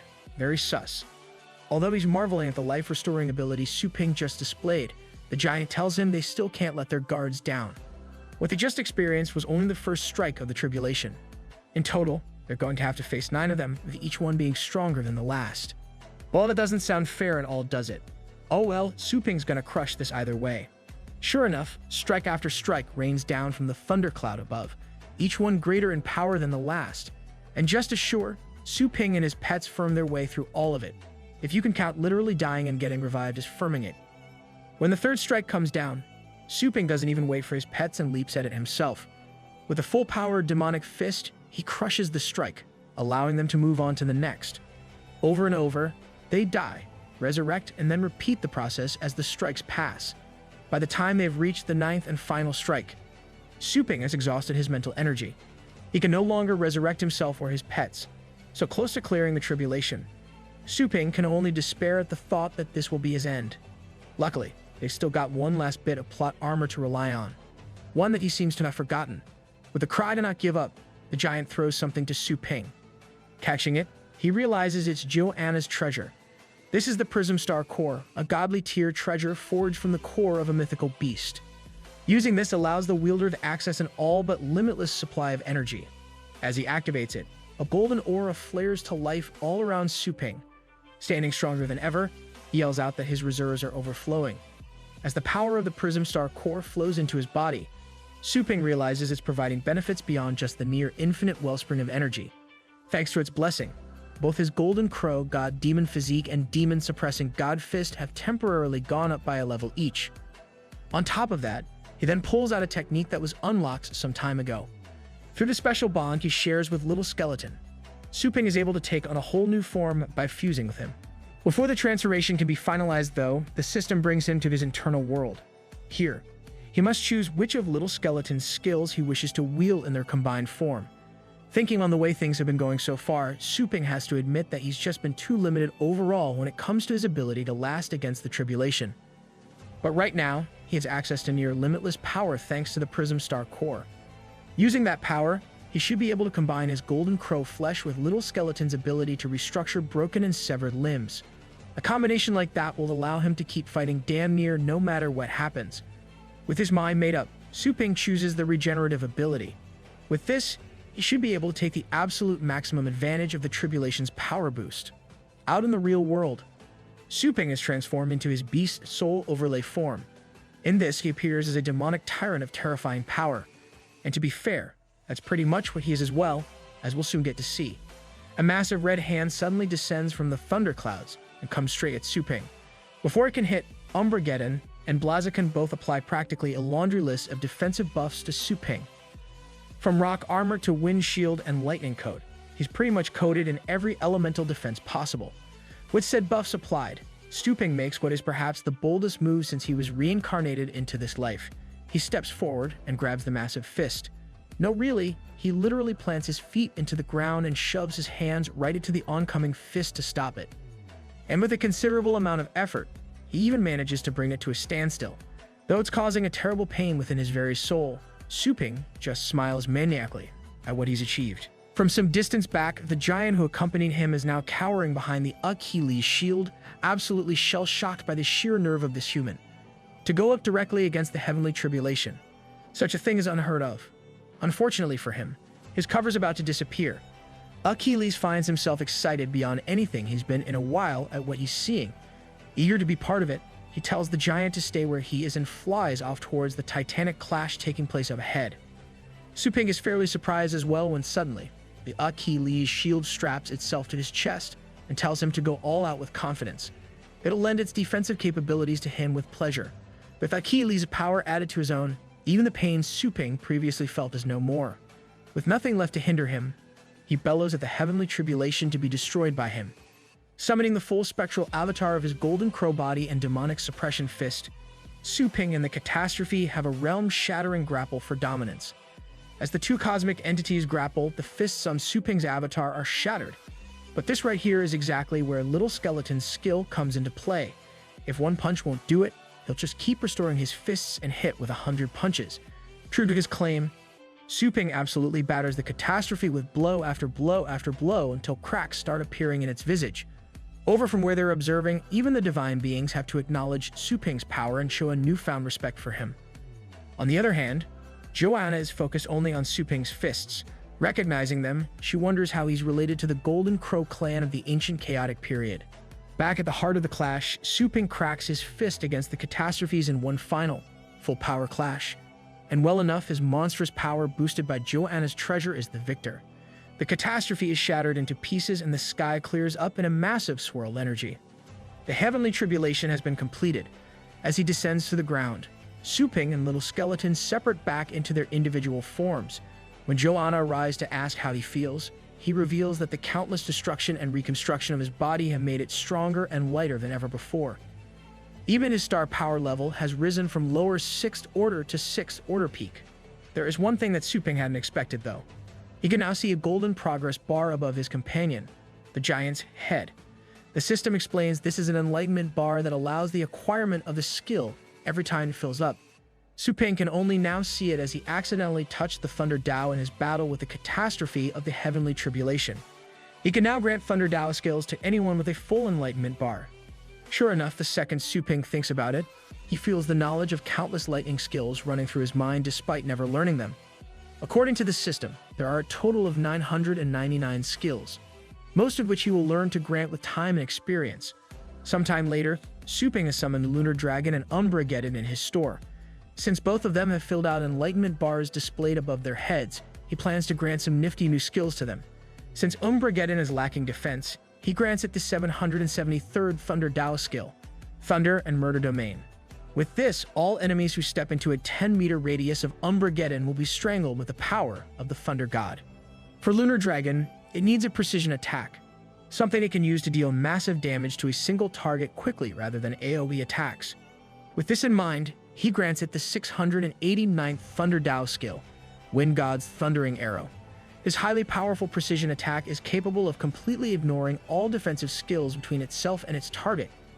With this, both pets have been raised to a whole new level of combat usefulness.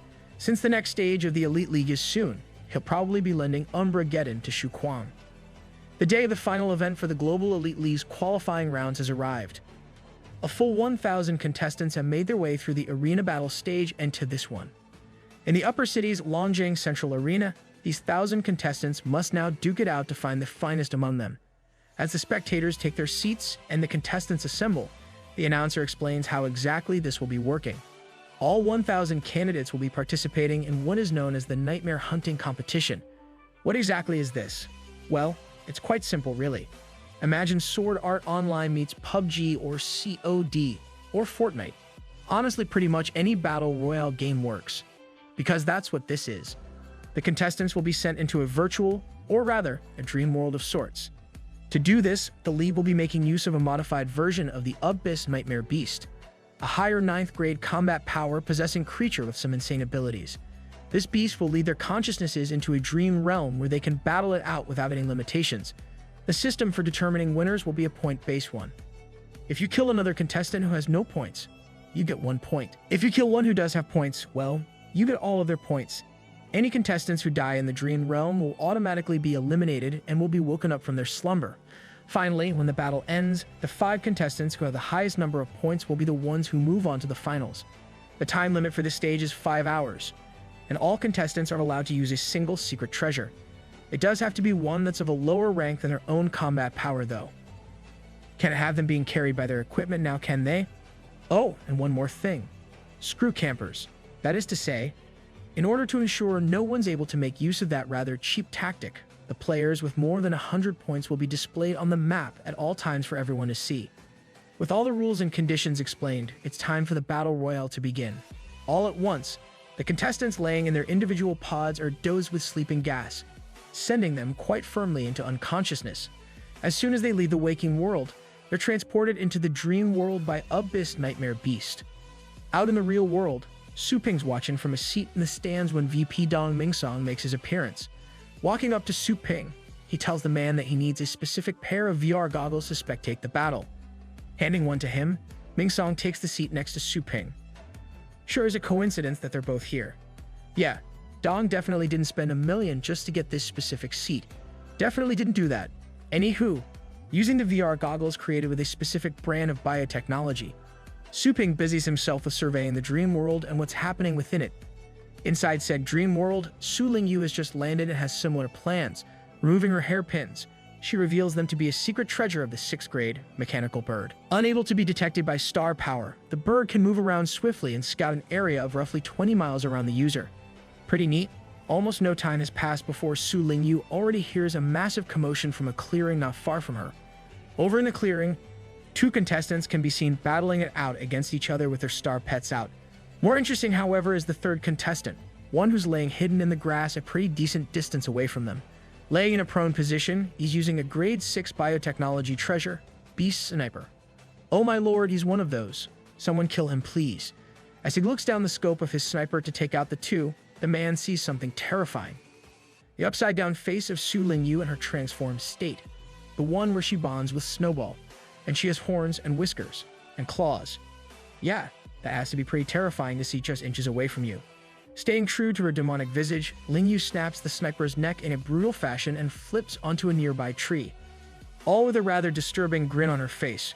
Really going all out with the whole demon cosplay thing, isn't she? Taking a seat on the tree branch, Lingyu sees she's gained 5 points from killing that guy.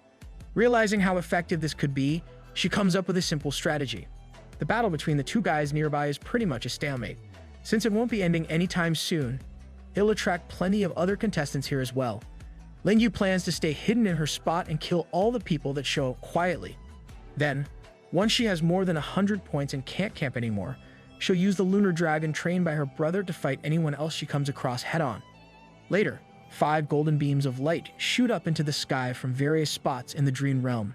In just 1 hour since the beginning of the battle, 5 contestants have crossed the 100-point threshold. And funny enough, all 5 are the heirs of the prestigious families, including the 4 great ones. Out in the real world, a spectating Su Ping learns the reason for this from Dong Mingsong. This is an old practice in the Elite League's Battle Royale stage. The heirs of major families have an agreement to meet up at the very center of the map they're sent to. From there, they all split off into different directions. By doing this, they can ensure none of them have to face each other during the Battle Royale and can save their face-offs for the finals. Su Ping comments that it's rather unfair since they're manipulating the rules to make sure the finalists are only from the great families. Dong is quick to assure him, though, that there aren't really many people who even could rival those guys anyways. Speaking of which, where's Lady Ruyan of the Tang family this year? Yup, that one's a real mystery. Su Ping sure doesn't know what you're talking about. Back in the dream world, one of the top 5 contestants is seen absolutely smoking the competition. With a couple of weaker guys in tow, he can be seen cutting down opposing players with incredible skill. This is the young master of the Liu family, now boasting a shocking 148 points. The 2 with him, children of rich men who bought the Liu family's protection, waste no time in sucking up to him despite his distaste for it. Meanwhile, Lingyu has still only reached a total of 42 points, far behind those in the lead. As she continues hunting players and the heirs of the great families do the same, a 6th golden beam suddenly appears. Another contestant has reached 100 points. The announcer gets excited by this revelation and starts taking guesses as to who it could be. One of those guesses being Ruyan Tang. Yeah, fat chance of that one, Chief. As everyone wonders just who it is, this 6th contestant is suddenly revealed in a violent display of wild power, barreling through tens of players at once, with a total of 137 points, riding atop the back of none other than Umbrageddon, is Shu Kuang. In the latest series of events, Su Ping's younger sister has cleared all the qualifying stages of the Global Elite League and is now participating in the final stage before the finals.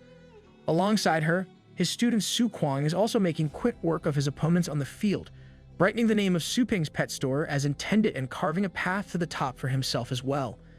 In the background of all of this, Su Ping has been spending his time strengthening both their pets and his own, putting them through some intense training exercises. After blitzing her latest two victims, Su Lingyue is at a solid 44 points, pink wisps of light trailing after her extended claws. Suddenly, as a trio of bright golden pillars of energy rise into the sky, Lingyue's attention is diverted to them. Looking in their direction, she wonders why the young masters of the Qin and Liu families are heading towards Su Quan, her brother's disciple.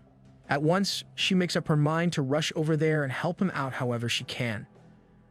Over at the location of the light pillars, the Liu family's heir, Qing Feng slices through a bunch of trees with his blade before stepping through where they stood.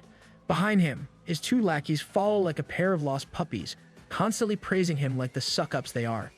As they enter the clearing they just opened a path to, Liu Qingfeng speaks out with his eyes closed and a smug smile in place. Su Kuangnu is heading towards him, and yet he didn't try to run away. In fact, he's actually been waiting for them here. He really does have guts at the very least. Sitting atop his Umbra Geddon's back, Su Kuang keeps a confident smile on his face, but on the inside, he has concerns of his own. Xing Feng just chopped down those tall trees with a diameter easily as wide as 2 to 3 arm lengths. His sword must be insanely sharp. Outwardly, though, he maintains a cool demeanor and states that he intends to get into the top 5. Since he would have had to face the Liu family's young master to get there anyways, he might as well stand his ground now and stay to fight, right?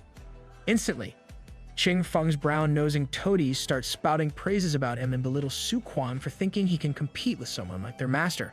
They even tell him he should just surrender or else their master will show him the real difference between their powers. Su Kuang is unaffected by their nonsense. Smile still in place, he sits with his arms crossed and eyes closed. Su Kuang asks if they consider the possibility that he will be the one showing them the difference in their power. The toadies are instantly offended by the claim, gasping like a couple of high school girls in an anime. Liu Qingfeng, on the other hand, responds much more physically, that is to say, with a slash of his sword. As he swings the blade, he fires a wave of energy from it called Ahum Fall. As it makes contact with Su Kuang, a massive boom occurs, suggesting that some damage has been done. That suggestion couldn't possibly be more wrong, though, as Su Kuang and Umbra Geddon emerge from the dust cloud completely unharmed. Inside, Qing Feng is starting to feel a little nervous since that last attack didn't even give Su Kuang so much as a scratch. Regardless, he continues playing it cool and tells Su Kuang that it wasn't bad. After introducing himself, he asks for Kuang's name. Seeing a chance to show off, Su Kuang points a thumb to himself and tells them to listen up. Before he can say anything further, he gets hit with a massive thunderstorm sword skill from Qing Feng. Makes sense. Bro did do the pre-butt whooping Vegeta pose. Unlike Vegeta after doing that pose though, Su Kuang comes out of it completely unscathed, shocking Qing Feng's bootlickers into silence from their bragging. As the smoke from the attack fades away, he speaks out to tell them his name is Su Kuang. Also, can they seriously stop attacking while he's trying to talk? Is that really all they're capable of? Cheap shots and sneak attacks. Over with Qing Feng, he's experiencing nothing short of absolute and utter confusion as he stares at his blade. That attack didn't work. Out in the real world, people in the spectator seats are losing their collective crap as well. After all, Qing Feng killed 100 people consecutively using his sword. And that's not even to mention that the average Umbra Geddon is meant to be about 2 to 3 meters in size. Over in his seat, Feng Shan's vice principal, Dong Ming Song, is surprised for different reasons. That Su Kuang looks oddly familiar for some reason. Suddenly, it hits him. That's the kid he once heard calling Su Ping his master. Could it be that he's Su Ping's student? Thanks, Captain. Obvious. Welcome to the party. Back with the contestants, Qing Feng has decided to step things up a notch. With the appearance of a large blue portal, he calls forth his own pet, a giant, dark dragon with a blue hue to it. Even the two idiots on Qing Feng's own side are overwhelmed by the sheer suppressive aura of this dragon. Ranked 5th among all dragon pets, it's the mighty dark dragon, Episakan. Outside in his seat, VP Ming Song mentions that the dragon is the same kind as what Lu Fengshan summoned at a previous college tournament to kill 5 of Feng Shan's brightest, yet this one is even bigger. In the battle world, Su Kuang instantly feels the effects of Ebisakan's passive ability, Dragon Might. It's a struggle to even stay on his feet under the oppressive aura, as Qing Feng is quick to point out while he positions his blade. Sword in place, he's ready to skewer Su Kuang, but never gets the chance. The very next moment, a foot flies into his view and slams Qing Feng away from the other boy. Using his sword, he bats away his assailant and her pet before getting right to the point. Is she Su Lingyue? Not one for games. Ling Yue confirms his suspicion as she lands firmly on her feet and tells him she's his next opponent. Off to the side, Qing Feng's lackeys deduce that she's the one that's been bragging about being the champion. Even they have to question, though, how is she unaffected by dragon might? From a new challenger, a question is put forward. Did she just use the stillness of Vajra technique? Su Ling Yue narrows her eyes and suspiciously asks how this newcomer knew that. In response, said newcomer just says he's fought against the young mistress of the Tang family before, so of course he does. This is none other than the Qin family's young master, Qin Xiaotian. Meanwhile, Qing Feng's mind is moving a mile a minute. From what he knows, the stillness of the Vajra is a move only taught to the Tang family's young mistress. Between Ling Yue knowing it and Ryu and Tang being suspiciously absent this year, he quickly comes to the sort of correct conclusion. Ryu and Tang is with the Little Rascal pet store run by Ling Yue's brother. No wonder his father has been so careful regarding that pet store. This is all just crazy. It's so ridiculous he can't help but let out a laugh, confusing Xiao Tian. When he asked about it, Qing Feng just tells him he can go ahead and fight Ling Yue since he wants to. His motivation for this is simple. If the Qin family defends Little Rascal pet store, they'll be sure to suffer in some way. For now, though, he has another opponent to face. Su Kuang is still on the scene and he's raring to go, while he faces Qing Feng. Ling Yue is left to stand against Xiao Tian. Twirling his spear, he asks just how strong she is to claim she's the champion. Raising his spear parallel to the ground, Xiao Tian calls forth his two pets, the Dragon of Earth and the Dragon of Thunder and Fire. Two majestic monstrosities of the highest caliber step out of a pair of portals behind him. Outside, the crowd goes crazy at what they're seeing. The Dragon of Earth alone is formidable enough to have earned the nickname Iron Wall. But on top of that, the number 7 from the Dragon rankings, the Dragon of Thunder and Fire as well. Owning a dragon is to a pet tamer what owning a private jet is to the ordinary Joe. There's no doubt the Qin family's young master is disgustingly loaded to have 2 dragons. Xia Tian, however, is more focused on his opponent. Addressing Ling Yue, he tells her he knows she has a dragon too, so she should summon it. Ling Yue knows that her snowball can't handle 2 dragons of such might alone. As such, she calls forth her own trump card. Stepping out of tier in reality itself, her lunar dragon reveals itself and lets out a guttural roar towards Xiao Tian's beasts. On a side note, Qing Feng's toadies are all but crapping themselves both from how overwhelmed they are and how emasculated they feel at being the most inferior ones here. Over with the other fight going on at the same time, Qing Feng has his Ebisakan prepare a grade 8 pet skill, Hellfire Breath. As it charges up, he boldly asks Su Kuang if he really dares to block this attack head-on like before. Confident in his abilities and his pets, Su Kuang simply tells Qing Feng to come at him and tells Umbregeddon to go all out. With a roar, the Dark Dog leaps forward at the Hellfire Breath that Abisikan has just fired. As the two collide, Qing Feng is certain this is already over. The Hellfire Breath is a skill that boasts great enough power to erode bones and penetrate intestines after all. There's no way Su Kuang will survive taking this head-on. Unfortunately for Qing Feng, that line of thinking goes right out the window when Su Kuang casually comments that an attack of this degree won't be enough to even calm out Umbregeddon's fur. Enraged, Qing Feng tells Ebisakan to keep Umbregeddon busy, and he himself leaps at Su Kuang with his sword drawn. The key to winning a battle is to attack the battle tamer after all, and with Su Kuang being suppressed by Dragon Might, he's a goner for sure. However, as he draws closer and closer, Su Kuang simply continues to stand in place with an infuriatingly cocky smirk on his face. Hell, he even bets that he'll change his name if he so much as flinches from what's coming. Alright, you know a guy's cooking something fierce when he's this confident and isn't even bragging with details. Sure enough, Qing Feng's sword snaps like a twig as soon as it makes contact with Su Kuang. Or rather, the barrier of defensive magic coating him. Umbregeddon has applied a myriad of defensive buffs to Su Kuang, ranging from Gale Protection, Gaia's Protection, Hard Shell, Storm Armor, and even Draco Scales. While Qing Feng is still off balance and off guard from the shock of his sword shattering, Su Kuang punches him right in the pie hole hard enough to send him flying back like a miniature tornado. That crap's straight out of Looney Tunes. As Qing Feng screeches to a stop with his face digging through the ground, Su Kuang starts mocking him. He asks him what other skills he's got and tells him to use them all with a grin on his face. Sitting there, utterly humiliated, Qing Feng comes to a decision.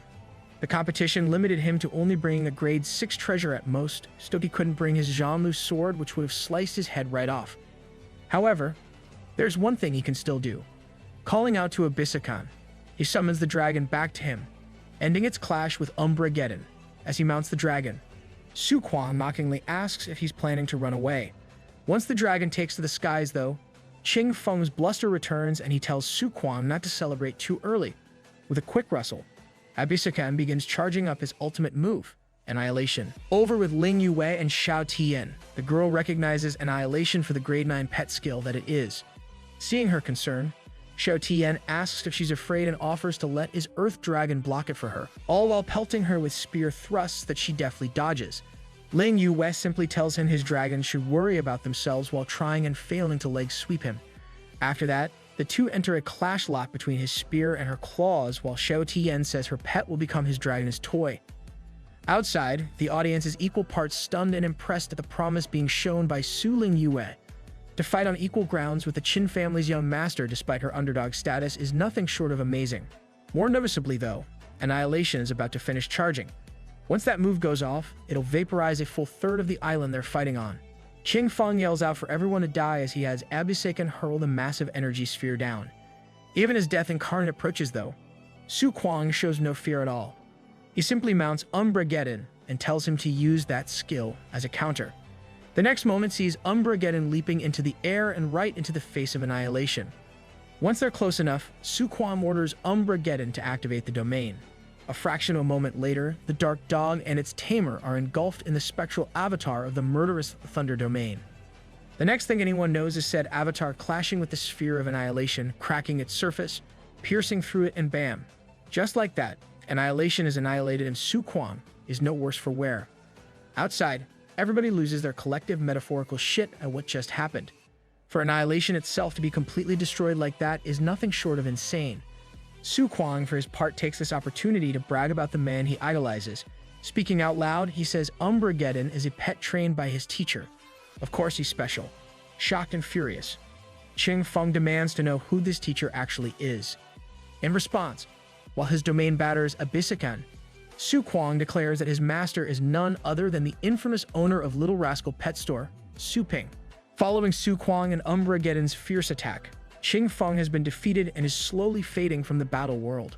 Before he's taken out though, he makes an observation. If even Su Quan, who's this strong, is a part of the Little Rascal Pet Store's forces, then it won't be long before the Tang family take action, especially once they see the stillness of the Vajra being used by an outsider in Ling Yue. This year's Elite League Championship is shaping up to be quite an interesting one. With Ching Feng beaten, Su Quan gets a whopping 148 points added on to his existing 137. Sitting on Umbrageddon's back, he turns to Ching Feng's lackeys who are still in the area and tells them they're next. Like the spineless losers they are though, they instantly put their hands together and beg to be spared. One even offers to have his father compensate Quang after the competition.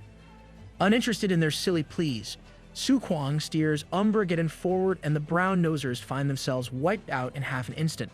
Frustratingly enough, each of them only gives Quang 1 point, so that's pretty disappointing.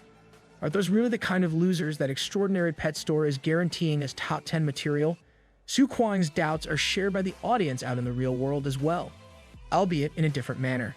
People are quickly switching up on Extraordinary Pet Store and deciding to take their business to Little Rascal Pet Store instead. After seeing the incredible feats of the pets trained there, no one can pretend that they aren't the best. Among the spectating audience are also Su Ping himself and Fengshan VP Ming Song. Said VP turns to Su Ping to ask him if this isn't a tad problematic. After all, killing the young master of the Liu family is equivalent to tarnishing the reputation of the 4 major families themselves. Su Ping, however, just says that that's exactly what he wanted. Flashback time, boys and gals. Back before the current day, Su Ping tells Su Quan that he'll hand over Umbrageddon for the Elite League's next event. Su Quan is more than a little hesitant, asking if he's really able to use his teacher's favorite battle pet. Hell, he's not entirely sure this isn't a dream. Su Ping assures him though that this is no dream. Pet leasing is one of the services of their pet store after all, so he'll be charged for the temporary contract anyways. Su Quan is quick to tell him though that the money isn't an issue. The thing he's concerned about is if he can really control such a powerful pet himself. Once more, Su Ping reassures him that it'll be fine by telling him that the limit of forming a temporary contract is only related to one's combat levels. Despite Umbrageddon having a pinnacle grade 9 battle power, Su Quan has recently achieved grade 7, is more than enough for the contract to work. Hell, it probably would have even if he was just upper grade 6. After hearing Umbrageddon's level, Su Kwang can do little else but bow his head and thank his teacher with every bit of sincerity possible. When he goes to address Umbrageddon respectfully, Su Ping tells him that he shouldn't be so formal. Rather, he should treat Umbrageddon as his very own battle pet. Moreover, he's allowed to use all his powers during the competition. No holds barred. After all, the Global Elite League is quite possibly the best opportunity there is for advertisement. Once their pets show what they're capable of, any doubts about their pet store will instantly be cleared. Back to the present, folks. Su Ping proudly declares his intentions to Ming Song. It's time for the 4 major families to step down from their position as the leaders of Longjiang City, as though she's a herald for her brother's vision. Ling Yue chooses that moment to call forth the greatest power of the lunar dragon. Above the majestic beast, an ethereal 6-winged angelic being full with glowing crown manifests. With a quick crackle of lightning, the angelic being calls forth a bow and notches an arrow. This is the wind god Thunderbolt arrow. Highly impressed, the commentator for the event wonders out loud if they're about to see another brand new lightning attribute skill. Xiao Tian himself is nearly overwhelmed by the sheer pressure from the move, but his battle thirst balances it out enough for him to make a move. To try and keep the upper hand, he summons 2 more of his pets, both of the 9th grade in combat power. The Guardian of Nature and the Bloody Demon Samurai. Both creatures of undeniably awesome power. Shocked by this development, even the commentator loses his cool for a bit before explaining that the Bloody Demon Samurai is rumored to be the most violent and hardest to tame of all grade 9 beasts. Despite its immense power, there are several cases of it turning on its own masters, nearly landing at the classification of enraged beast. On the battlefield, the angelic being's arrow is shot from its bow with a seamless grace befitting its divine appearance. Below on the ground, Xiao Tian takes measures to defend against the ridiculous move. Dragon of Thunder and Fire, Guardian of Nature, and Dragon of Earth all activate Draco scales at his command. That is then followed up with the Plant Goddess's Protection and Gaia's Protection. With 3 whole 9th grade defense skills applied in just an instant, Xiao Tian is ready to tank Ling Yue's godly arrow. However, as she says before it makes contact, this is all useless. Damn, that was cold. Without slowing for so much as a moment, the arrow pierces straight through all the defenses that have been put up and kills Xiao Tian's pets in one fell swoop. As he balks at the failure of his defensive skills, he's left with just Bloody Demon Samurai at his side. He too is forced on the defensive as the arrow continues its course until it makes contact with him. The force carries the demonic pet a good distance across the battlefield before he's finally able to dig his feet in and redirect the arrow into the forest to the side. In the aftermath of that arrow's explosion, Ling Yue actually ends up gaining points for the 36 players that were beaten as collateral damage. Su Kwang is even impressed by what he's seeing, his competitive spirit to the side for the moment. The commentator's voice blares out as he talks about how Ling Yue's terrifying lightning skill fully penetrated several grade 9 defense skills like nothing. That thing was all but unstoppable. The only reason Xiao Tian's still in the battle is because the Bloody Demon Samurai has outstanding physical toughness, even by the standards of a 9th grade. Geez, really hammering in his inadequacy, aren't we? Now, thinking that Ling Yue has exhausted herself by using her trump card, Xiao Tian has Blood Demon Samurai flash behind her in a flicker of insane speed. With this, he'll be able to finish off Ling Yue while she's still too spent to react. Oh, never mind. It was bait. The second Blood Demon Samurai's claws close and around Ling Yue. She shields herself with the grade 9 Ice Attribute defense skill, Ice Goddess's Protection. Ling Yue comments that the samurai is indeed quite fast, but not quite as fast as her lunar dragon. The same way Blood Demon appeared behind her, so too does Lunar Dragon behind him. With a mighty roar, the dragon bites into the samurai's shoulder. Xiao Tian yells out for his pet, but Ling Yue tells him something that has his blood freezing in his veins. That arrow just now, it was nothing more than a warm-up. Looking up, one can see not 1, not 2, not even 3, but 5 more of the wind god thunderbolts notched and ready to fire. That stupidly overpowered arrow from earlier can be fired in rapid succession.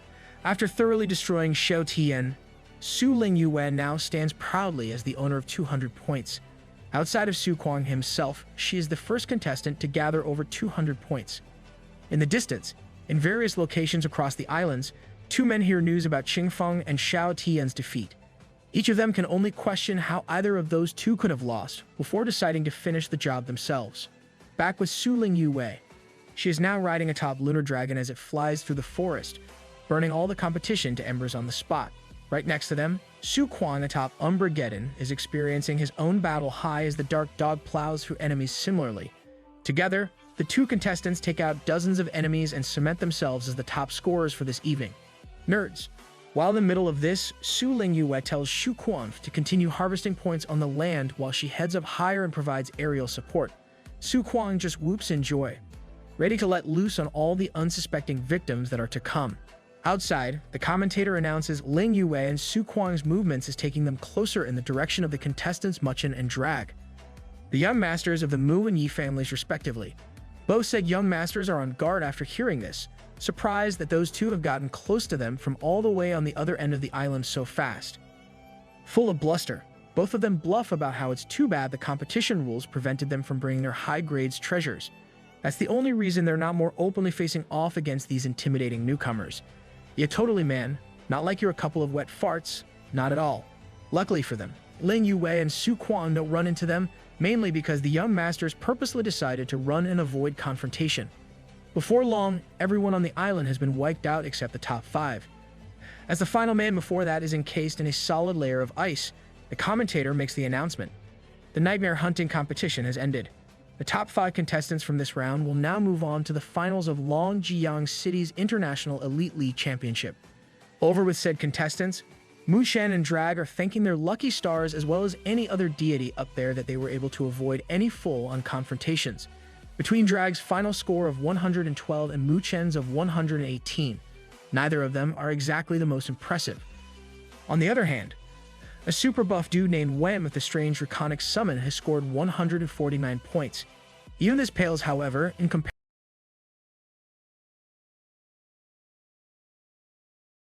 The contestant in first place is Su Quan himself. Right behind him, and not by too much, is Su Lingyue with her own score at 289. With the stage over, the contestants are released from their pods all at once and instructed to contact the staff if they experience any discomfort. Su Quan, however, is as fired up as ever, extra excited that he and Lingyue have moved up to the finals. On the other hand, the younger sister of Rascal Pet Shop's owner is still quite cautious and calculating. With another round of finals waiting for them, they need to stay on their toes.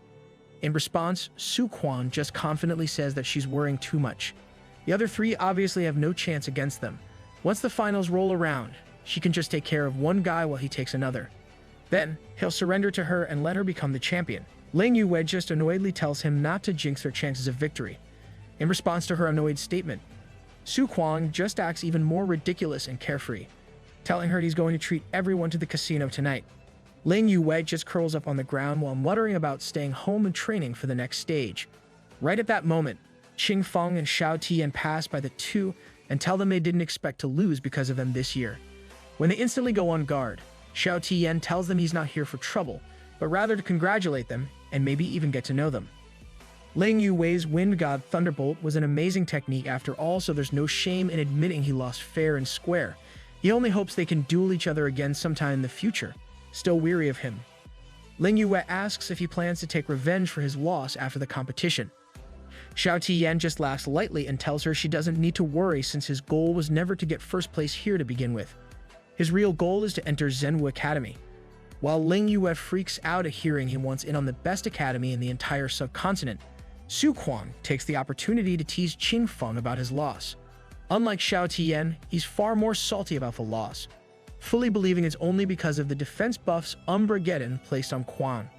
Growing annoyed, he tells the rest that he's busy, so he's leaving first and walks off.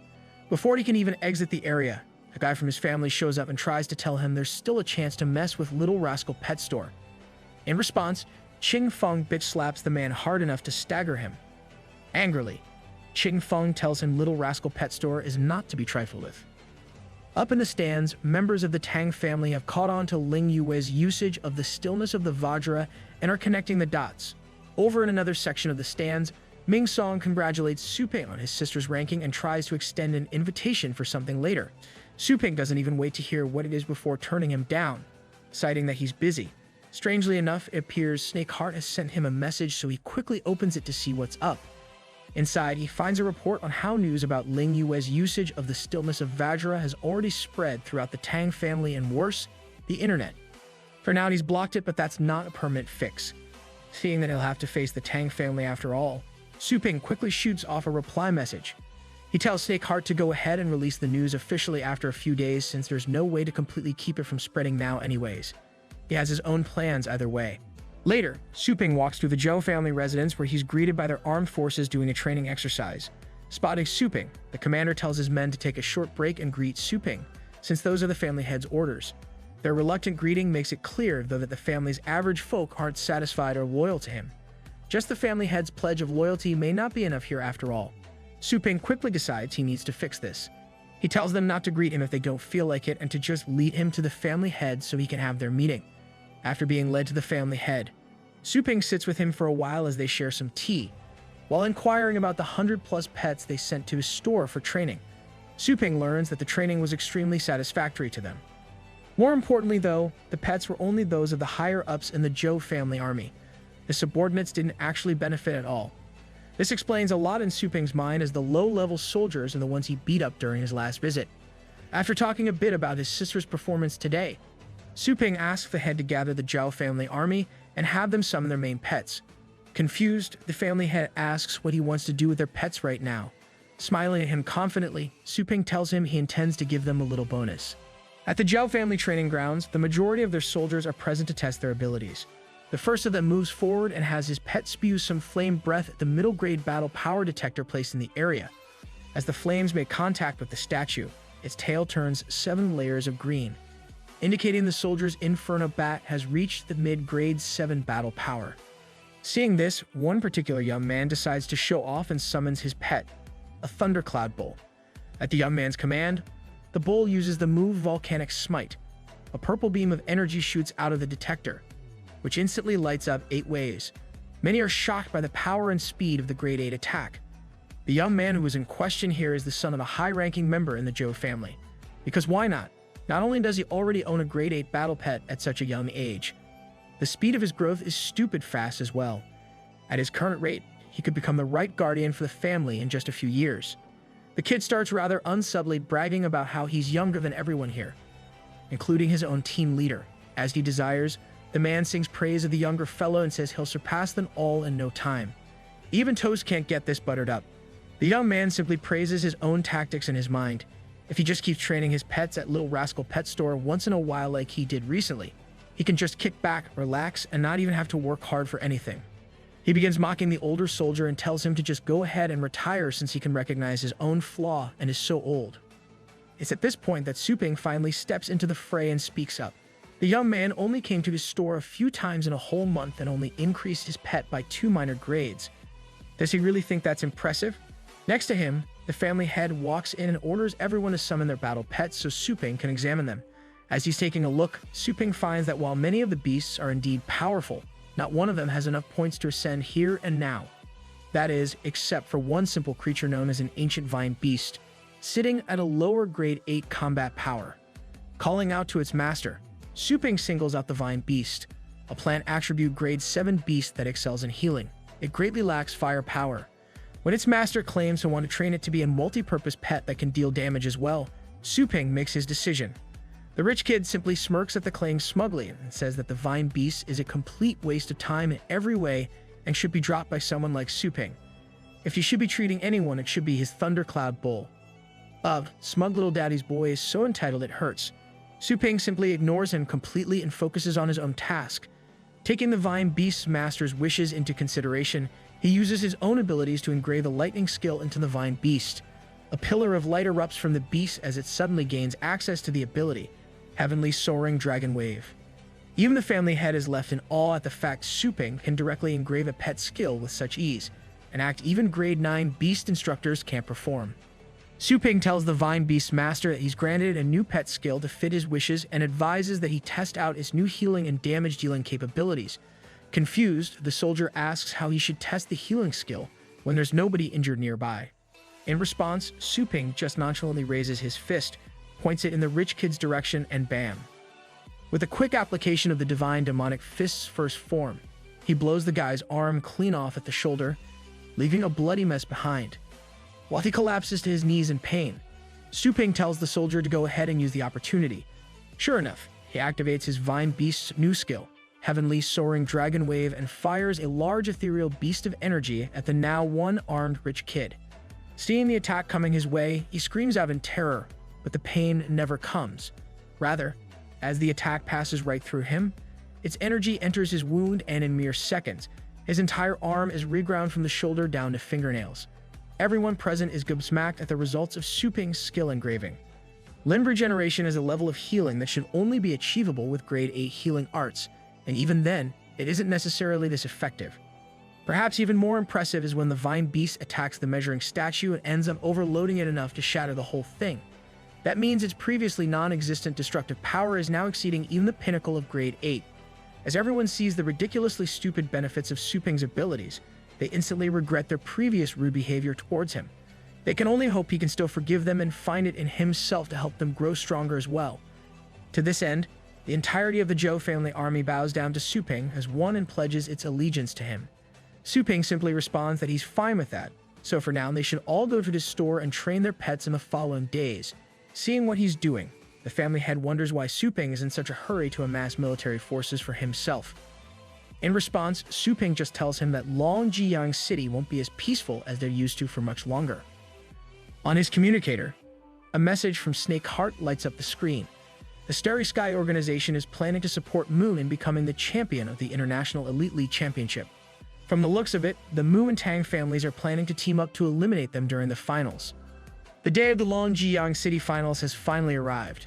Standing in the A2 arena, the top 5 contestants from the previous stage are waiting for things to kick off as the announcer goes through the formalities. He explains that the winner of the finals today will go on to represent all of Longjiyang City in the International Championship. Up on a raised platform, a group of prominent figures are seated separately from everyone else. These are none other than the heads of the major families. Tang Longzhan of the Tang family, who is rather annoyed with the recent actions of Little Rascal Pet Store. Mu Beihai of the Mu family, who seems more amused than anything. Qin Duhuang of the Qin family, who wants to see the girl that beat his son in the last stage. Liu Tianzong of the Liu family, who just wants to witness Little Rascal Pet Store's true power. Yi Wuming of the Yi family, who is excited with anticipation over today's events. And finally, Zhou Tianlin of the Zhou family, who already knows the victor of today's tournament. One lone seat in the middle of them all remains empty though. The occupant shows up right as the announcer is beginning to introduce her. The Starry Skies organization's representative, Miss Moon. She is here to participate directly on behalf of Starry Skies. This announcement is met with mostly negative responses from the crowd, though the majority of them have the sense to keep it quiet. Nobody really thinks it's fair for an outsider to barge in on their city's finals and potentially take away their chance to be represented internationally. Oblivious to their dissatisfaction, the announcer continues to explain the format of today's contest. Since there will be a total of 6 contestants, the rules of the finals have been tweaked to accommodate the new number. All 6 contestants will randomly be assigned to one of 2 groups, A or B. The contestants who defeat the other 2 beast tamers in their own groups will then advance to a final match between them to determine the winner. Su Lingyue and Su Kuang look up to see that the grouping is heavily out of their favor. Both of them are in the same group along with Zhou Wen, which means only one of them will be able to advance to the true final. Once the actual fights begin, the Mu family instantly forfeit their first match, which sees Moon pitted against Mu Chen. Though the crowd is highly confused at first, it doesn't take people long to come to the correct conclusion. The major families plan to allow Starry Skies to walk all over them as usual. The champion of their city will end up being robbed by an outsider like Moon, leaving them with no representation on the world stage. Now I all know what it feels like to live in a third world country. Kind of. Su Ping, on the other hand, is confused by the audience's negative response. Seeing this, Ming Song explains to him why they're reacting like that. Though the government has never officially admitted to it, there is an unspoken rule that most are aware of. Competitions like the International Elite League and the King's League are meant to distinguish talented individuals. For those individuals, it's an opportunity to gain recognition, status, fame, wealth, and power. But from the perspective of a whole city, having a champion stand out in such competitions is leverage to obtain resources from the Blue Star Federation. Cities that can't produce powerful individuals don't get that benefit. If the champion of the International Elite League for Longjiyang ends up being an outsider, their city will be deemed one such incapable place and be written off in the allocation of resources. Their development may well be halted or even deteriorate altogether. The major families tend to act high and mighty, but they bend the knee to Starry Skies quite easily. Longjiyang City's only hope now is for Su Ping and his store's disciples to obtain first place themselves. Down in the arena, the second match between Moon and Drag concludes in the same manner as the previous one. The Yi family's head forfeits on Drag's behalf as soon as the match begins, as he's realized this is a ploy to eradicate Little Rascal as well. With both her opponents having forfeited, Miss Moon automatically advances to the finals. With that taken care of, it's now time for Group B's matches. The first match between Su Lingyue and Jiao Wen was announced. Up on the raised platform, the Yi Wuming advises Zhou Tianlin to have his son injure Lingyue at all costs and appease Starry Skies. However, Tianlin simply tells him that this time around, even Starry Skies will be in danger. He knows which side to stand with, and he plans to stick with that. Raising his voice, he announces that the Zhou family forfeits as well, allowing Lingyue to move forward without any trouble. The crowd instantly catches on that the Zhou family is supporting Little Rascal, and quietly start cheering at their odds of winning increasing. The other family heads berate Tianlin for his decision and threaten him, but he remains firm in his choice. The next battle is between Lingyue and Su Kuang, as per their agreement right from the very beginning. Su Kuang forfeits at this point so Lingyue can go on, but not before giving her some advice. According to Su Ping, Moon has never actually shown her true powers before, so it would be best to go into this as cautious as possible. With Su Lingyue getting the same express ticket to the final match as Moon, the true battle has arrived. Lingyue leaps onto the battle stage to cheers from all across the crowd, expressing their support for her at the top of their voices. Up from her position on her throne-like seat, Moon's reaction is far more ominous though. She simply looks down at Lingyue with a small smile and calls her display cute. Woof woof. No? Well, can't blame me. She's hot. A flashback of the past shows how messed up Moon has been from a very young age. As a child, she brutally killed a little kitten, simply justifying it by saying that she hates cute things. Isn't that just the most ominous thing ever? In the present, Moon exerts a powerful crimson aura around herself as she levitates down to the arena where Lingyue is waiting. With both contestants in place, the organizers activate a grade 9 barrier to prevent any collateral damage. After that, they explain the format of this final. For starters, it's going to be a best out of 3 style fight, with the loser being determined by either tap out or knockout. Furthermore, only treasures of grade 7 or lower are permitted to be used in the fight. With both fighters facing off, some folks in the crowd start cheering loudly for Lingyue and very lightly speak in a way that could be interpreted as offensive towards Starry Skies. That's all Moon's Imperial Guard needs though. The next thing anyone knows, a purple blast is sent right at the person who is talking and his existence is erased in a bloody explosion. Everyone surrounding that guy instantly freaks out, understandably so. Even Su Ping's attention is drawn to the commotion and he narrows his eyes in anger at what he sees. Jiao Wuji, a 3-star member of Starry Skies who also goes by the title Spear Demon, a beast tamer of the higher 9th grade in terms of combat power. Beside him is a 4-star member by the name of Yi Fengxiao. With the title of Dragon Rider, he's also a higher 9th grade combat power. Together, the two display a completely callous approach to the lives of others, seeing what they've just done as a re-education of sorts, rather than the cold-blooded murder it was. With the crowd sufficiently scared into silence, attention is brought back to the fight down in the arena. The announcer continues explaining the rules and tells the contestants that officials will not provide any form of healing throughout the battles, so they should make sure to summon their pets at the right times. Angrily, Lingyue asks Moon why she has to come here to compete rather than leaving the people of Longjiyang alone. Does she not have the confidence to become a champion from her own region? Moon simply smirks at her and grunts out a non-answer. The next second, Moon dashes forward in a sudden leap to punch Lingyue with enough force to send her flying away. As Lingyue impacts the floor of the arena a little way away and creates a miniature crater, the crowd is amazed by what they've just seen. That punch exceeded even the 6th grade in terms of pure strength. Will Lingyue really be able to defend against this kind of power? Yup, she can. Lingyue emerges from the dust completely unharmed from Moon's attack and stands proudly. She snarks at Moon, asking her if her words really hurt the woman's pride that badly. Up in his seat, Tang Longzhan recognizes the defensive move Lingyue just used as the stillness of the Vajra and has the rumors confirmed to him firsthand. His brows furrowed in rage, Longzhan glances towards Su Ping and swears that he'll execute him publicly after the competition concludes. Over with said pet store owner. He listens as VP Ming Song complains about Moon attacking before the judges officially started the match. Su Ping has a different concern though. As far as he can see, the astral patterns on Moon's body are a lot more complex than what they're disguised as. Based on how far back Ling Yue got thrown from the punch despite using the stillness of the Vajra, her astral patterns are easily providing additional power in excess of grade 7. But UP Mingsong instantly shows immense concern upon hearing this, as such things are highly illegal. He'd only wonder why in the world the judges aren't saying anything about this clear violation. This prompts Su Ping to tell him about the suspicions he's had ever since he saw the groupings of Group A and B, the officials here. The judges, the referees, and anyone else of note is clearly in Starry Sky's pocket. The most they're doing is giving Moon a warning for attacking early for all the good that it'll do. Even if Starry Skies were to blatantly break rules here, it's highly unlikely the judges would take any serious action against them. With that being the case, VP Mingsong can only ask what in the world is even the point of fighting to begin with. To this, Su Ping replies that of course there's a point. The fact that they're cheating like this is exactly why they must win against them here and now. In the arena, Ling Yue wastes no time in summoning her lunar dragon. As it comes through the dimensional tier as usual, everyone is stunned by the altered appearance of the majestic creature from the last stage. The dragon now sports several golden highlights across its body, as well as a pair of menacing gold-tipped horns atop its head.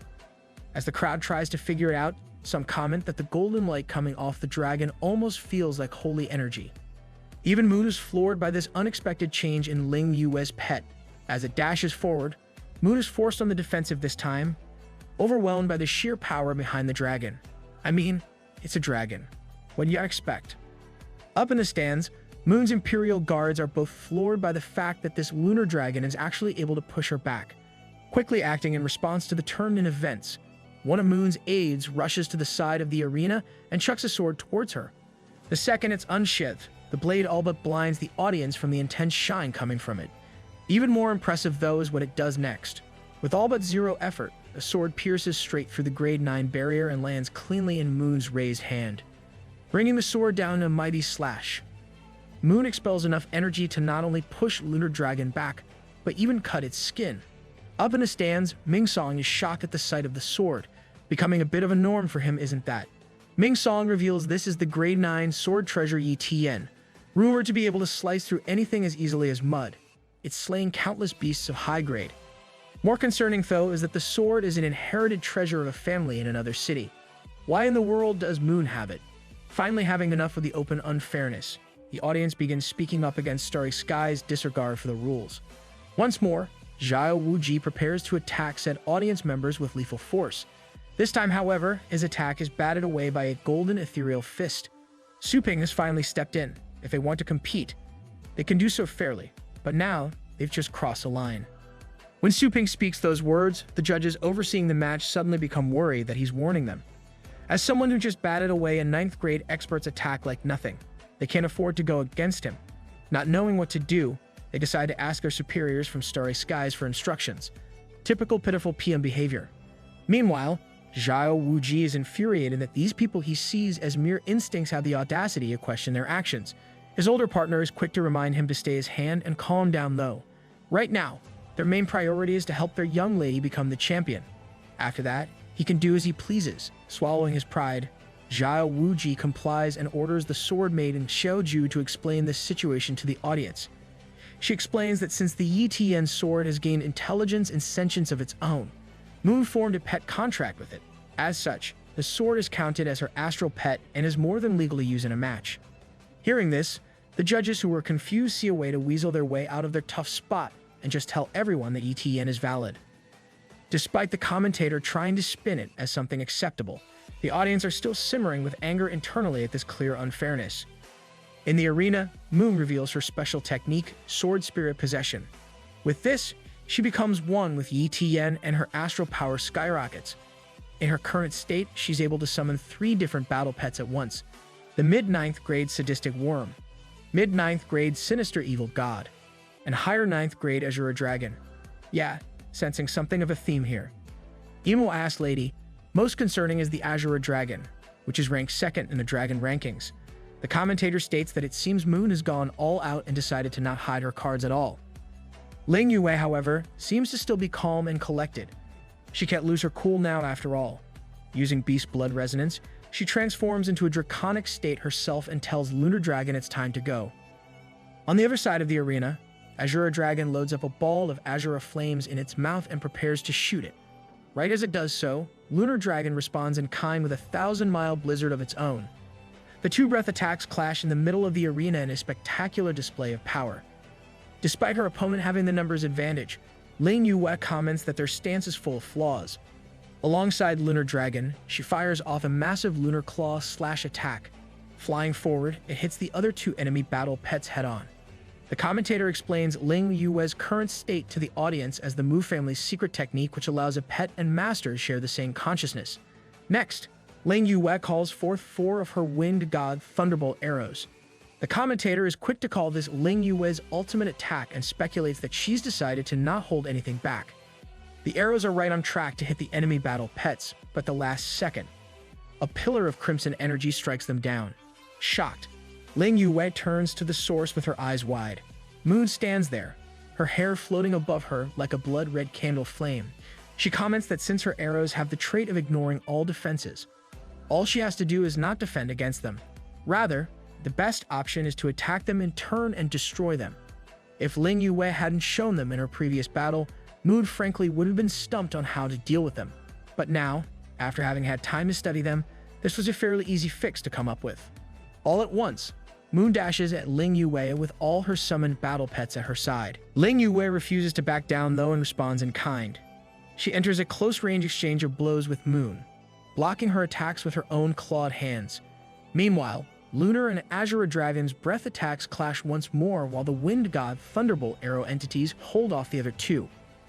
Unfortunately for Ling Yue, it appears Moon's close combat skills are superior to her own. Before she knows it, she's been slashed in several places all over her body. Even the commentator picks up on the fact that Ling Yue is being driven back more and more the longer the battle keeps going. Soon enough, the beast's blood resonance skill will wear off too. While Ling Yue is forced on the defensive, so too is Lunar Dragon. Outnumbered as it is, the beast is beginning to struggle as well. The situation has become truly dire. Beyond all odds though, it seems this is what Ling Yue was waiting for. Turning her eyes to Lunar Dragon, she tells him mentally that it's time to get all of them in one go. Right on cue, Lunar Dragon unleashes a new skill, Divine Wing Slash. Its wings light up with a blinding golden glow and beams of energy shoot all over the field like a spider web. In a single instant, all of Moon's battle pets are severely injured and left unable to fight. Jiao Wuji's unbothered expression betrays the deception in this though. Moon's battle pets are far different from the average beasts. Using a heavy dose of killing intent, Moon literally scares her pets into rising back up to fight. At this rate, they may very well die, but she doesn't seem to care when faced with a path to victory. Man, it's colder than any ice move Ling Yue can use. Sensing that Moon is getting desperate, Ling Yue decides to go all out too and calls Snowball forth to join the battle.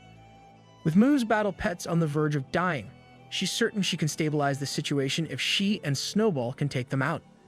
Unfortunately for her, Moon is more than prepared for the tactic she uses next. With her hair flaring with crimson energy, she reveals that she already knows the Snowball attacking her is an illusion. On the spot, she turns to the real one that's about to attack her from behind and unleashes a brutal flurry of cuts that leaves Snowball on death's door. Moon revels in the despair on Ling Yue's face after seeing Snowball cut down so viciously. Luring forward with incredible speed, she slashes at Ling Yue's throat. The commentator recognizes this as Flicker, a movement skill that utilizes insane levels of speed. This guy's pretty useful for exposition, I've gotta say. To everyone's relief, Ling Yue survives the attack. However, she doesn't do this by dodging, rather by activating her Ice Goddess protection move and covering herself in frozen armor.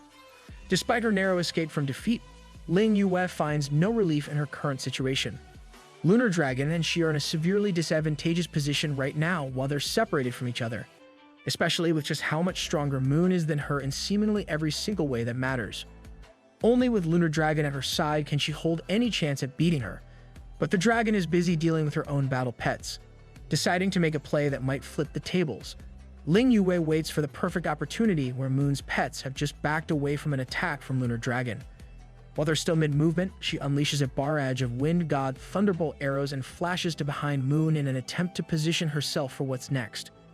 Unfortunately, Moon still has the upper hand as far as physical capabilities go. In less than an instant, she's behind Ling Yue instead using Flicker.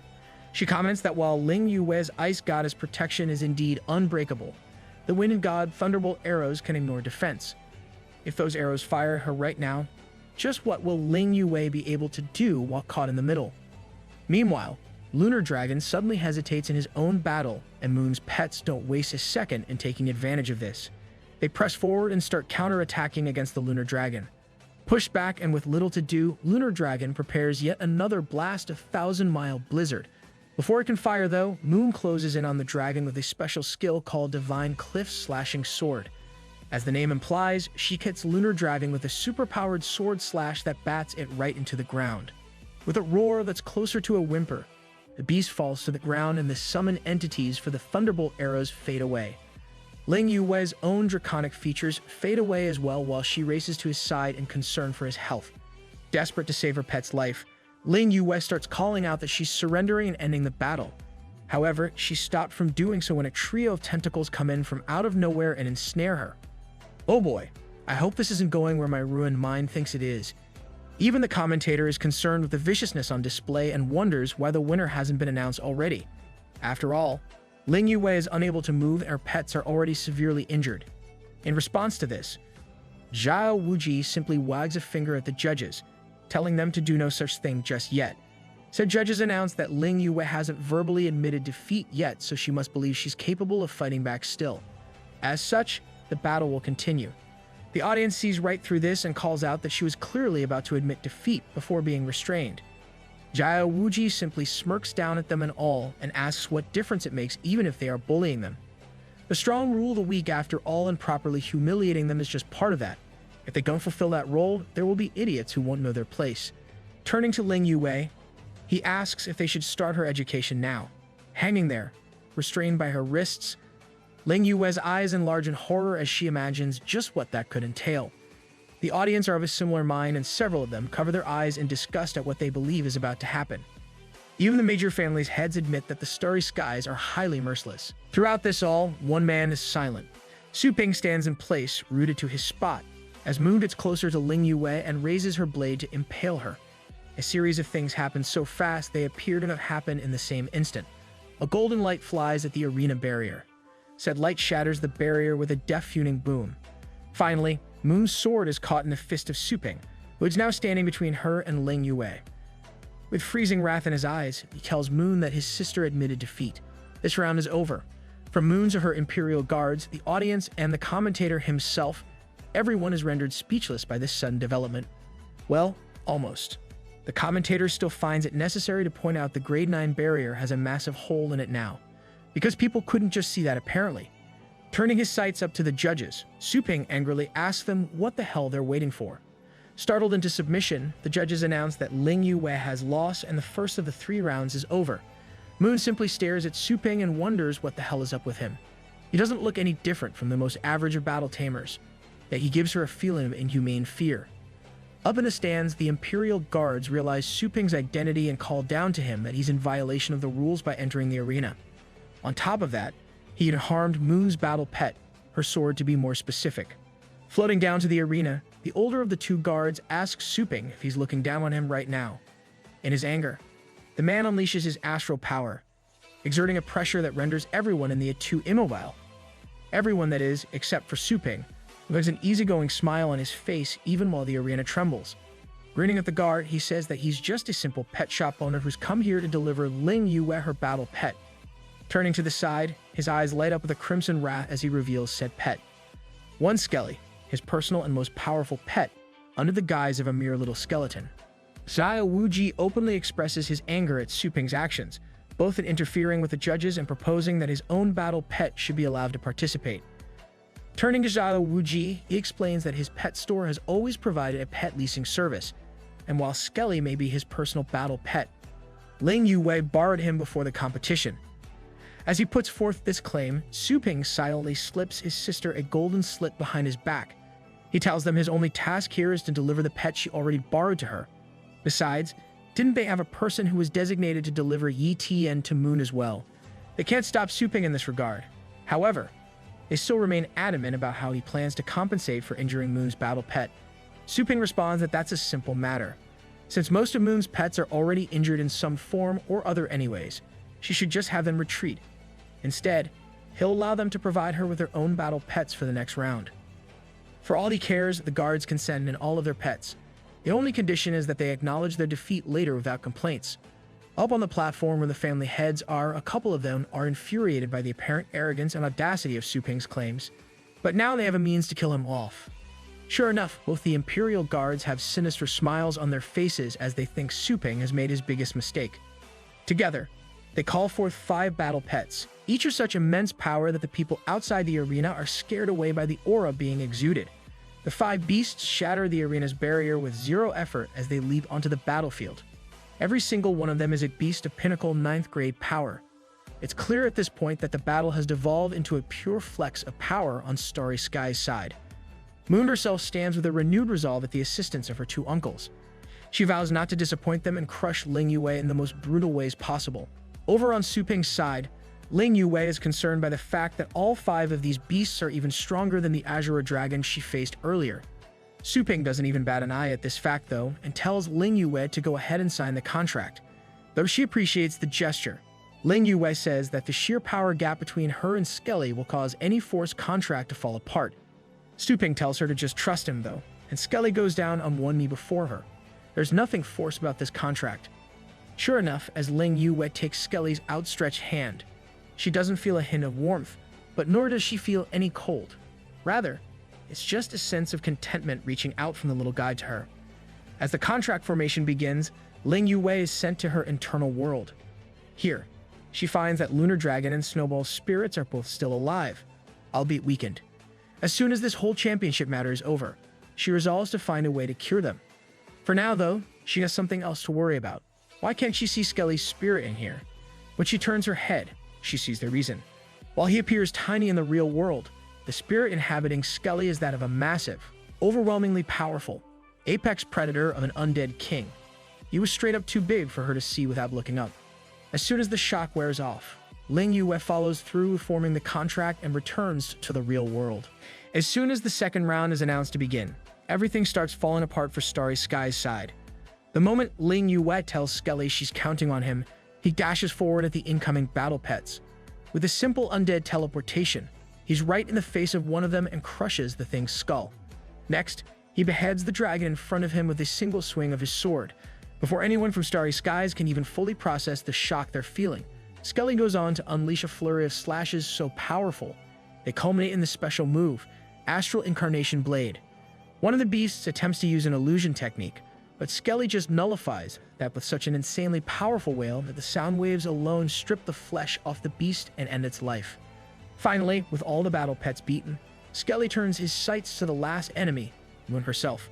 The Imperial guards let out a terrified scream as they see what's about to happen, but there's nothing they can do to stop it in time. With a single downward swing of his blade, Skelly cleaves through Moon's blade, as well as her chest. The battle is over. The end, for now.